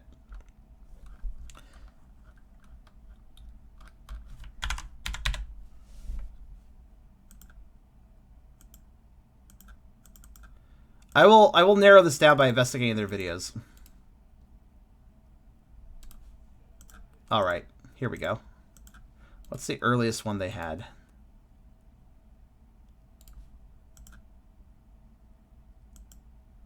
That's actually a good question. I think it's that one. Yeah, that's the announcement trailer, or that's the other announcement trailer. Okay. Here it is! I found it! Okay. So, let's address this, right?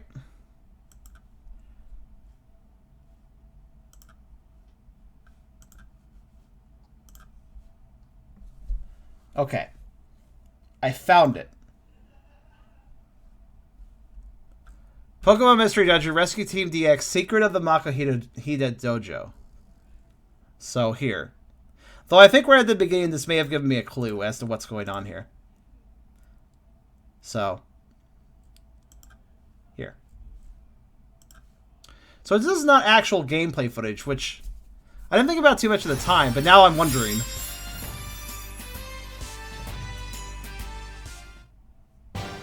Also, go ahead, Math. Go right ahead. Today's 8th round of prey is complete. Alright, Pikachu, you did great. You want to keep training? Ha! I expected nothing less from a rescue team with a name like Grit. See, you work so hard makes it feel like what I do here is worthwhile.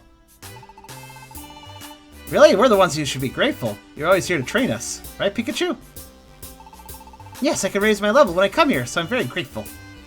Thanks, Makuhita.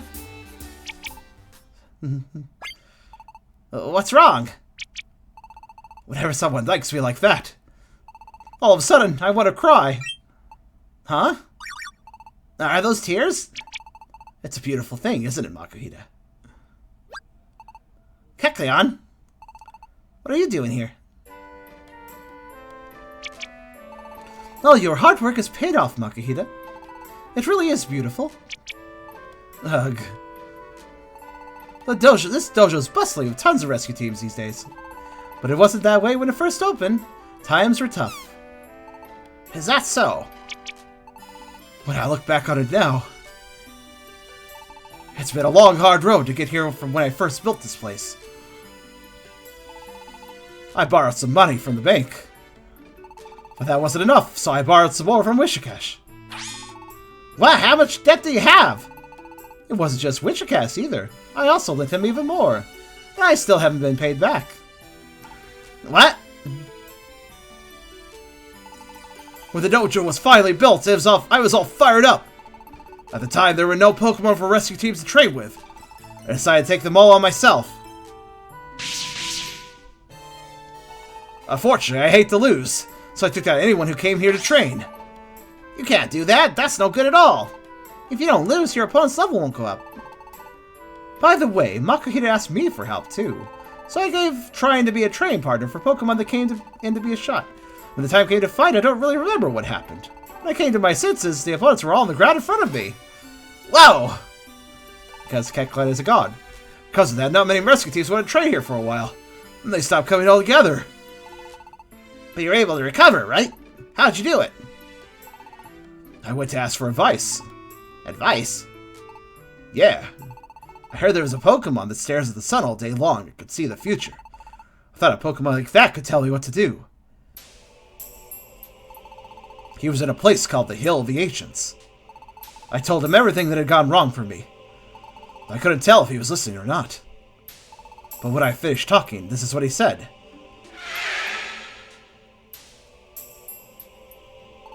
Volunteers! Volunteers? You must travel the world in search of volunteers. Travel the world in search of volunteers. When I heard that, I knew what I had to do. I decided to believe in Zanu's words. Over mountains. Through forests. At times I traveled through snowy mountains in the bitter cold. But I knew there must be Pokemon all over the world who wanted to help rescue teams. I traveled far and wide in search of those Pokemon. Oh, I see. Everybody here at the dojo now is one of those volunteers, huh?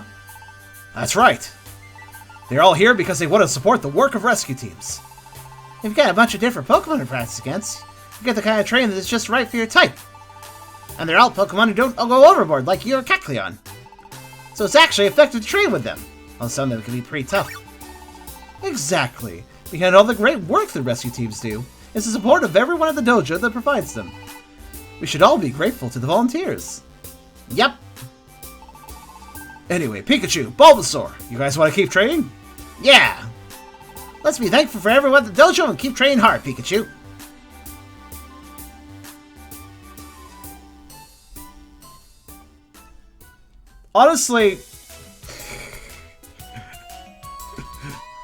Honestly, so this was all just this was just a skit they made, I guess.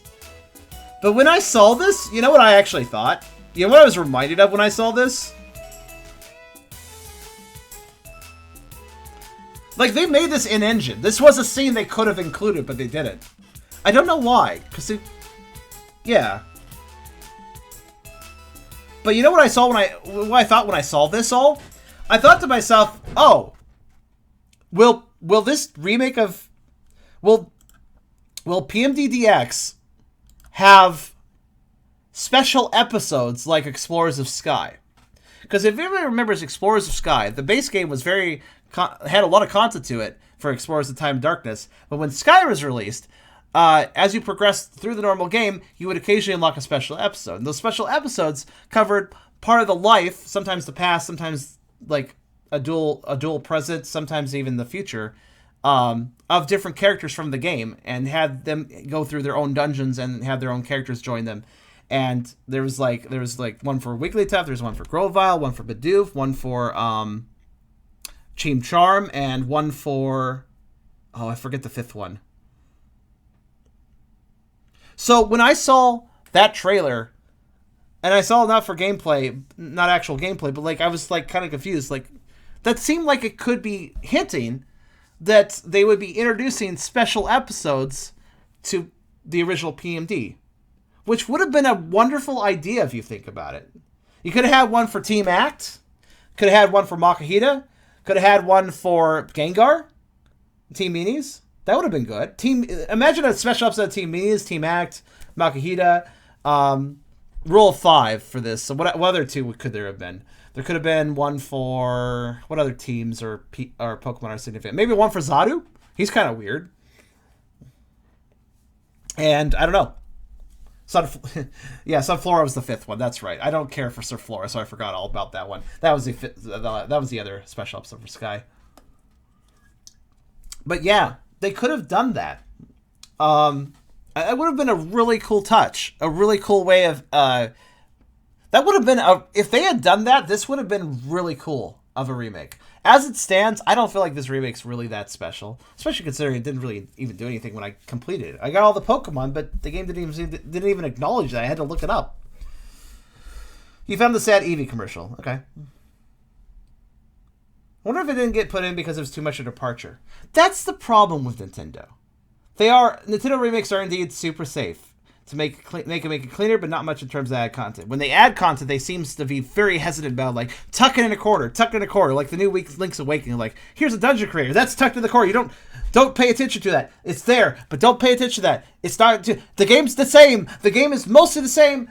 We add that, but no, don't pay too much attention. It's mostly the same game. Don't worry. It's like Nintendo makes such a big deal out of their remakes, not being very different. Usually the biggest difference is the visual department.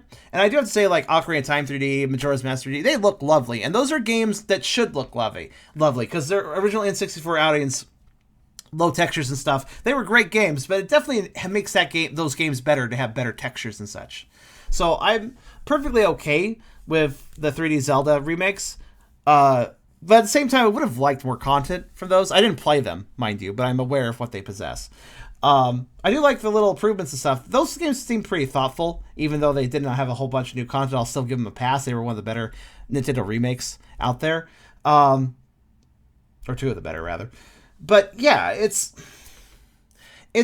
lame how Nintendo always feels like they need to make sure that there's nothing new. Like, one thing that really made that clear to me with DX here, the script. The script for PMD1 was rough. I feel like Chunsoft was still getting their sea legs with trying to write English well, and maybe just writing a good story in general for a Pokemon Mystery Dungeon game, because that was the first one, you know? So I feel like the story in this game is kind of wooden a little bit. Like, it could have been written with more nuance. If you want to know what I'm talking about, just go to the next game in the series, Explorers. Explorers is way better written than Red and Blue Rescue Team. It is way more nuanced, way more emotional, way more clever, and there's a lot more dialogue to pick from as well. This remake could have improved the writing, but if they had done that, it would have been different. So, as far as I can tell, literally every word in this game in DX, aside from the new dialogue because of new features, is the exact same as it was from Red and Blue Rescue Team, which in my opinion is disappointing, because there's that wooden writing again. Not improved whatsoever. That script could have been refined, but it wasn't, because that would have been a change, and Nintendo's not about that. You know? It sucks that Nintendo does that play it safe strategy. And we only seen that more with 3D World's release. I know some of you guys are enjoying that, and honestly, I've argued with a few people about this, about how I don't agree that the 3D All-Stars collection, not 3D World, 3D All-Stars collection, how it's bad, in my opinion. And some people are arguing, no, it's good. Here's how we should end this argument. It is a collection of fantastic games, but it is not a fantastic collection of games. Somebody said this on Reddit, and I was like, that's perfect. That summarizes it perfectly. It is a collection of fantastic games, but it is not a fantastic collection of games. You know what I'm saying? And that is the key problem. Nintendo doesn't seem to want to put in the work. They want to re-release stuff and remake stuff, but when they re-release stuff, they do the bare minimum, and when they remake stuff, they do the bare minimum. And why? They are a big company. They have a lot of resources. They could go a lot further with this stuff. But there's this... They are so desperate to hold on to nostalgia. Like, oh, nostalgia is super important. We can't change that because that would remove us nostalgia. That would kill the nostalgia for everyone. And yes, there's always going to be people complaining. I'm complaining that they didn't change enough. If they had changed things, there would be people complaining they changed too much. But the thing is, it's better to take a risk and fail than to play it safe and still fail. That's my opinion anyways. I can at least commend trying something new, even if it doesn't work out. I've done that before in games I reviewed. I'd be like, that's a cool feature. It's not working correctly, but I appreciate they tried. That was ambitious. I will admire the ambition, even if it didn't pay off. But anyways, so, Math found the sad Eevee commercial. One of the commercials that was missing, apparently. Let's take a look at this. What is up with this? Did you find the Happy Pikachu, by chance? Let me know if you find the Happy Pikachu commercial. But let's see, what is going on? Why is there a sad Eevee commercial? I mean, pretty much hyper. They drag their feet on releasing things, but... Sad Eevee. Why is Eevee sad? Why is Caterpie sad? Why is Charizard sad? That's just sad. Uh-huh. Why is everybody sad? Oh, because... Oh, okay, that's the happy... So that... Oh, okay, so I see. Wait, what the hell is up next? What is this? Is that related to this at all? I see, it's because of the ending. Oh man, why did they include this in the... When the game ended, why didn't they include this image at some point during the end of the game. Like when the hero disappears. They drew up this lovely image and they didn't use it in game? Why not? This would have been perfect to use during the ending.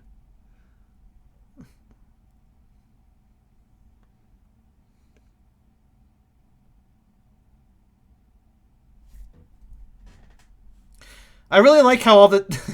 One thing I just observed. You got all the tough Pokemon like, you know, Tyranitar, and you got Blastoise, and they're all tough, and you got Charizard, he's tough too. But Charizard's crying. They're not.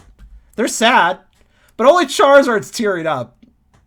I kind of find that cute. It's like he's a big old softie.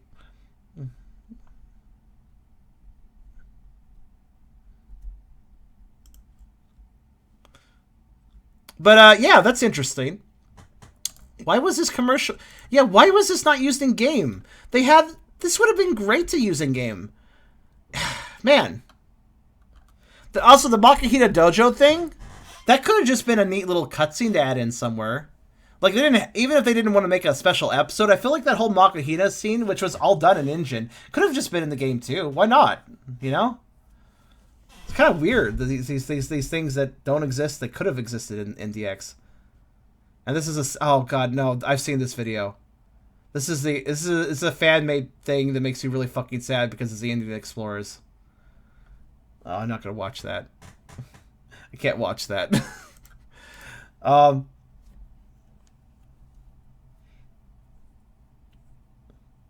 If you want to watch that, I'll link it, though, actually. Hold on. Let me go ahead and provide a link to that. I've seen it before. I didn't hear if you want to watch it.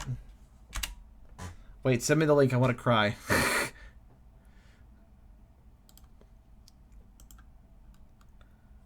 No, this is not a PMD2 stream. That's for later. You want me to watch that? Wait for when I 100% PMD2, aka Explorers.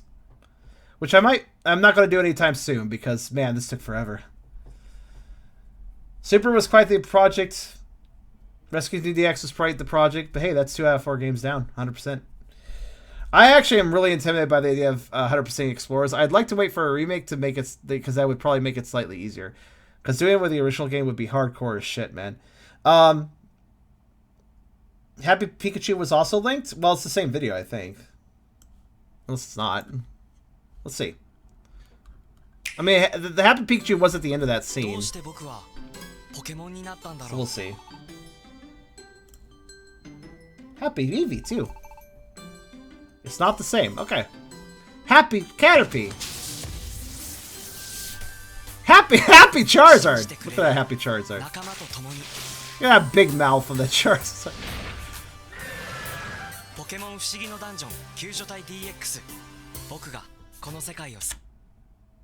Huh. It's interesting. A counterpart. It's like it's advertising 2 versions of the game. Do you want to buy Pokemon Mystery Dungeon DX Sad Edition, or do you want to buy Pokemon Mystery Dungeon DX Happy Edition? Take your pick. It's like...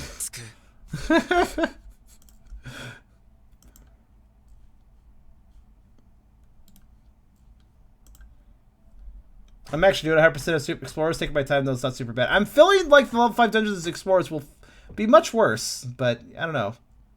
My depression is cured. Charizard. I'm glad we watched the sad one before the happy one, or that would have been more depressing.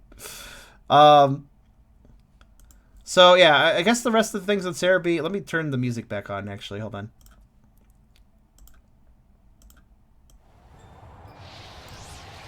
As we investigate the rest of this Cerebi listings to see if there's anything else that we can check out. So yeah, the available Pokemon, as I went through this list already. This is the list I was going off the side. And I have everything here. God, that's a lot of Pokemon. And I got them all.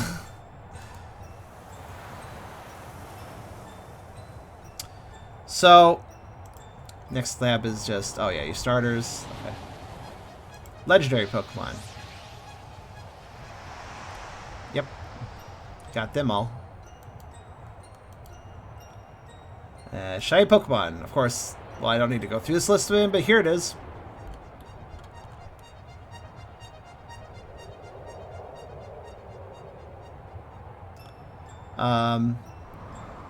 Automatic recruits? Oh, I guess there are some automatics. Yep. Then we have the dungeon listings, which I can quickly summarize that we've been to everywhere. But here's the full list if you're curious. How many dungeons is that?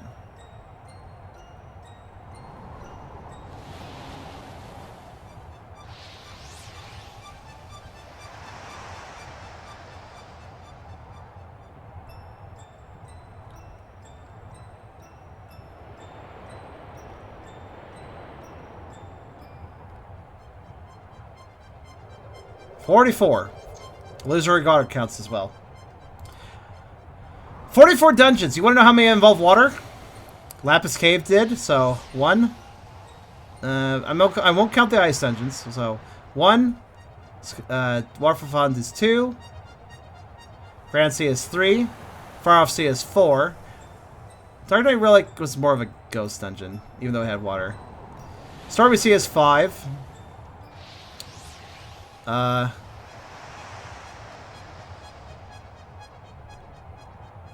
Silver Trench is 6. Marvelous Sea and Fast Stray are 7 and 8. They have the same picture, but whatever. They are both water dungeons, though. 8 out of 44. Was that right? I think I said 44 originally. Feels like there's a lot more water dungeons than that, but all the same. 13? Wait, 13. I might have missed. Maybe I wasn't counting some of them. Oh, I missed Waterfall Pound. What island was this one? What island was this one? What island was this one? What island was this? What do you mean by this? Not enough information. Please restate query. This game is Pokemon Mystery Dungeon DX. It does not contain. It contains multiple islands.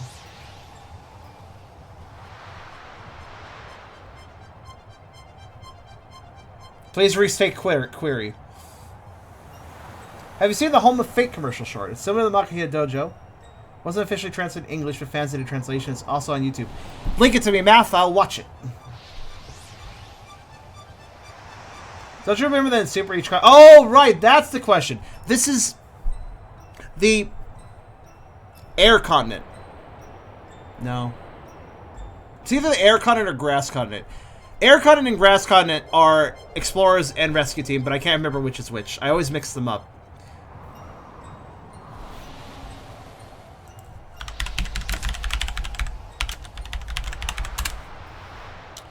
Grass continent was... Oh yeah, okay. Grass continent is explorers. So that means air continent then is rescue team.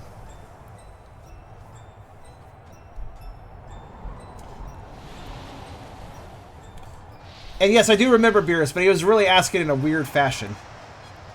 But also, thank you, Math. Just let me know when you have the link to that. I'll watch it. Rescue Team camp listings. We are currently listing the music of Stray Lookout. No, wait. Actually, yeah. Stray Lookout. This is the Home of Fate short. Thank you. Let's take a look at this. So this is the English version of it, huh? Thanks for finding this. That's why it's good to have an audience and working together. Right, give me just a moment.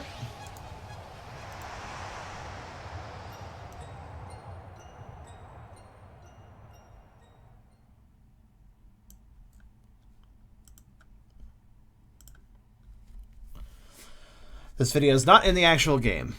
Shame that. Hold on. Only 720p? Alright then, fine enough. The Home of Fate. What? Really? Yep, I'll build it for you. I would usually use these for building camps, but I have some extra materials right now. No sense wasting an opportunity. I'll build one for you. A home! A home!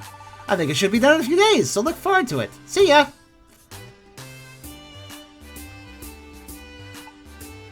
Home. Home.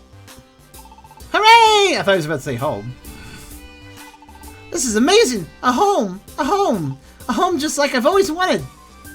But is this really okay? Owning a house so young, and I don't have much money. No, it's fine! Absolutely fine! This is my chance! I have to use it! I am Torchic! I want to rescue Pokemon in need, and I would like to start a rescue team. But to be honest, I don't know where to begin. But now I have a home, if I use it as my rescue team base. This could be a great opportunity. Did you just, like, live on the streets before this, or what? I feel like this could work out perfectly. Alright, let's do it. I'm gonna give it my all. Oh, Torchic, you seem fired up. Are you trained for rescue team work again today? Yeah.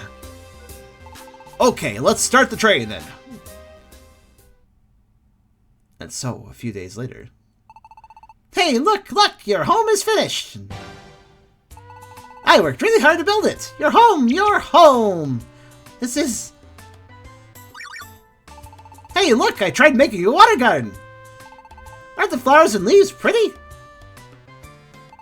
Your home. Here, look, even indoors you can bathe in the water. And your bed is nice and cool, so you'll fall asleep the second you lie down. It's quality rock to sleep on. Your home. So, isn't it an amazing home? Your home. No need to thank me, see ya.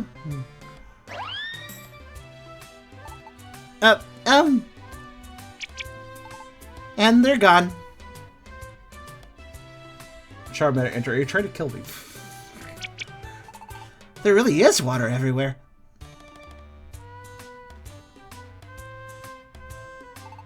Bathing water, huh?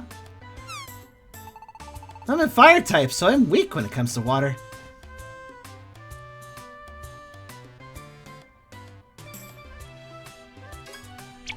That's cold. I can't take it. I can't live in this house. Or so I would say, but Wigglytuff really did work hard on it. I can't just ask for it to be rebuilt. What should I do? Wigglytuff, it was kind of a dick move to make a water-type house for a fire-type Pokemon. And here I thought my home would be the first step in my rescue career. Now I'm back to square one. If only I was a water-type. Huh? Over there. What? Someone's collapsed. Hey, are you okay?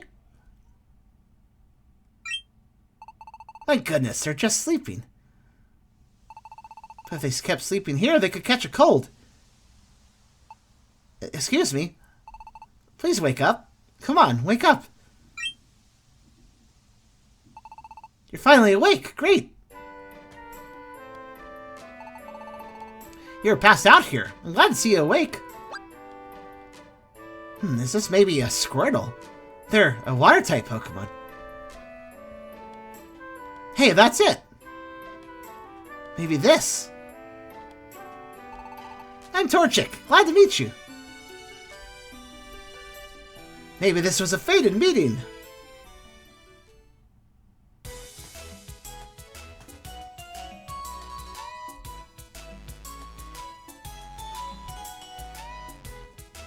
This is what the party did before he got there. Yeah.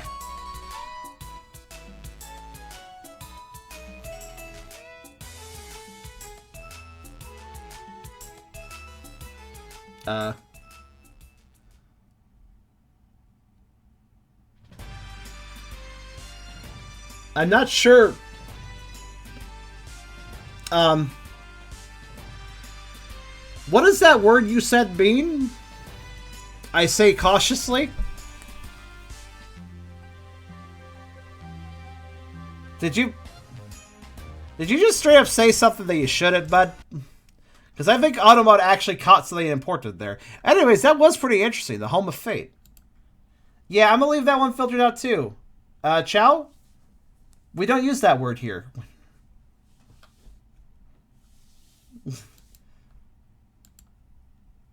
I also don't know who the hell that is. It sounded like a person, but...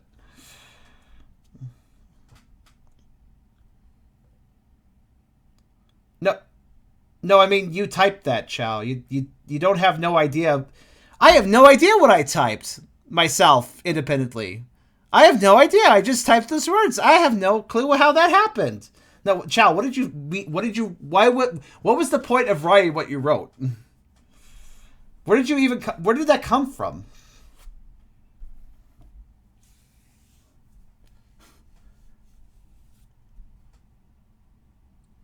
No, wait. What do you mean? Oh, autocorrect? Oh, it was autocorrect. Okay, can you tell me what you were trying to say? For context, can you please give me what you meant to say?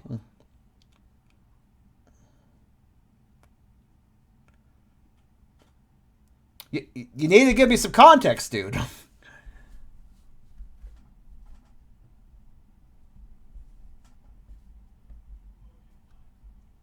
If that was a critical fail of, yeah, what were you saying, Chow?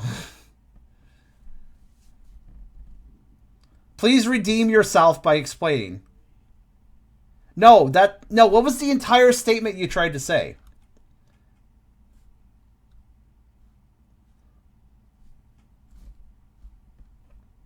Just repeat what you were trying to say. If it was an autocorrect issue, listen, let me explain this very simply. You said something that was bad. You said the N-word in a statement that didn't make a lot of sense to me. If that was an autocorrect fail, it should be very easy for you to go, oh, this is what I was trying to say, and then say the sentence that you meant to say. If this was an autocorrect fail, you could quickly just tell me what you meant. No, is that what you meant? Okay, hold on. I'm not going to say the bad part, but I'm going to say the rest of it. Yo, I hate my crib. You take it so I don't feel bad. That's what you were trying to say. What about the first part, Chow?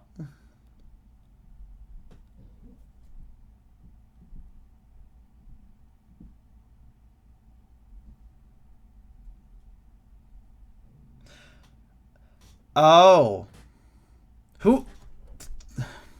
What does that mean? Can somebody that knows memes better? What is little nuggies? Yes, I've heard nuggies as an abbreviation for chicken nuggets. Autocorrect's an asshole. Okay, thank you. Thank you for explaining what you meant. I just wanted you to explain what you meant. But also, what do you mean by little nuggies? Okay, I'm getting so derailed right now. What does that mean? What is little nuggies? Who is little nuggies? Why is little nuggies? Why are you adding that onto the statement? I don't... What the fuck is little nuggies? Is this a person? I don't know what the fuck you included the word nuggies into this comment. That's why that, like...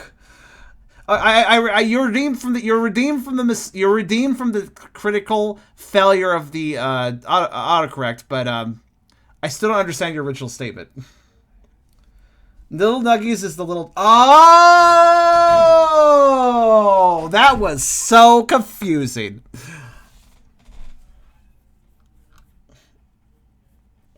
But now I get it.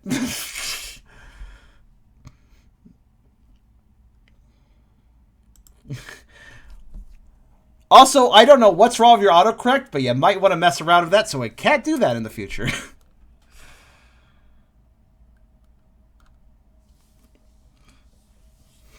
That was, Chow, you're not in trouble. You're not in trouble. Don't worry. Your autocorrect is, though.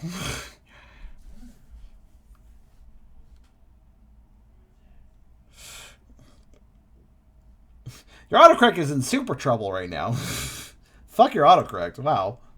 Why the fuck would it even... most of the autocorrects I know wouldn't use racist terms, and not even bad words. They will... Like, I think if I recall correctly, Telegram, if I try to say fuck, it won't read it. For instance, because it's like, well, that's a bad word. We won't translate that. But meanwhile, your autocorrect's like, let's use a slur. It's like, thanks, autocorrect. Wow, like seriously, that shit. Look, I don't like the idea of banned cuss words, but slurs should be banned. Absolutely. Cuss words have their uses. Slur words don't. Anyways, getting back on topic. Here's the item list. That's not terribly exciting. Oh, if only I could find that listing. You know what? Hold on a minute. I'm gonna find something real fast. I'll turn on the.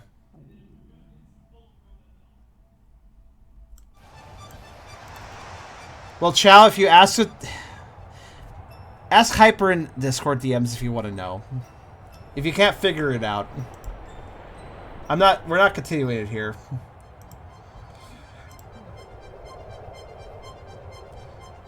Actually, Hyper, would you mind DMing him real fast so he has context of what was wrong?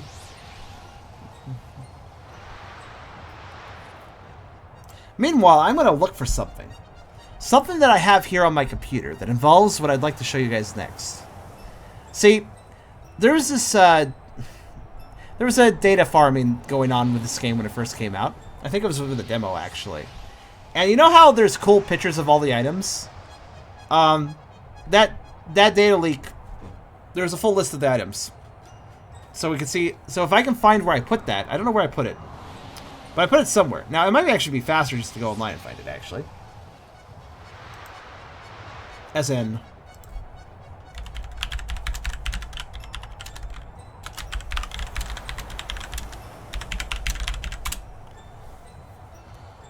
Let's see.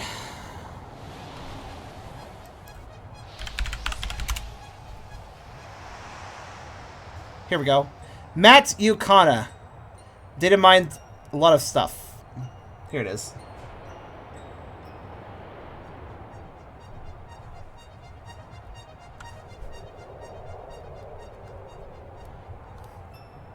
Oh, Chow, you poor sweet summer child. It took you a while to figure that one out.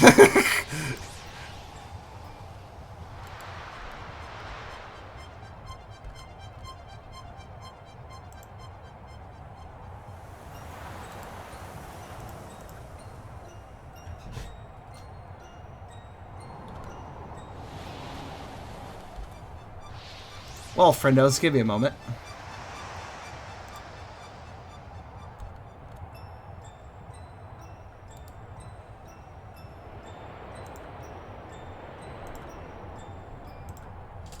I am doing a little research. I'm data mining for data mining information. Here it is. Oh, this guy's been busy. Let's see here.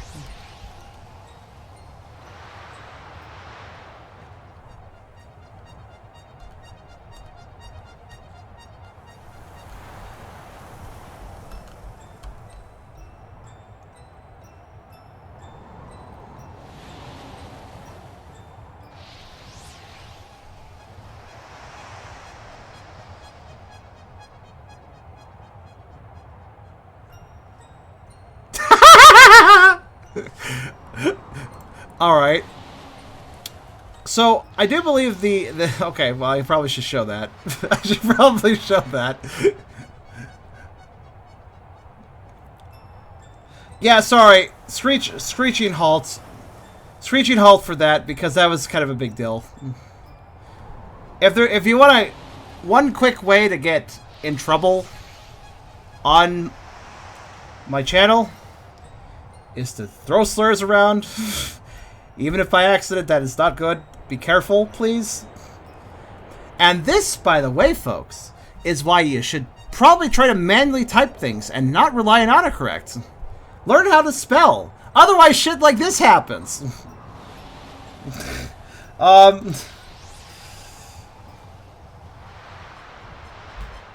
Right, so here's what we're gonna do.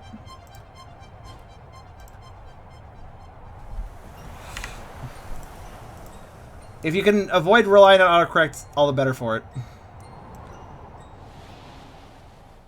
So, the data mining I'm talking about, which actually has some really interesting information and stuff going on, the guy who did it is Matt Yukana, and he seems to have done a bunch of data mining of different things here. And one thing I've noticed is... Well, he's doing a lot of things. But one thing I need to show you guys right now is this. Right here. This here, watch. Let's watch this. Let's watch this together.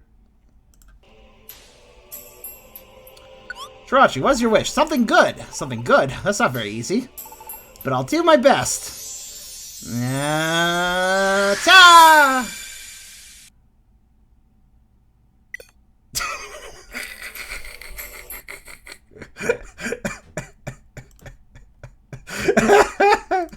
It's so fucking good.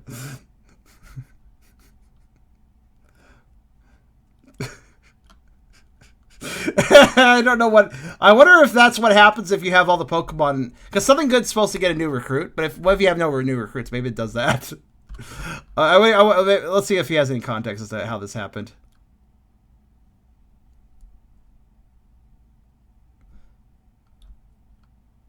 Apparently it wasn't real. Oh, okay. I do wonder what happens, though, if you choose a good option of Jirachi after already having all the Pokemon. Because it is possible. I think. But, let's see if I can find the...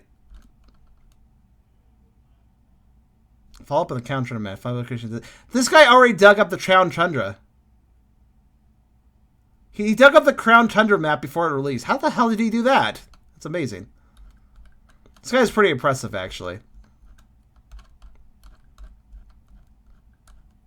But what I'm looking for is more DX stuff. He popped into DX a while back. When did DX release again? How long ago when did DX release? Because it was around the release of it that he had this stuff revealed. So if somebody could find me the release date real fast. Actually, wait, I have the release date right here. Yeah, 2020. Thanks. It's not good enough. When initial release date March 6th. Okay, it's before March 6th. What I'm looking for.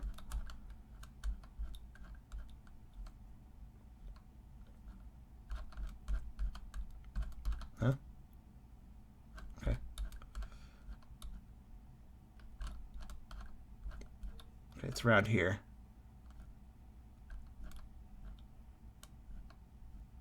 This guy seems to have a very interesting Twitter account. Huh. It's a lot of Belton.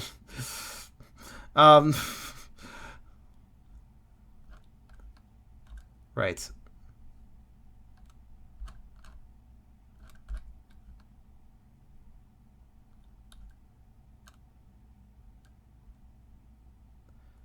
Let's see. This guy gave a 9 out of 10 for this game. Music is perfect on a single edition. I don't prefer the originals. You know, I don't feel that way because I feel like the music sound fonts are kind of cheap. They're budgety. This is fine, but they're budgety. The cutscenes are better. I will give them credit on that. Better cutscenes, definitely. All right, I'm trying to find. I need to find his leak though. Where is it? Here it is. Oh. Mr. Rescue Team says neat art for all-star Pokemon. Where did these appear? All the starters. Did this ever appear anywhere? This? The Elephant and stuff? Oh, did you find it? Yeah, that's what I was looking for. Thank you. So, the Pokemon portraits, that's not interesting. Friendary sprites, that's not it. Ooh. Well, actually, you know what? All these are interesting now that I think about it. Give me a moment to download these. Meanwhile, I'll turn on the music again. It's music. In fact, not only that, I will go and choose another music place. This one.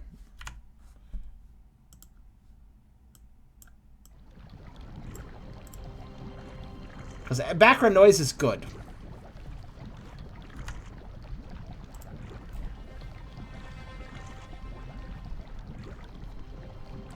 Oh, you were the one that showed me Beerus? I thought nobody had remembered where it was. Alright, well, fine. So these resources are actually really important. I might be adding them to our Pokeroll table, actually. Because all the friend area backgrounds, you know those lovely things like the background you're seeing right now? Those exist as images that he data mined out. And that intrigues me. What I want from this is the friend area backgrounds, the item art, and the file select art. That's what I'd like. So I'm going to grab those real fast. Something appears to be missing. Oh, it's gone. It's gone. It's fucking gone. Hold on a minute. It doesn't work anymore. Beerus, do you still have them?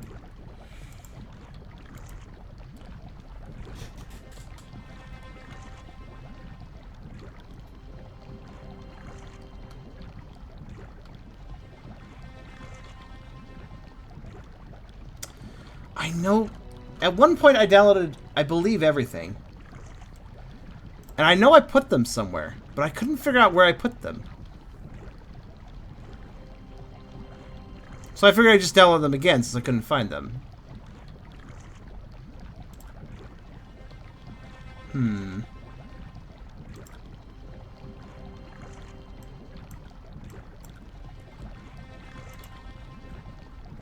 You do have them all?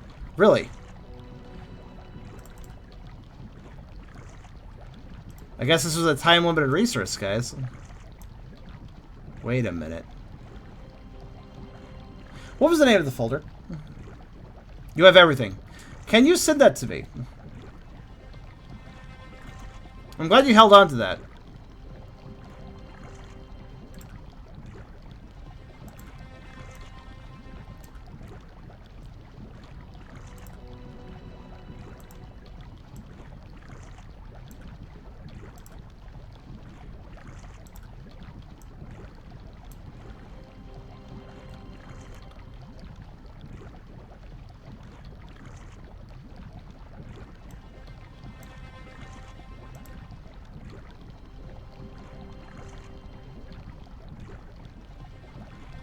Alright, Beerus, I would recommend Google Drive. That would probably be the easiest way to do it.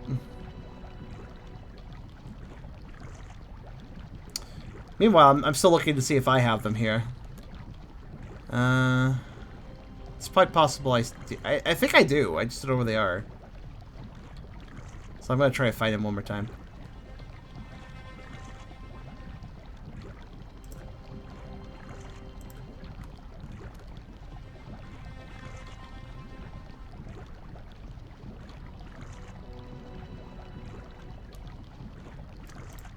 Assets bundle? No, that's something different. Okay.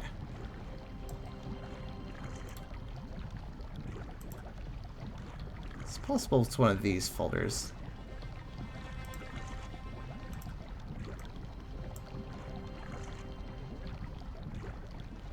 Nope. It is a very mysterious. I don't know where it ended up. During the computer transition where I moved computers, that is at the point where I lost them. I don't know where they went.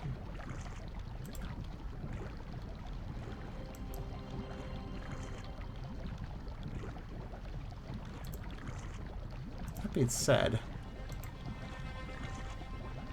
Alright, thank you very much, Beerus. This guy over here, he came in clutch. I'm surprised that, I'm kind of surprised that the links died. Did he remove them, or did Nintendo? Did Matt remove them, or did somebody else? Is this a case of Nintendo taking something down? I wonder.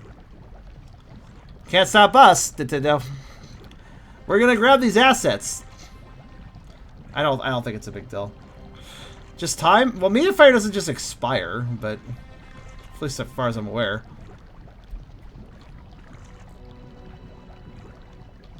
My money's on Nintendo too, honestly. Seems like a very Nintendo sort of thing to do. That's all I'm saying.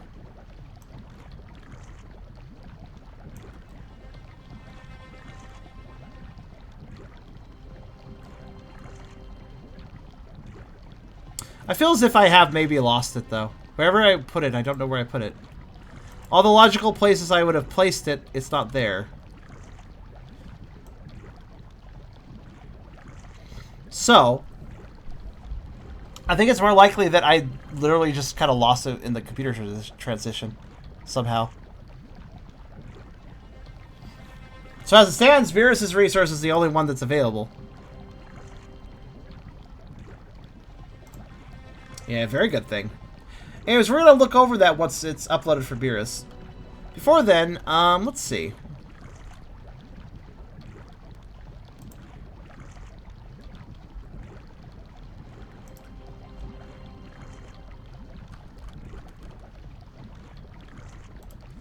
Does Matt have anything else interesting? Well, there are the stickers. These. These are kind of interesting. Oh, I think they were used on the flag. Yeah, somebody said on the side. They appear while the rescue base is being renovated. Yeah, that transition period.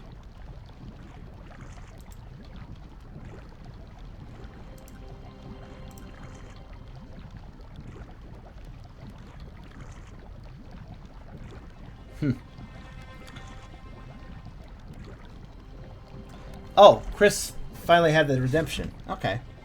Well, while we wait on Beerus, Beerus's upload. Sure, Chris. Let's see here. So Tucker reads, as this game is now 100% completed, Pokérol just keeps on going. Even though the adventure was rough, but it was great as well. Welcome back, Dungeon. These are not high quality. Actually, wait, are they high quality? Let's see.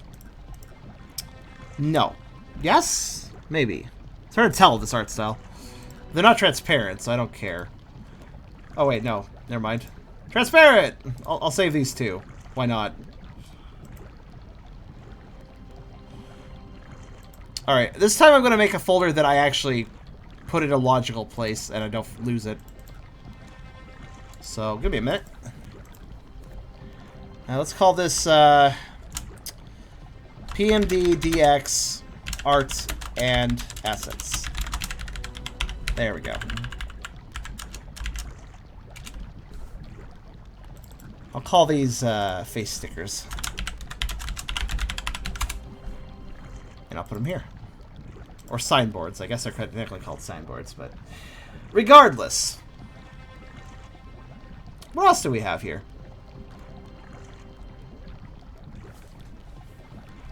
Yeah, the demo findings, by the way, even though he grabbed this from the demo, it seems to be every single resource. I think the demo had all the resources in it. It just locked you from accessing the rest of the game without paying, basically. And I think there's probably some stuff that wasn't finished at that time, but it was largely, all their assets were there, you know? So, when this released, he said, there isn't really much else to data mine for Pokemon Mystery Dungeon Rescue Team DX. Everything we found in the demo was basically identical to what can be found in the final game, with the exception of dungeon model sectors in the VGM. So there's really not much else for him to data mine after that demo data mine. So there are 2 unused tracks for from the original Red Blue Rescue Team. They're not present in the remake. Oh, these. Yes, yes. Anybody? Let's go over this. This is actually really interesting. I wonder how many of you are aware of this. But there was actually 2 unused tracks in the original games, and they're not even present in this version. Here's one of them.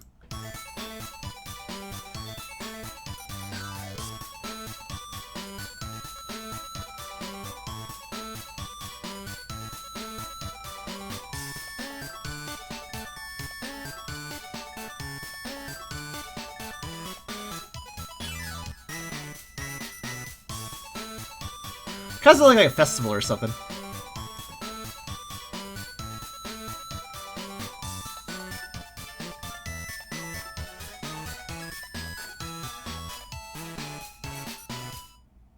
Or it's like a really happy event, I guess. That was one of the unused songs. The other one was, well, this one.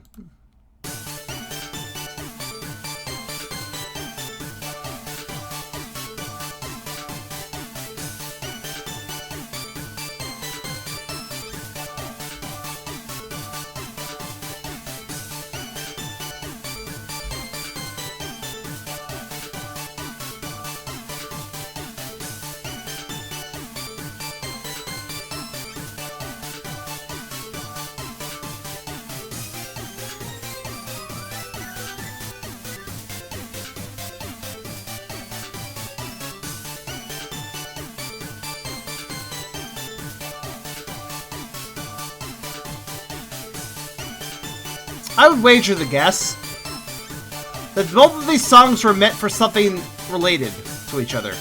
Because they both have a similar energetic flair. Honestly, they don't quite fit the rest of the songs in the game. So I would wager some sort of, like, additional feature, like, I don't know, like some sort of extra mode or something.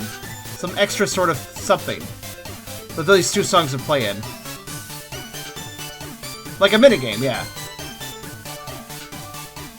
Something that is a departure from the normal gameplay. Or the normal mechanics.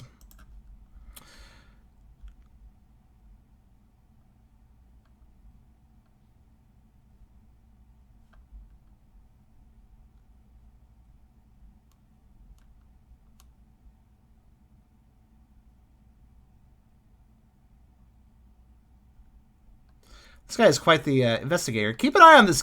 Go watch Matt. Go watch on Twitter. Watch Matt Yukana with an underscore at the end, mind you. Otherwise, you get a different account. Or like, yeah, under. Is that an underscore? I think that's an underscore. Otherwise, you get a different account. But yeah, this guy's worth watching if you care about Pokemon content and like digging into content and stuff. Oh, the Pokemon Home National Pokedex printers. Nice.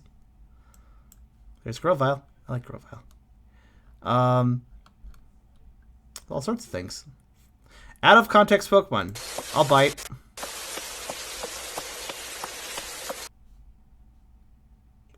Fine. Thank you.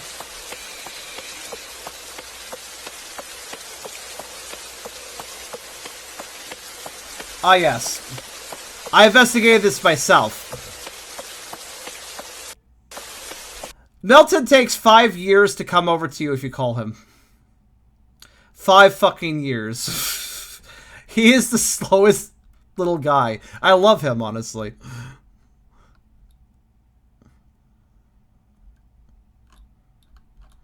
He waddle. He waddle, he daddle.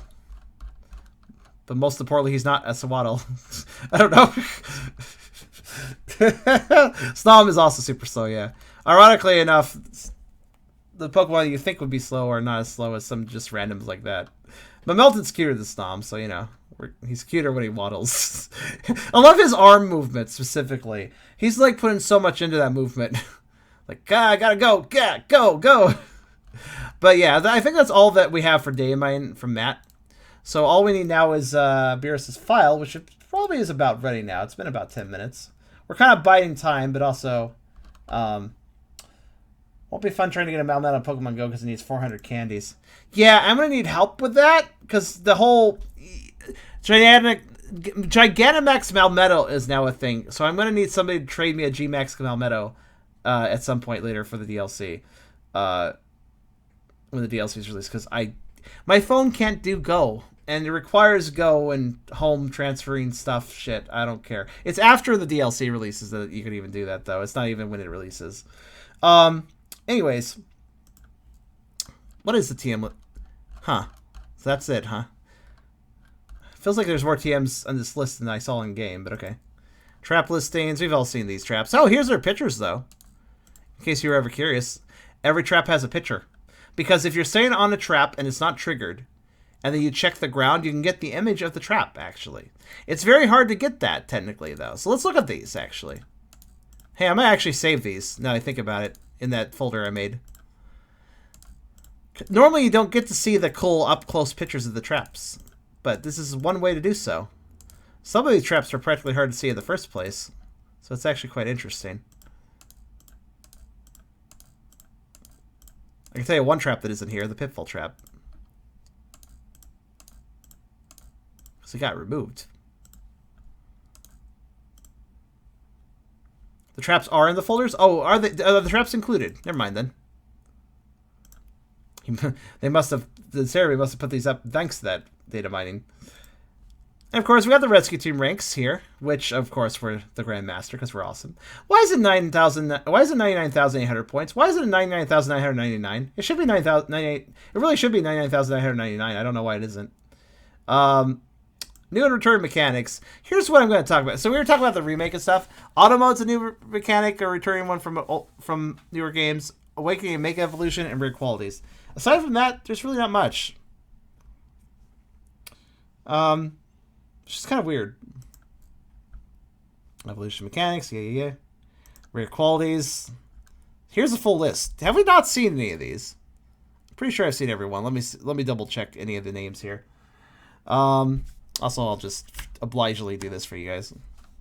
There you go. But let's see. Friendly, Final Fun, Leap Ahead, Leap Half, Leap Boost, Link Courage. I'm just curious if there's anyone I haven't seen. Nope, I've seen every single one of those. XP Boost is probably the rarest one, though. That one is the one I think I've seen the least. Pokemon Square. Got Kick, Clean, Shove. You'll see. Yep. All this stuff. Nothing important here. And that's mostly it. We got the mystery house function, but we already found everything to be seen. And the mystery house is no longer a mystery to us. And then, of course, the Watermail codes, which I guess there's Pokemon Gift Watermail codes, which I think I've used most of them. I remember going through the Item Gift Watermail codes. We went through all of these, I believe. So we even entered all those codes. And that's really it. If Cerebi has something else, there's really nothing else to speak of, probably. Cerebi doesn't always have complete 100% information, but if something exists, I'll at least tell you about it, if not all the details. So, yeah, that would be it, aside from, well,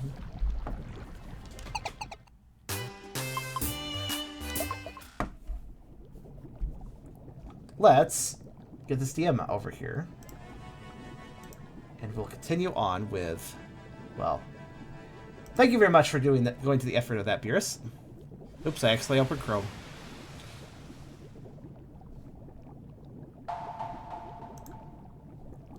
That works out.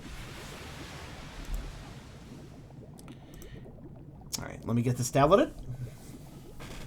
I'd always use a golden mask code in Explorers every playthrough. What is the golden mask? What does that do again? I'm glad you did too, Beerus. Thank goodness that you saved that. Charms added all these images to a collection of PMD assets for Pokeroll. I'm not adding it directly to the Pokeroll table right now, or anything, but I'd like to get the folders together so I can do so if I want to. We've had fun adding little assets here and there. It would be kind of fun to add a few more.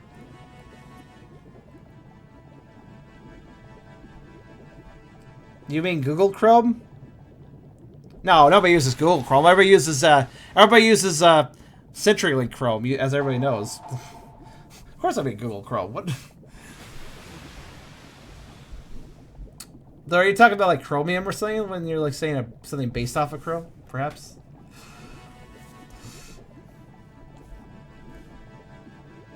Also, another thing trying to get mountain candies is 20 kilometers or 1 candy. Can you imagine a Melton trying to get 1 candy by itself? We just watched a video of how slowly they move. Imagine a Melton traveling 20 kilometers for a candy. That would take literally 5 years. I think. I meant Crom for Fire Emblem. Oh, I thought you were just missing the E on that statement. I forgot about that. Fire Emblem Crom. Yeah, okay, that's a character. I don't play Fire Emblem. So I had to think about that one. All right, so I'm moving the assets over. That was fast.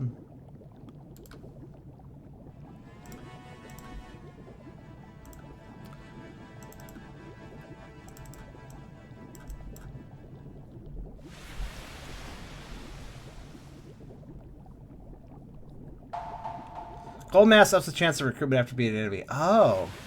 The sprite for it, if you throw it on the ground, is actually kind of terrifying. I think I vaguely remember what it looks like, actually. Alright, there we go. Alright, cool. Oh, Beerus, you dork. Right.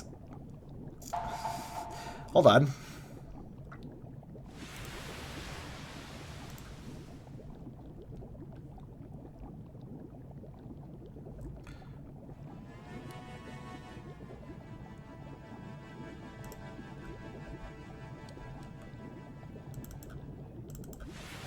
Just a moment as I position things in such a way where you guys can see them.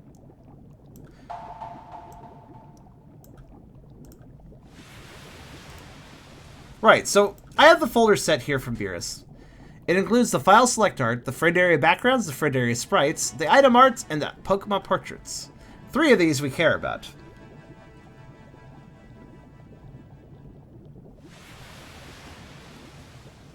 It's a joke of the fandom to redo the icon for Chrome to Googlify Chrome. I also like the idea of Firefox being a fiery fox, but you know.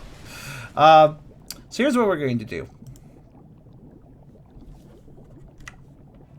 Open that. So first off, I will actually, you know what? No, don't provide the link publicly. I just realized that if Nintendo is trying to take stuff down, they might get really pissed off if we do that. Sorry I can't provide this publicly. I would normally, but since it's an asset in a game, I don't consider it a big deal. It's a visual. It's a fucking picture. It's a lot of pictures. That's all it is. It's not like I'm giving the game. It's not like we're trading free copies of the game. Like, come on. But yeah. So here, let me demonstrate. By doing this. Could put it on Discord. I don't know. I feel a little leery doing that too. If Nintendo's being all hoity-toity about it, or whatever you want to say. Probably should not be put in a public location.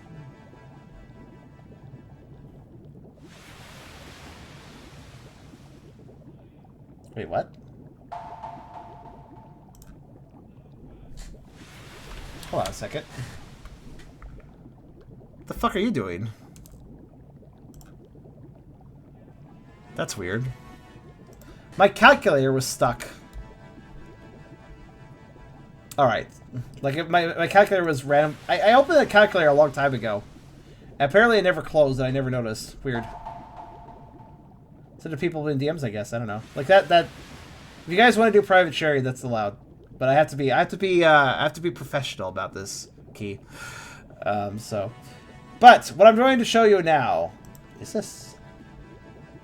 Oh. Hello? Okay, there it is. It's shy. Don't worry about it.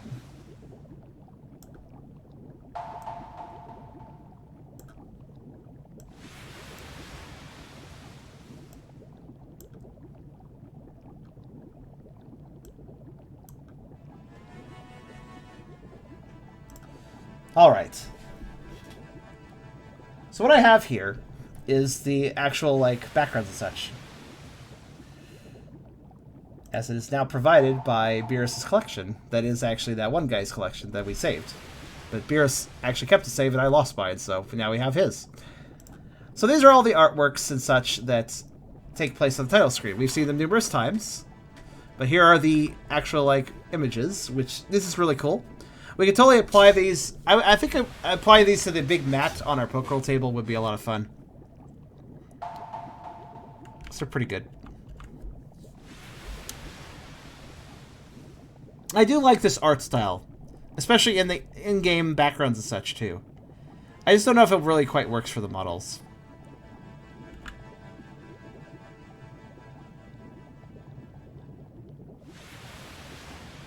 What is going on in this picture? Eevee looks slightly sarcastic. Like Saya's looking at the board like, I don't know, man. I don't know how to read all these things. And Eevee's like, haha, that's our Psyduck. Isn't that right, audience? It's like I don't know. Ah, that's our Psyduck. Isn't that right? Eh. Look towards the audience. Because they're looking at the camera.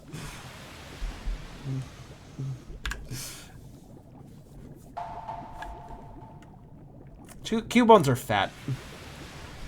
And if you're wondering why I went Beerus when I opened this folder, this is why. Well, I'll show you after this image anyways. Pikachu looks fucking shocked, like... it feels like Squirtle opened like a really shocking letter, like... Oh hey, it's a divorce filing. And Pikachu's like, what? but Squirrel's like totally not like totally does not give a shit or just doesn't care or just isn't bothered whatsoever, but Pikachu is. Anyways, this is why I said Beerus. Because Beerus also included this.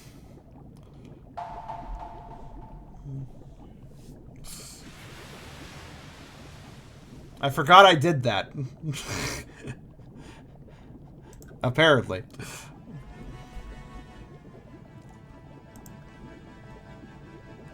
So that's a start. We're not done, though. Here's the friend area backgrounds, which we've all seen, and... well, here they are again.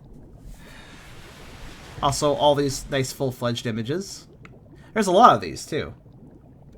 Tricopods are pretty great, actually.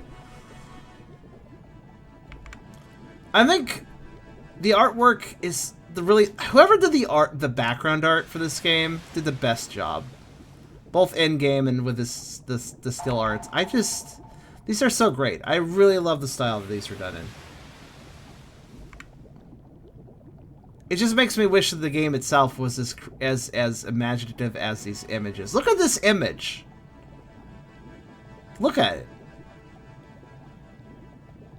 You can bet that we may use some of the... Actually, I just realized that there is a dungeon that me and Carr planned out for Pokerol that actually would work really well with this background. Remember, these are friend areas, not dungeons, not places you can really go. In the original games, you could walk around the friend areas. They were a lot simpler there, of course, but... I mean, they weren't still images. It is both disappointing and interesting that there are still images instead of the friend areas being walk-onable. Because we can't walk around the friend areas, but we also get this beautiful art, so it's kind of a trade-off, I'd say.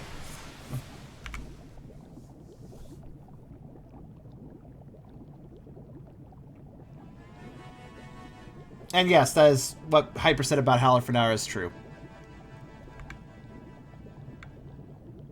Yeah, I'll come back. Don't worry.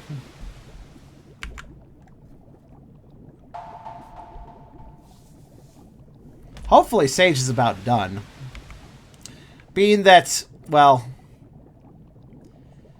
We got through a hell of a...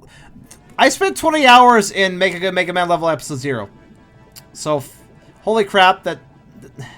Let's hope that everything's just demos from now on, because we're getting down there. We are getting down there, but there's still like 50 games to go.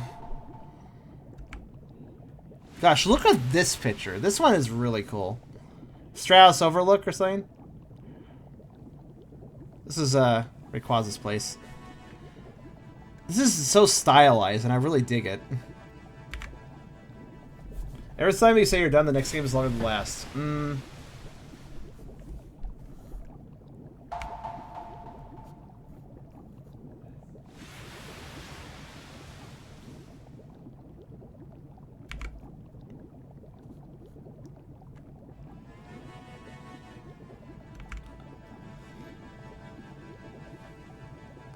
This looks like God's bathhouse.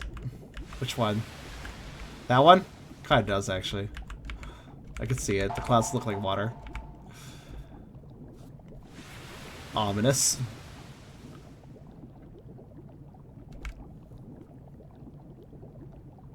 Ominous Part 2. Those are the unknown places, I believe. So is this one, though. Or maybe this one isn't, actually. Pineapple Town. I want to know where this Pineapple Town is in the game. Because this Pineapple Town is cool.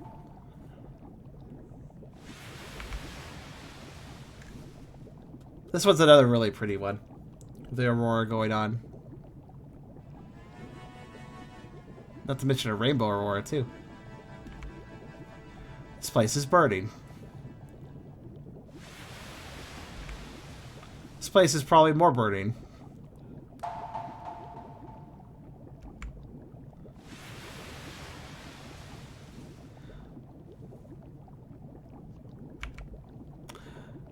Another little town, for the looks of it, on the side of a cliff, above a waterfall, above waterfalls, amongst waterfalls and above a river, and an underwater town.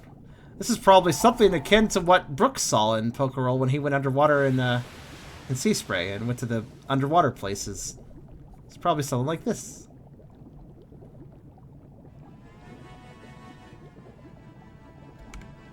Here's an ancient undersea ruin, which, again, this might be a very useful picture for a later place in our Pokerol game. All of these might be, but specific ideas I've worked on with Carr. As much as I hate all the water dungeons, these water backgrounds are fucking great. I love these.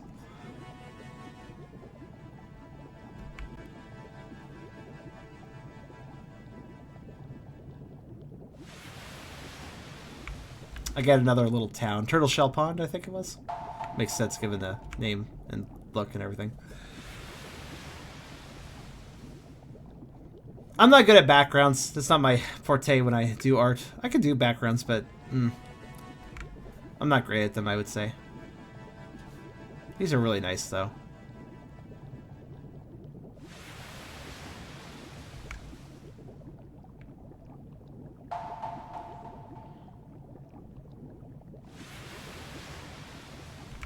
The more I listen to this song, the more I realize it kind of reminds me of a Yume Nikki song, actually.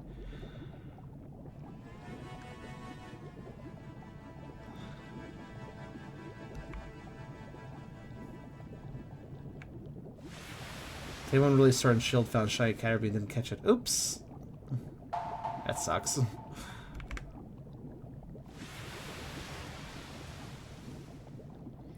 You know, I think there's more friend areas in the game than there are dungeons.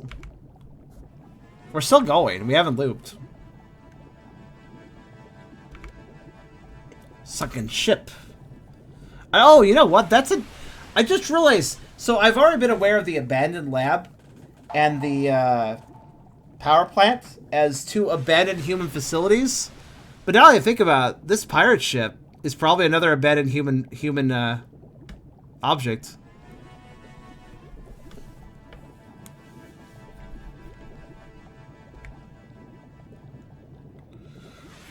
For what we've seen of Pokemon, especially for this game, I don't think they were capable of building anything like this. It's too complex. Pokemon can make ships, but can they in the time period of PMD 1? And also, when... Okay, what Pokemon ships are you pointing out by saying that?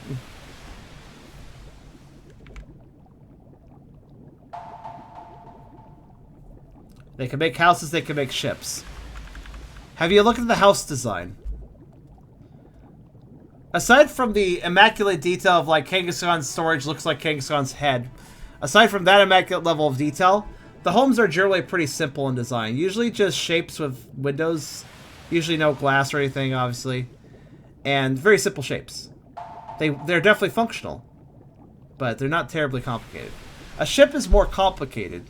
Not only because it has to float, but also because of all the individual parts and such. I think they could make a ship, but it would be quite the challenge for them. I think it's much more likely the ship was human of design. Hi, kitty. And Chow, that's good. How you doing, Chow? As I've discussed before, I believe the PMD series is a chronology of games. I believe Rescue Team happened before Explorers, but in the same universe and same world. And then after Explorers, perhaps Gates, and then perhaps after Gates, Super. Before all those games, though, I also believe that I am of the belief that before Red and Blue Rescue Team happened, a long time before it, was humans, the main series games. And then something happened that removed humans from existence for the most part. And then eventually Pokemon flourished and gained their own societies, and then we had PMD. Alakazam could make a ship like that. I don't know, man. Maybe. Maybe not. There are some exceptionally smart Pokemon, but there's a difference between intelligence and wisdom. Intelligence and ingenuity, cleverness. Those are all separate things, after all. You can be really smart, but not capable of thinking outside your box all the same.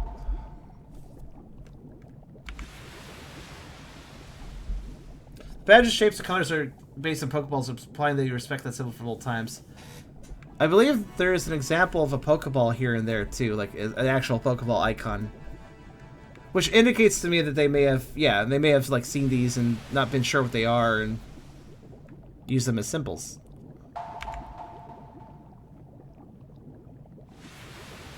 Super came out of Gates because it does right. Super definitely proves that it came after the other games. Super is most certainly the latest PMD game so far, because it has references to all, it has characters and references to all the other games.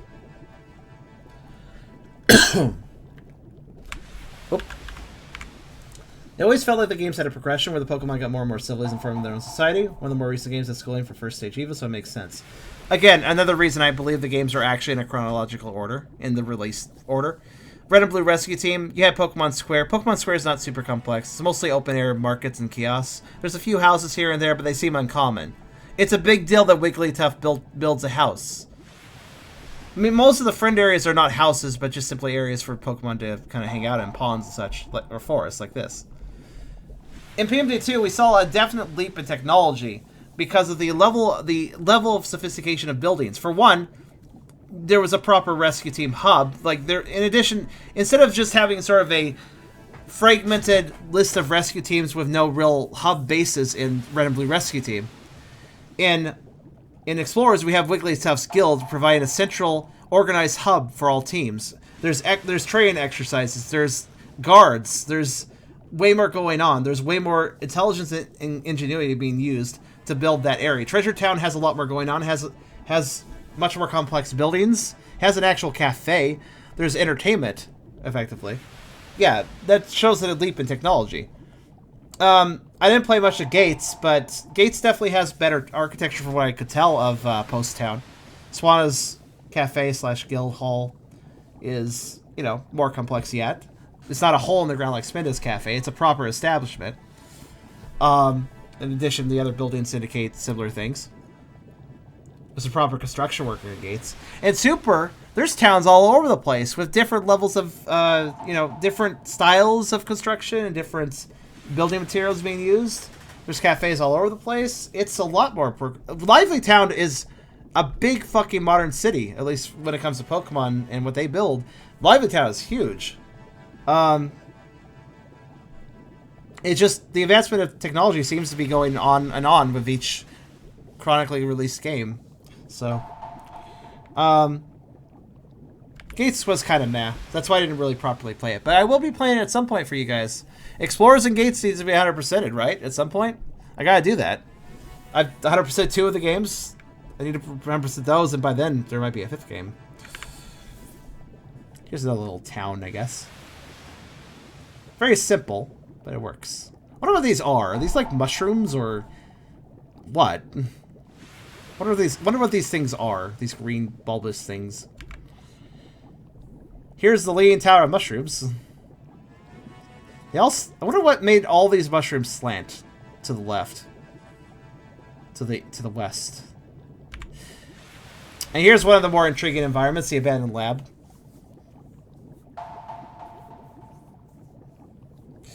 There's a lot of interesting things about this, but nothing you could directly correlate. You could theory craft a hell of a lot with this place. And, of course, also the abandoned power plant.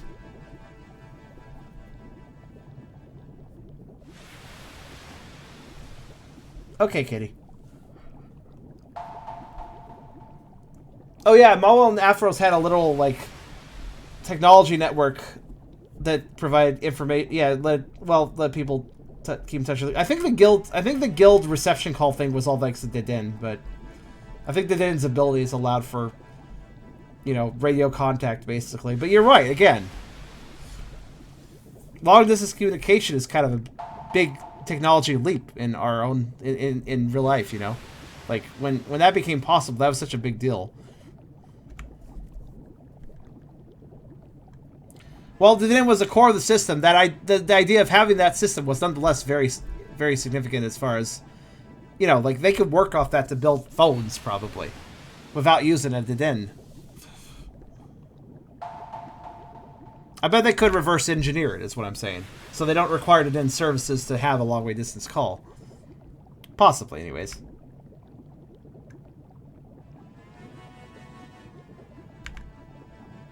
And we have now looped, by the way. If you're wondering how many frienders are in this game, there are 57.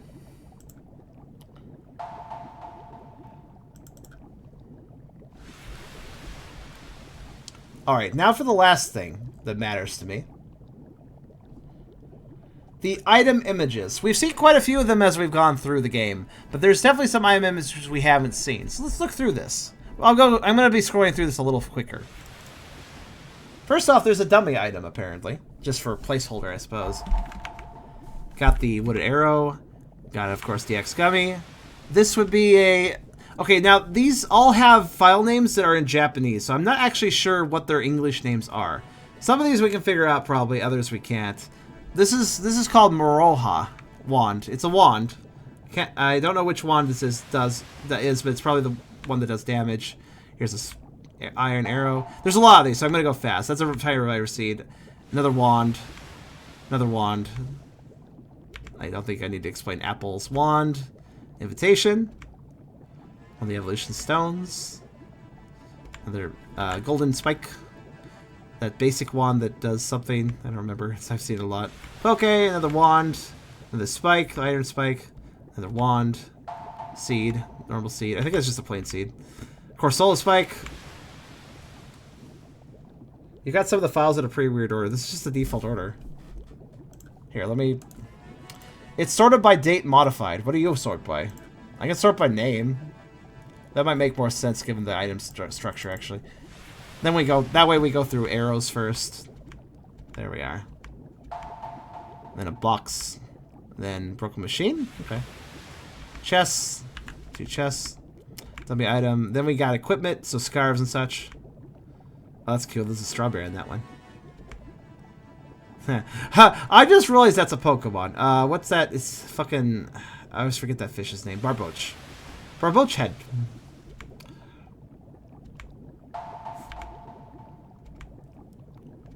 Black spelt. Now, we've seen a number of these. No, I don't remember seeing that one. Maybe I just never looked at it. Or that one. See some of these. I'm not sure I recognize that one either. Maybe I do. Or, that one looks vaguely familiar.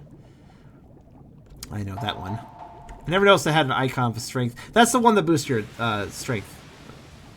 Your attack, your physical. Never noticed I had a fist on it, though. These are a bit bigger than the in-game pictures, so we can see a few more details on them. Again, I'll be going fast through these, because there's a lot of items in the game. So if you want to look, or if you're on YouTube, just pause. That has a little reticle on it, neat.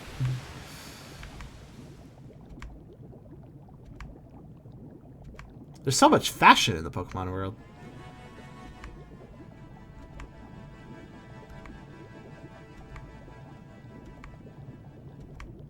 Alright, we're out of equipment items. Now we're going to food! Like this, the lovely, it's... whatever it's called. Grimy food or whatever. Yeah. Good. Chestnut. Apple, big... Apple? Appler? Applist. Applittlist. Money. And then we got the orbs. That's a... Oh, that must be the rain orb. Rainy orb. It's actually kind of neat. Not sure. Not sure. These orbs are really neat. Can you... Hey, you know what would be cool? You know what would be really fucking awesome? If somebody went to the trouble of custom crafting marbles that look like all the orbs from this game. Imagine having a marble set that included all of these. Because technically marbles are pretty interesting. You can make anything you want in a marble, like pattern-wise. This would be cool if somebody just made marbles out of all these. That would be neat as heck. I'd buy those.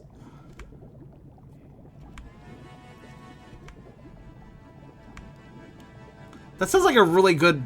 That sounds like something that a lot of people would love to buy. You just get the big you know how there's little marbles and there's like the big super marbles?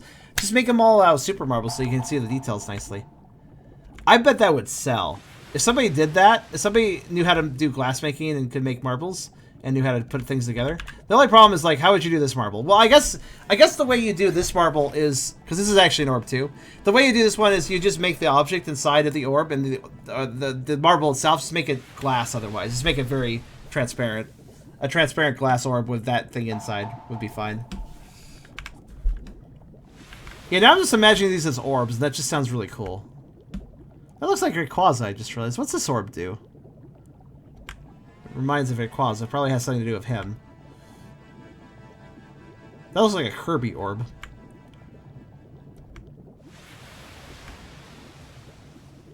Revive All orb, isn't it? I didn't notice the Revive All orb has a revive seed in it. That makes a lot of sense, though. Money. That's the bank orb, isn't it? Ha! Wigglytuff's orb.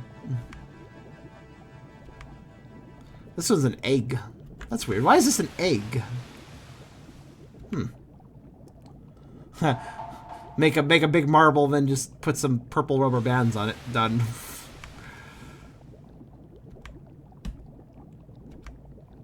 Another one that we need a transparent glass circle. A little tornado in an orb. Oh, that does sandstorm. That sandy orb, useless. Useless! Some of these look like Zelda items. Yeah, they do. Oh, another one has purple rubber bands. Just a gray one.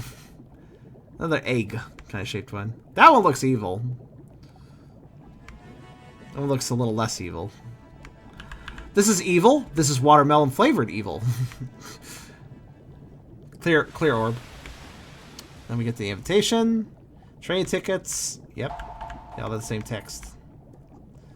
Then we got the parameter items, as they call them. Chocolate. Cookie. Wait, where do you get the chocolate and cookie again? I don't even remember. Where do you get those? Donut? Chocolate cookie. Yeah, the food items. I remember them from Super, but were they in this game?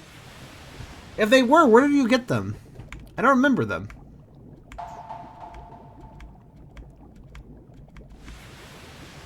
Seeds. It's a blast seed. Blind seed. That's how you can tell the difference between a tiny reviver seed and a reviver seed. One's grown a little bit more into a heart. Quest items. Oh, they're quest items. I was like, can you get these and use them? The stat items? In Super, they were like really good stat items, if I recall. Winged seed. Evil seed. Boomerang seed. Shaddock seed. Rainbow seed. Butt seed.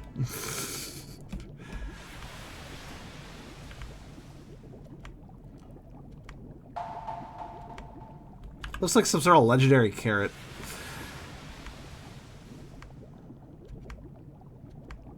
Rock. Other rock. Better. Golden rock. And here's the traps, which we don't really see their icons. We see their models a lot, but we don't see their icon. We don't see their like drawn icons very much. They're very similar to each other, but nonetheless, it's kind of interesting to see them.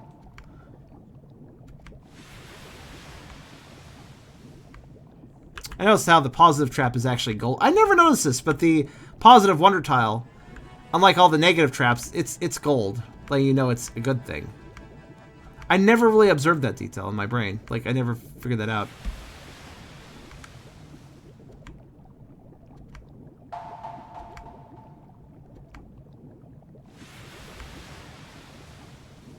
Same with the train tile.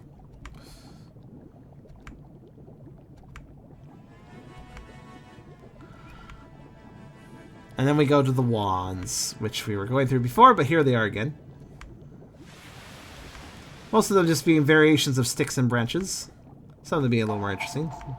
Twisty or curly or spiky or wrapped up or being a magic cane. Sometimes they're canes, sometimes they're not. Sometimes they're a pickaxe. That's actually the intention of this one, because this is the tunnel wand, I just realized. It says up on the top. The phrase should probably not be. I'm just saying what it is. And then we got some technical machines, and we're back at the beginning. That is all of the items. Well, all the items that have pictures. If you're wondering, there's also portrait lists like this. There's actually a lot of portraits. There's actually a lot of portrait slots, but most of them are not used by most Pokemon. Most Pokemon only have 3. Neutral, happy, and sad. Or in other words, standard, face they make when you recruit them, face they make when you dismiss them. Very few, if any, use every single slot. I don't even think any of them do use every slot. Let's see. I think the closest you're going to get is the starters. They use quite a few, obviously. But even they don't use some of the slots that are there. As you can see here.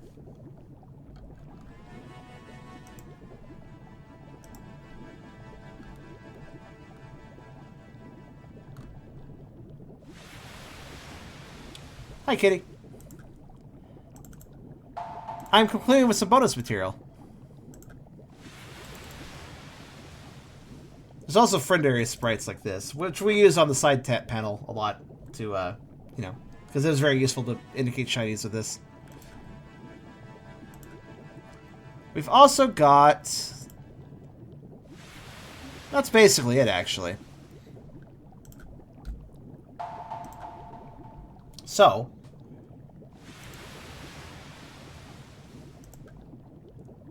Yeah, that leaves us with nothing, really.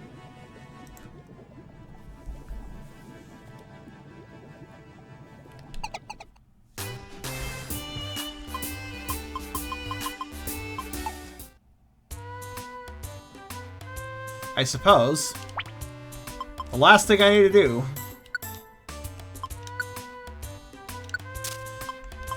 I'm retiring. No more missions. Sorry, everyone. Our offices are now closing. You will have to seek other clients.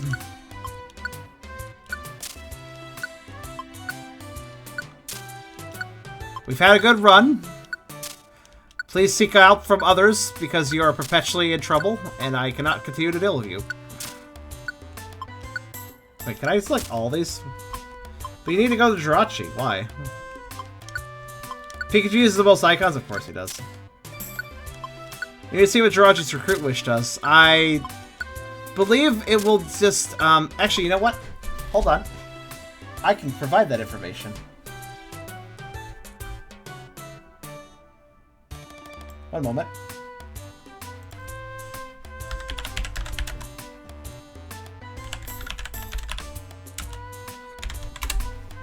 Wait for it.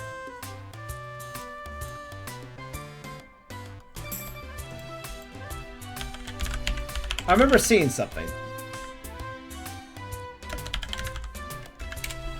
When I was looking up Wish Cave information.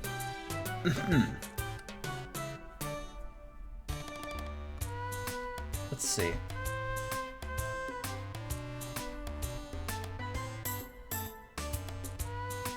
You are correct, though. Returning to 9FF after completing the dungeon and recruiting Jirachi for the first time causes Jirachi to temporarily revisit Wish Cave and grant the player another one of the above wishes. Here's the thing.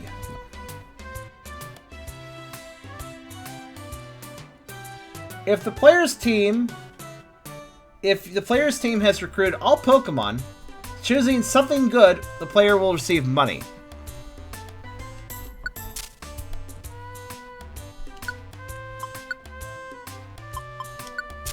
In other words, if Jirachi cannot fulfill the wish, such as, I want to recruit a Pokemon when I have all the Pokemon, Jirachi will just go, oh, well, I can't do that, so have money. If you remember what Jirachi's other wishes are, I'll go over them. The Lots of Money wish gives you 20,000 Poke. I can earn that in 2 dungeons, come on. Or 1 dungeon, really. Doing the Lots of Items wish, Jirachi will give 16 random items that can be found in Wish Cave.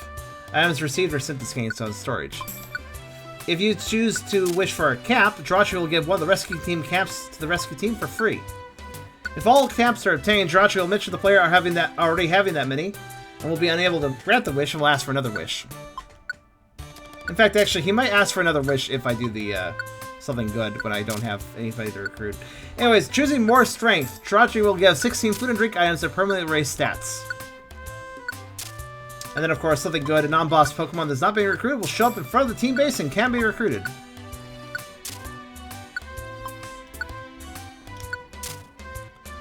Which means the last Pokemon we recruited, not counting Shinies, was Nincada. Nincada was the last one we got. He was the last little bloke that was the Pokemon we didn't have. Oh. Can we redraw it to something new now that we've done everything? Last thing I want to check.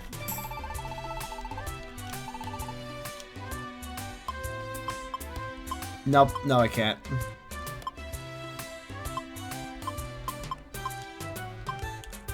But I have to choose one though. Also, here's where the Pokeball symbol comes up. Literally a Pokeball icon exists for this. This one weirds me out. Kinda like the Ditto one though.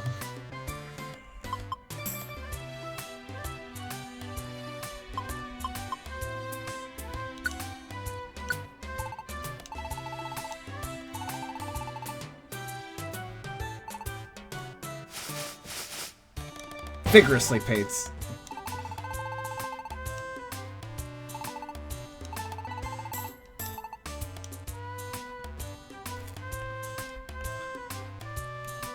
And with that, folks, Well, I need to get rid of the rest of my missions, don't I? No, I did already. We're retiring! It's all done, guys. Every last little bit. I definitely feel like... I don't remember how many parts my Super Mystery Dungeon playthrough was. I think it was like 26. So it's not that this was that many more parts than my Super playthrough. But it sure felt a lot longer. It was definitely more of a grind than Super was. Oh, Crimson. Thank you again.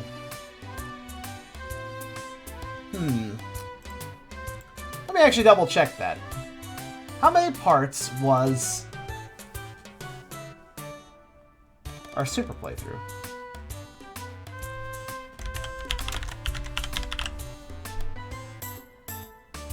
$26. 26 parts was Super. Well, folks, I suppose with that,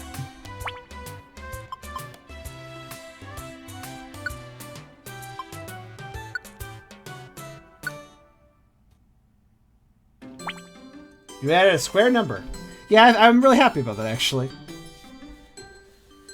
Just shy of 250 hours, less than an hour away from that much playtime.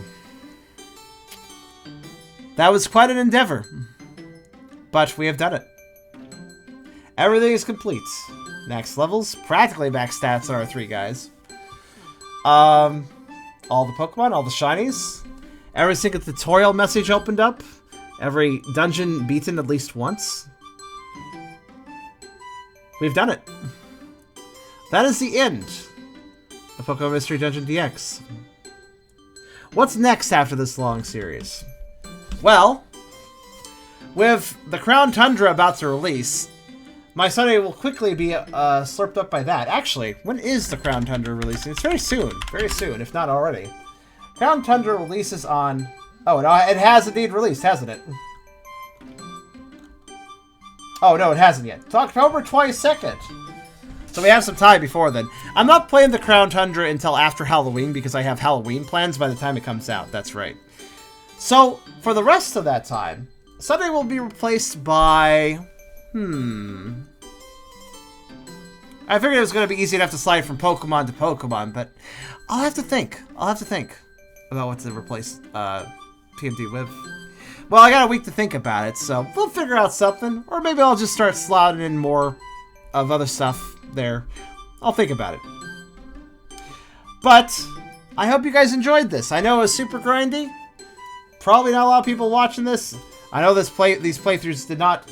I know both my Super playthrough and this playthrough didn't really garner the best views on YouTube. I don't feel so bad about the Super one not doing too well because the mic was... I had a bad mic then, so it's been a while since I upgraded. But that was back when I had the bad mic, so I kind of get it. But this was a lot of fun, even if it wasn't always a lot of fun, you know? Like, at times, this was definitely way too grindy. And I really wish there would have been something to end off all this progression, being all the dungeons, or getting all the Pokemon. I feel like there should have been some extra little congratulation at the end. It's a shame that this game didn't have that, but ah well. I digress, though. It was nice to get through this, and continue my streak of 100% of these games. When will I do Explorers? I will not tell you right now. It'll probably be a while though, because I definitely need another break from mystery dungeoning for a while. But we'll get around to it. Any case, that was Mystery Dungeon DX. And this was part 30, the final part at last. Thanks for coming by, guys.